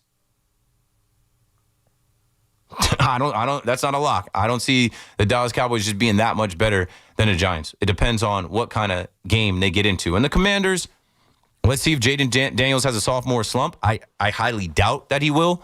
I just think that kid is prepared. He's a football guy. He's a whole quarterback for real. Like, he's ready.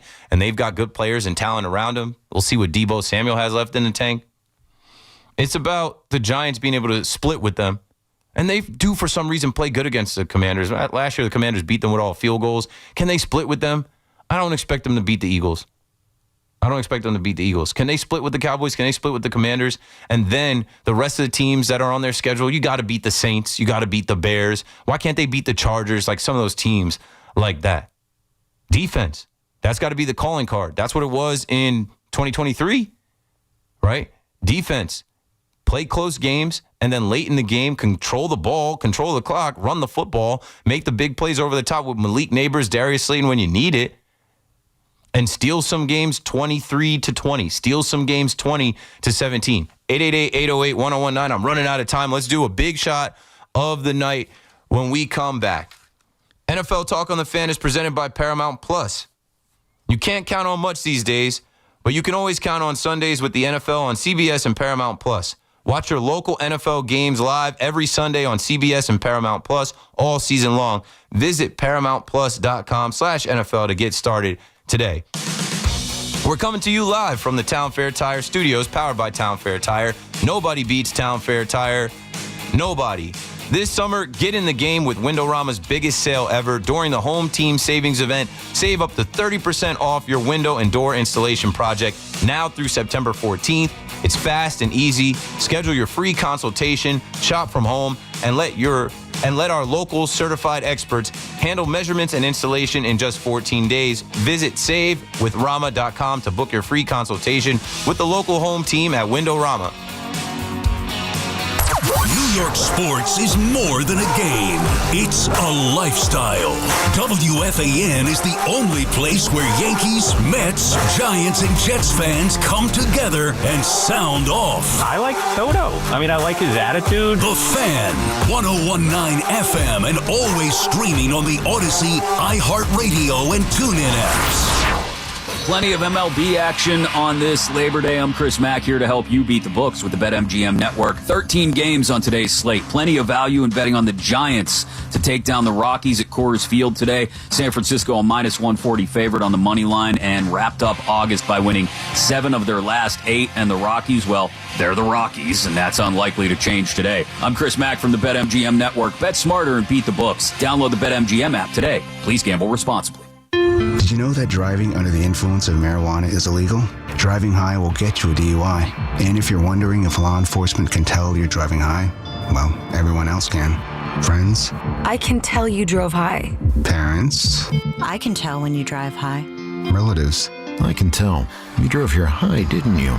So what makes you think law enforcement can't? I can tell. If you feel different, you drive different. Drive high, get a DUI. Paid for by NHTSA. Listen up, football fans. You won't want to miss this. Right now, new Bet365 customers bet $5 and get $200 in bonus bets, win or lose. So you could turn that $200 into something bigger when you bet on money line, spread, totals, player props. $200 in bonus bets when new customers bet $5. I know where I'm going to bet from now on. Download the app today and see why it's never ordinary at Bet365. Gambling problem? Call 1-800-GAMBLER. 21 plus only. Must be physically located in New Jersey. T&Cs apply. In-app only. It's time for the Nissan End of Summer Sales Event. The what now? The Nissan End of Summer Sales Event. End of summer? Yes, Nissan End of Summer. But I have so many more hot dogs to grill. It was just starting to get good. Sales event. Here to help you keep your summer in gear. That sounds interesting. Test drive the best-selling Nissan Rogue with more standard power. Cool. The rugged Nissan Frontier with a standard V6. Nice. Or the adventure-ready Nissan Pathfinder or Nissan Murano. I better hurry in. To the Nissan End of Summer Sales Event and see why J.D. Power ranks Nissan #1 in new vehicle quality among mainstream brands. #1? Yes, #1. Get 0% APR for 60 months on the 2025 Nissan Rogue, Pathfinder, or Murano. For J.D. Power 2025 US IQS award information, visit jdpower.com/awards. Awards based on 2025 model year for well-qualified buyers. Available from new dealer stock. Example, 0 down payment, 60 months financing at $1,667 per month per thousand finance. Actual down payment may vary, subject to NMAC credit approval. Not all buyers qualify. Dealer contribution may affect actual price set by dealer. Contact dealer for details. Ends 9/2/25.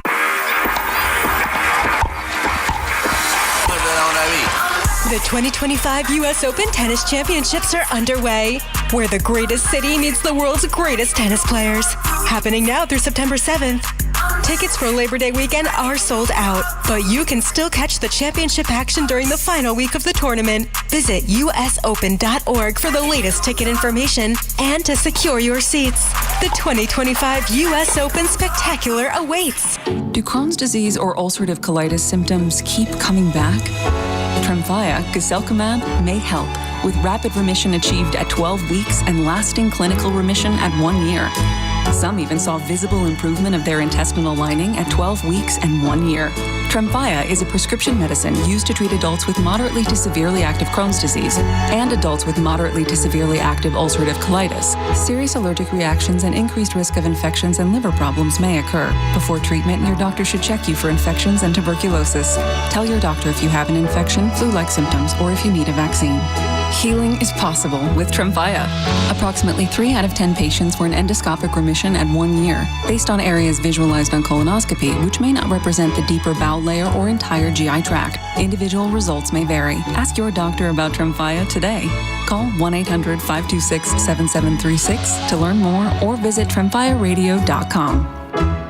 Stop dealing with your neck pain, backaches, and sciatica and go see my main man, Dr. Jay Shah at Samwell Institute for Pain Management, a migraine and nerve pain specialist who gets you back feeling like yourself again with minimally invasive and non-surgical treatments. There are thousands of 5-star reviews who trust Dr. J for pain-relieving solutions. Same day and next day appointments available in offices in Colonia, Livingston, and now Inglewood, New Jersey. Turn to Samwell Pain for effective pain-relieving solutions. Visit samwellpain.com. Besides my favorite football team, I got another obsession this year. Daisy French onion dip. I love to snack during the football season, loading up on dips with chips, wings, and maybe even some veggies. And I do it while watching football every game possible. And now Daisy has this amazing French onion dip, as well as Daisy Ranch dip. They taste just like homemade dips, real herbs and spices, and other ingredients you actually find in your own kitchen. This stuff is amazing. So do yourself a favor. Try Daisy French onion dip. You'll find it at a grocery store near you.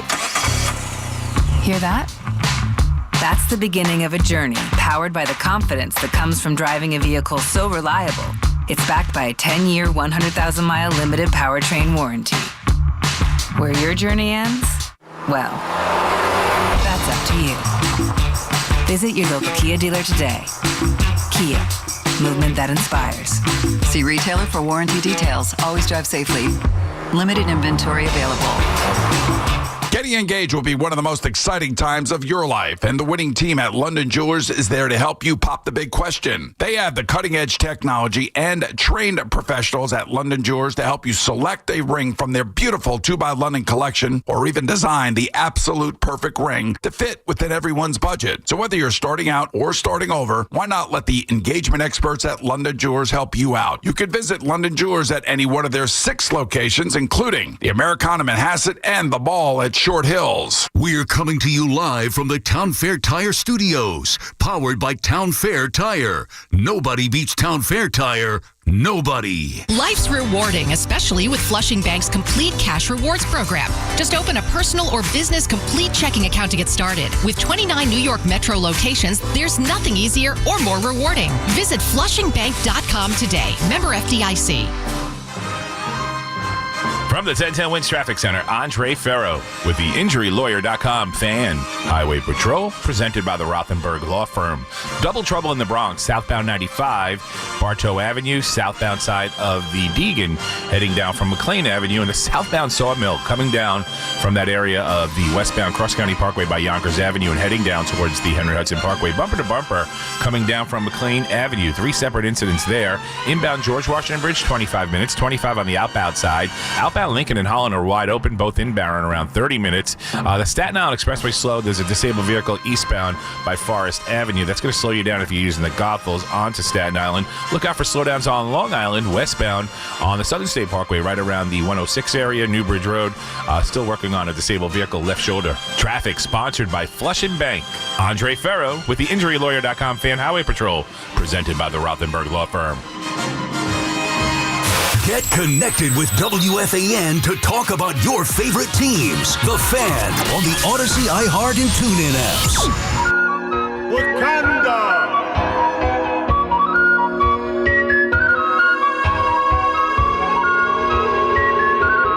Welcome! The big shot of the night is brought to you by WFAN and me, Keith McPherson. Bright lights in the big city. You know we got a bunch of big shots, and we got to go out to Detroit and obviously give the big shot of the night to Juan Soto. The generational Juan Soto, the highest paid player in the history of the game. This is why you pay him the big bucks. It's a long season. The return on investment is still available.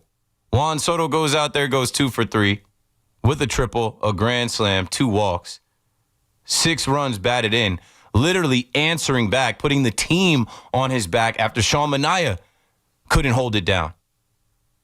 He's going crazy right now. Before I was reading his stats, right? OptaStats reports that Juan Soto has 4 home runs, 1 triple, 3 stolen bases, and 11 runs batted in over his last 4 games. Since RBI became an official stat in 1920, only one other MLB player has reached those marks over a 4-game span. Like, as much as we pick at Juan Soto, as much as we talk about Juan Soto, this is who he is. This is what he has the ability to do. Nobody is surprised, right? If this was Luis Angel Acuna, we'd be surprised. Not to throw a shot at him, but like I'm saying, like it's starting to match up. And, you know, with what Juan Soto is doing, it's no coincidence it's September 1st. After the game, Juan Soto had a quote. We played it before, but like what he's saying, this is him walking the walk and then afterwards talking the talk. When I call him a robot, a baseball hitting cyborg, a guy that knows, right? He knows he has to come in clutch in these moments. He knows he's facing a first place team. He knows they just lost back-to-back games. He knows Sean Manaea is no good. He knows that when it's on him, that's why he's the highest paid player. He's got to deliver, and they're running out of time. Let's hear what Juan Soto had to say about this crunch time situation that the Mets are in this last month of the season where they're going to play good competition. They're pretty much a lock to make the postseason, but they still got to go out there and get it done.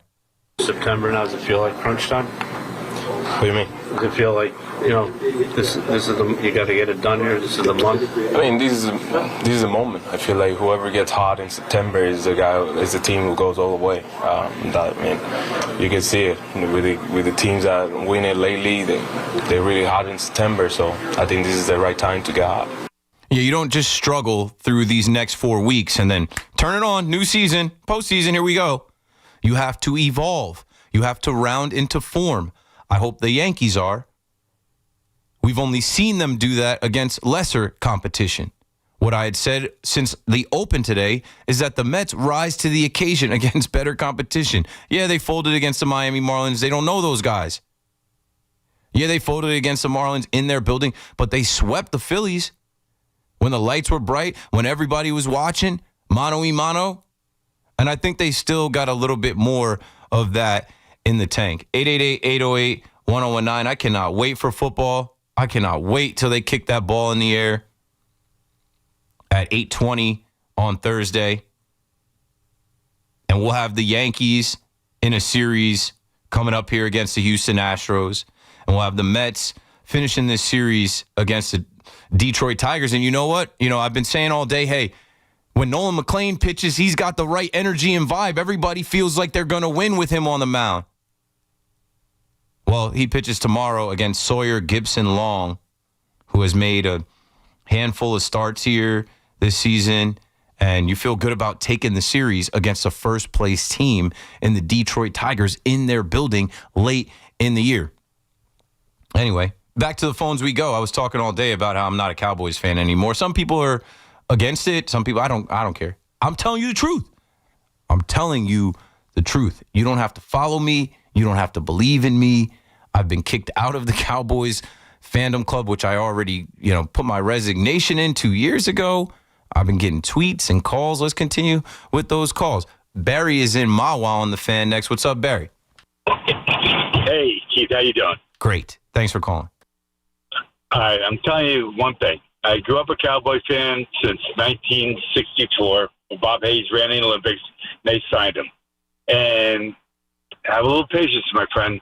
I've been to Super Bowls with the Cowboys and with the Bills. You have to understand is that Micah Parsons trade is the best trade we had. It's like our Herschel Walker trade. I'm telling you right now.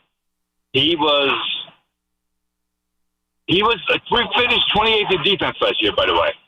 And West, he had the best pass rusher. Yes, I was going to say he missed like 6 games. Yeah, but he never stopped the rush. Yeah, because they ran away from him. They double teamed him and ran. No, they didn't run away from him. They never ran away from him. They ran away from the pass. Yes, They rolled out against him. I'm telling you the truth, my friend. Yeah, I'm telling you right now. Dallas Cowboys are going to be much better off without him. And with the trades, we'll go for Manning next year, I think, with the 2 first picks. That's what I think. Thanks for the call, Barry. But that's where I got to let you go. Because when I started talking football tonight, I laughed at the fact that people are just automatically assuming Arch Manning is the next great quarterback in the NFL, and you got to tank for him. Or that with the 2 first-round picks that Jerry Jones got, he's going to package that to get Arch Manning. That's not going to solve the problems. Jerry Jones is the problem. He creates his own problems. You can't tell me that they're better off without Micah Parsons. They weren't last year when they were losing those games.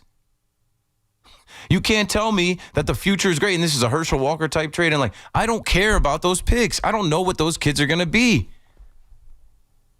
They can make a mistake with those picks. You know where they didn't make a mistake? Picking Micah Parsons when he fell into their lap, where they were looking for a corner. I think it was Patrick Surtain came off the board and J.C. Horn came off the board. So they pivoted and took the best defensive player available. They were able to get Trayvon Diggs later round in the draft. Bro, you can't tell me. I done lived through this misery and I'm done. When you said they, keep in mind, it was Jerry who made the pick for Micah. Just saying. It was an obvious pick. It was Jerry. The Giants could have taken him. The Giants took Kadarius Toney. Jerry's the GM. He has the final call. He could have overruled it. He could have. He's like, you know what? This guy's too good. We need him now. No, listen. It was obvious, bro. And Micah had this, I don't know if it was Hey Rookie, Welcome to the NFL that I watched where he was at Penn State and they asked him who he wanted to be drafted by and he said Dallas. And even in his draft night, he was like, if it's Dallas, I'm going to cry. He grew up a Dallas fan in Pennsylvania hating the Eagles. Right? His agent, David Mulugeta, grew up in Dallas, a Dallas fan. That's what they wanted to happen. Listen, Micah is an incredible defensive player. He gets all the props in the world. He got paid like he's a top defensive player, and he is a top defensive player in the league. Good. All that being said, the Cowboys didn't win anything with him. And he didn't exactly He's 26. He didn't have good games exactly when they were playing in big spots. Yeah, but, defense is different. If we're going to cherry pick the good parts of Micah, it's only fair. All of these players in the NFL are talking about how their offensive game plan was first starting with how do we stop 11? So if the game plan is slanted to stop you, it's going to be hard for you to overcome that, for you to wreak havoc. I think it's foolish. I think the whole thing is stupid. And I don't think that this was what Jerry Jones intended. So you're not as smart as you think you are, Jerry Jones. This wasn't what he thought the outcome was going to be. This was him calling a spade, realizing this guy doesn't want to play for me anymore. It is over. The relationship is fractured to the point where we're not going to get anything out of him this year. We got to get what we can get out of him now. Why wouldn't you have traded him during the draft? You would have gotten a lot more from him then. Or if you call his bluff, and you're like, all right, I dare you to sit out and lose $1 million a game or whatever he would lose by not playing.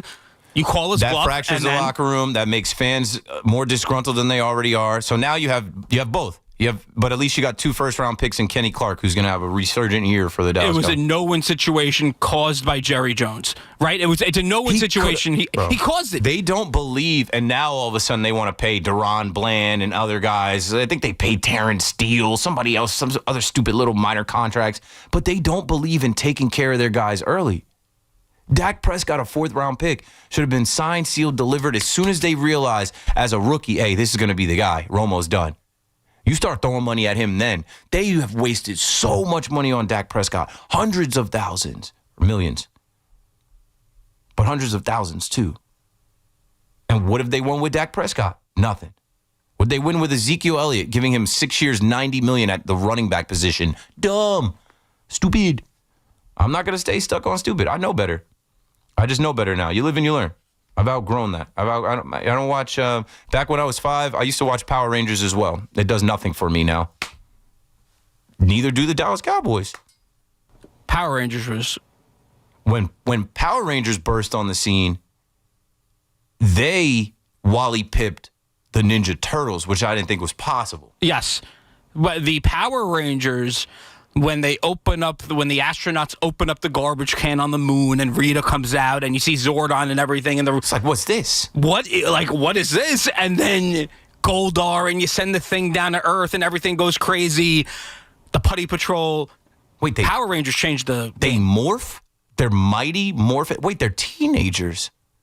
The awful first movie and then like the kind of better second movie 20 years later. I saw both in theaters. Yeah. The Ooze. Wait, they have a black ranger who's actually black? I was rocking with him, but I also was like, I'm the Red Ranger. I'm the Green Ranger. No, I'm the White Ranger. Look at this tiger. Look at this sword. Yeah, I mean, I don't know. I grew out of that. I grew out of a lot of things, man. As you get older, you're supposed to get wiser. I'm not going to put on that dummy clown suit on Sundays and get all fired up thinking, we them boys. Years I'm free. Yo, I thought that this was the movie triggering, or this is the movie. I thought this was the music triggering a read. I just went to grab one of these Evan and Tiki reads. I still do have to do a read though, right? I'm thinking you're playing that music. How did you cue up the Go-Go Power Rangers that fast? YouTube. Oh, this is the wizard. Who am I talking to? This is the glue. This is Vincent Vaughn. Vincent, what can't he do at WFAN?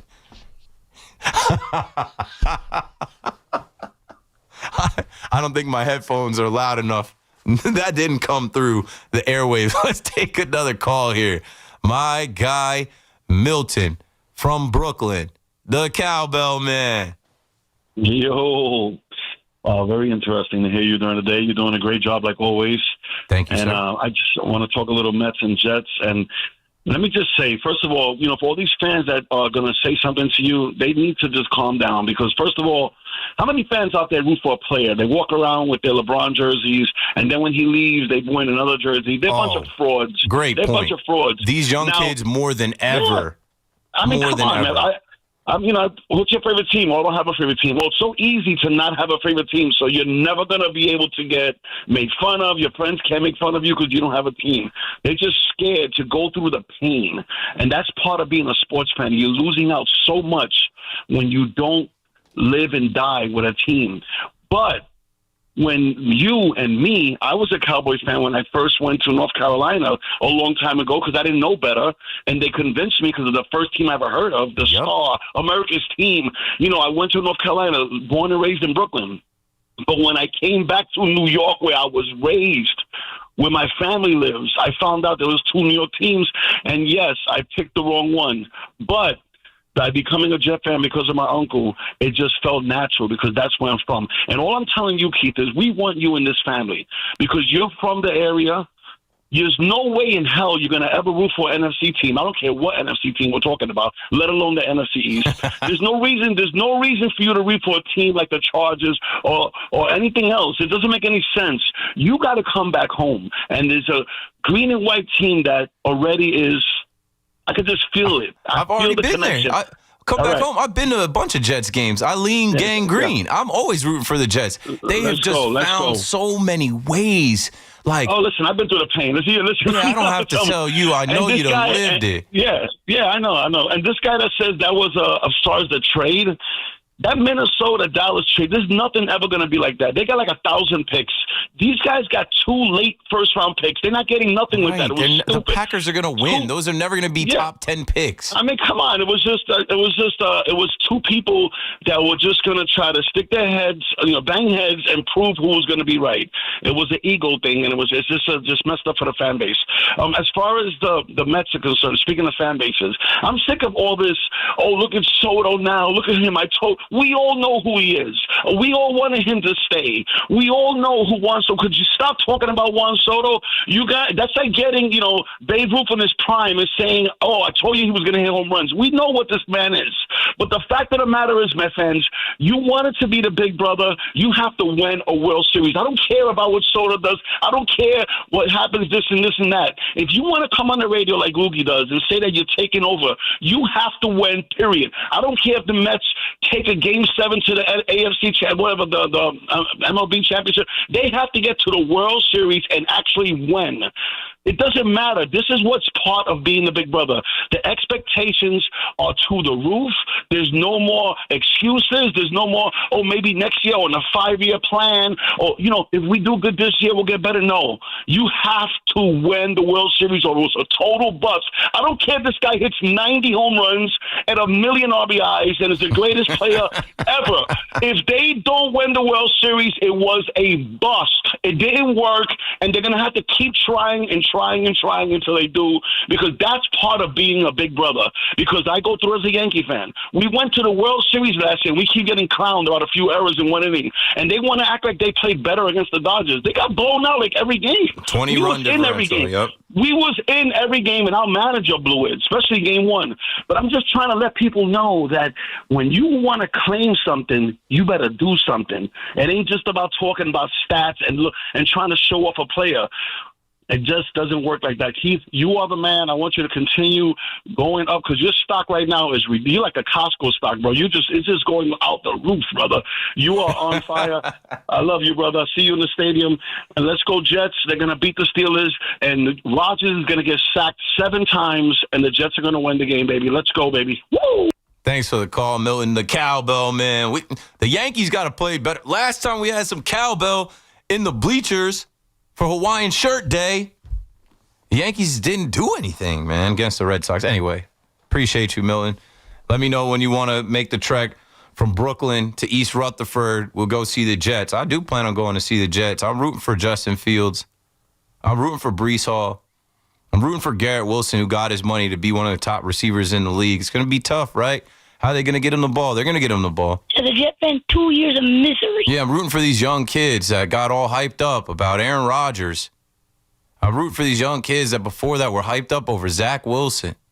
I'm rooting for these young kids that right now are like Justin Fields. He's not going to be able to throw the ball. I'm rooting for the Jets to win some games. They got some players. We don't know what the schedule is going to be. I did see Aaron Rodgers was named captain of the Pittsburgh Steelers. Week 1. That's the game you got to win. Start the AG, Aaron Glenn, Darren Muji era off with a win at home, knocking off the guy that they had a meeting with, and they asked him, hey, you want to be on Pat McAfee or you want to be the quarterback of this team? The reason why Jet fans are questioning this is because, I have it here, Justin Fields started 44 games in his career. 44. Yeah. He won 14. He's thrown for 45 touchdowns and 31 interceptions. Never made the postseason. Sure. This is going to be his 3rd franchise. Yeah.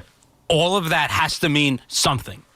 So, and listen, by the way, if he's going to throw the ball 15 times a game and the Jets are going to go 9-8, I'm good with that. I am good with that. But Jets fans thinking that Justin Fields is going to be the future, he's not. They didn't give him a future type of contract. He's not. And at one point, the Jets have to figure that out, who the future is at the quarterback position, which is the most important position in all of sports. At one point, that has to get... a bunch of quarterbacks coming out next year if this year fails. They have to figure that out. If they can get to 8 or 9 wins, it's a dramatically successful season for them. And for Aaron Glenn, who seems like he actually wanted the job. It's going to be healthy, wanted man. this job. It's going to be less toxic, man. It's not going to be Rob Saleh.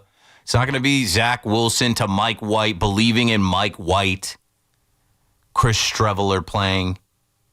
It's not going to be Aaron Rodgers. Wait, Aaron Rodgers goes down. We're back to Zach Wilson. Or just Aaron Rodgers. All right, we got to hang on everything he says to Pat McAfee. And there's all this talk about moles in the building and Aaron Rodgers and his Jedi mind tricks and all this other nonsense. And then he gets on the field. He can't make simple throws. He's blaming it on his teammates. He's blaming it on Mike Williams. The night is darkest before the dawn. He's just trying to...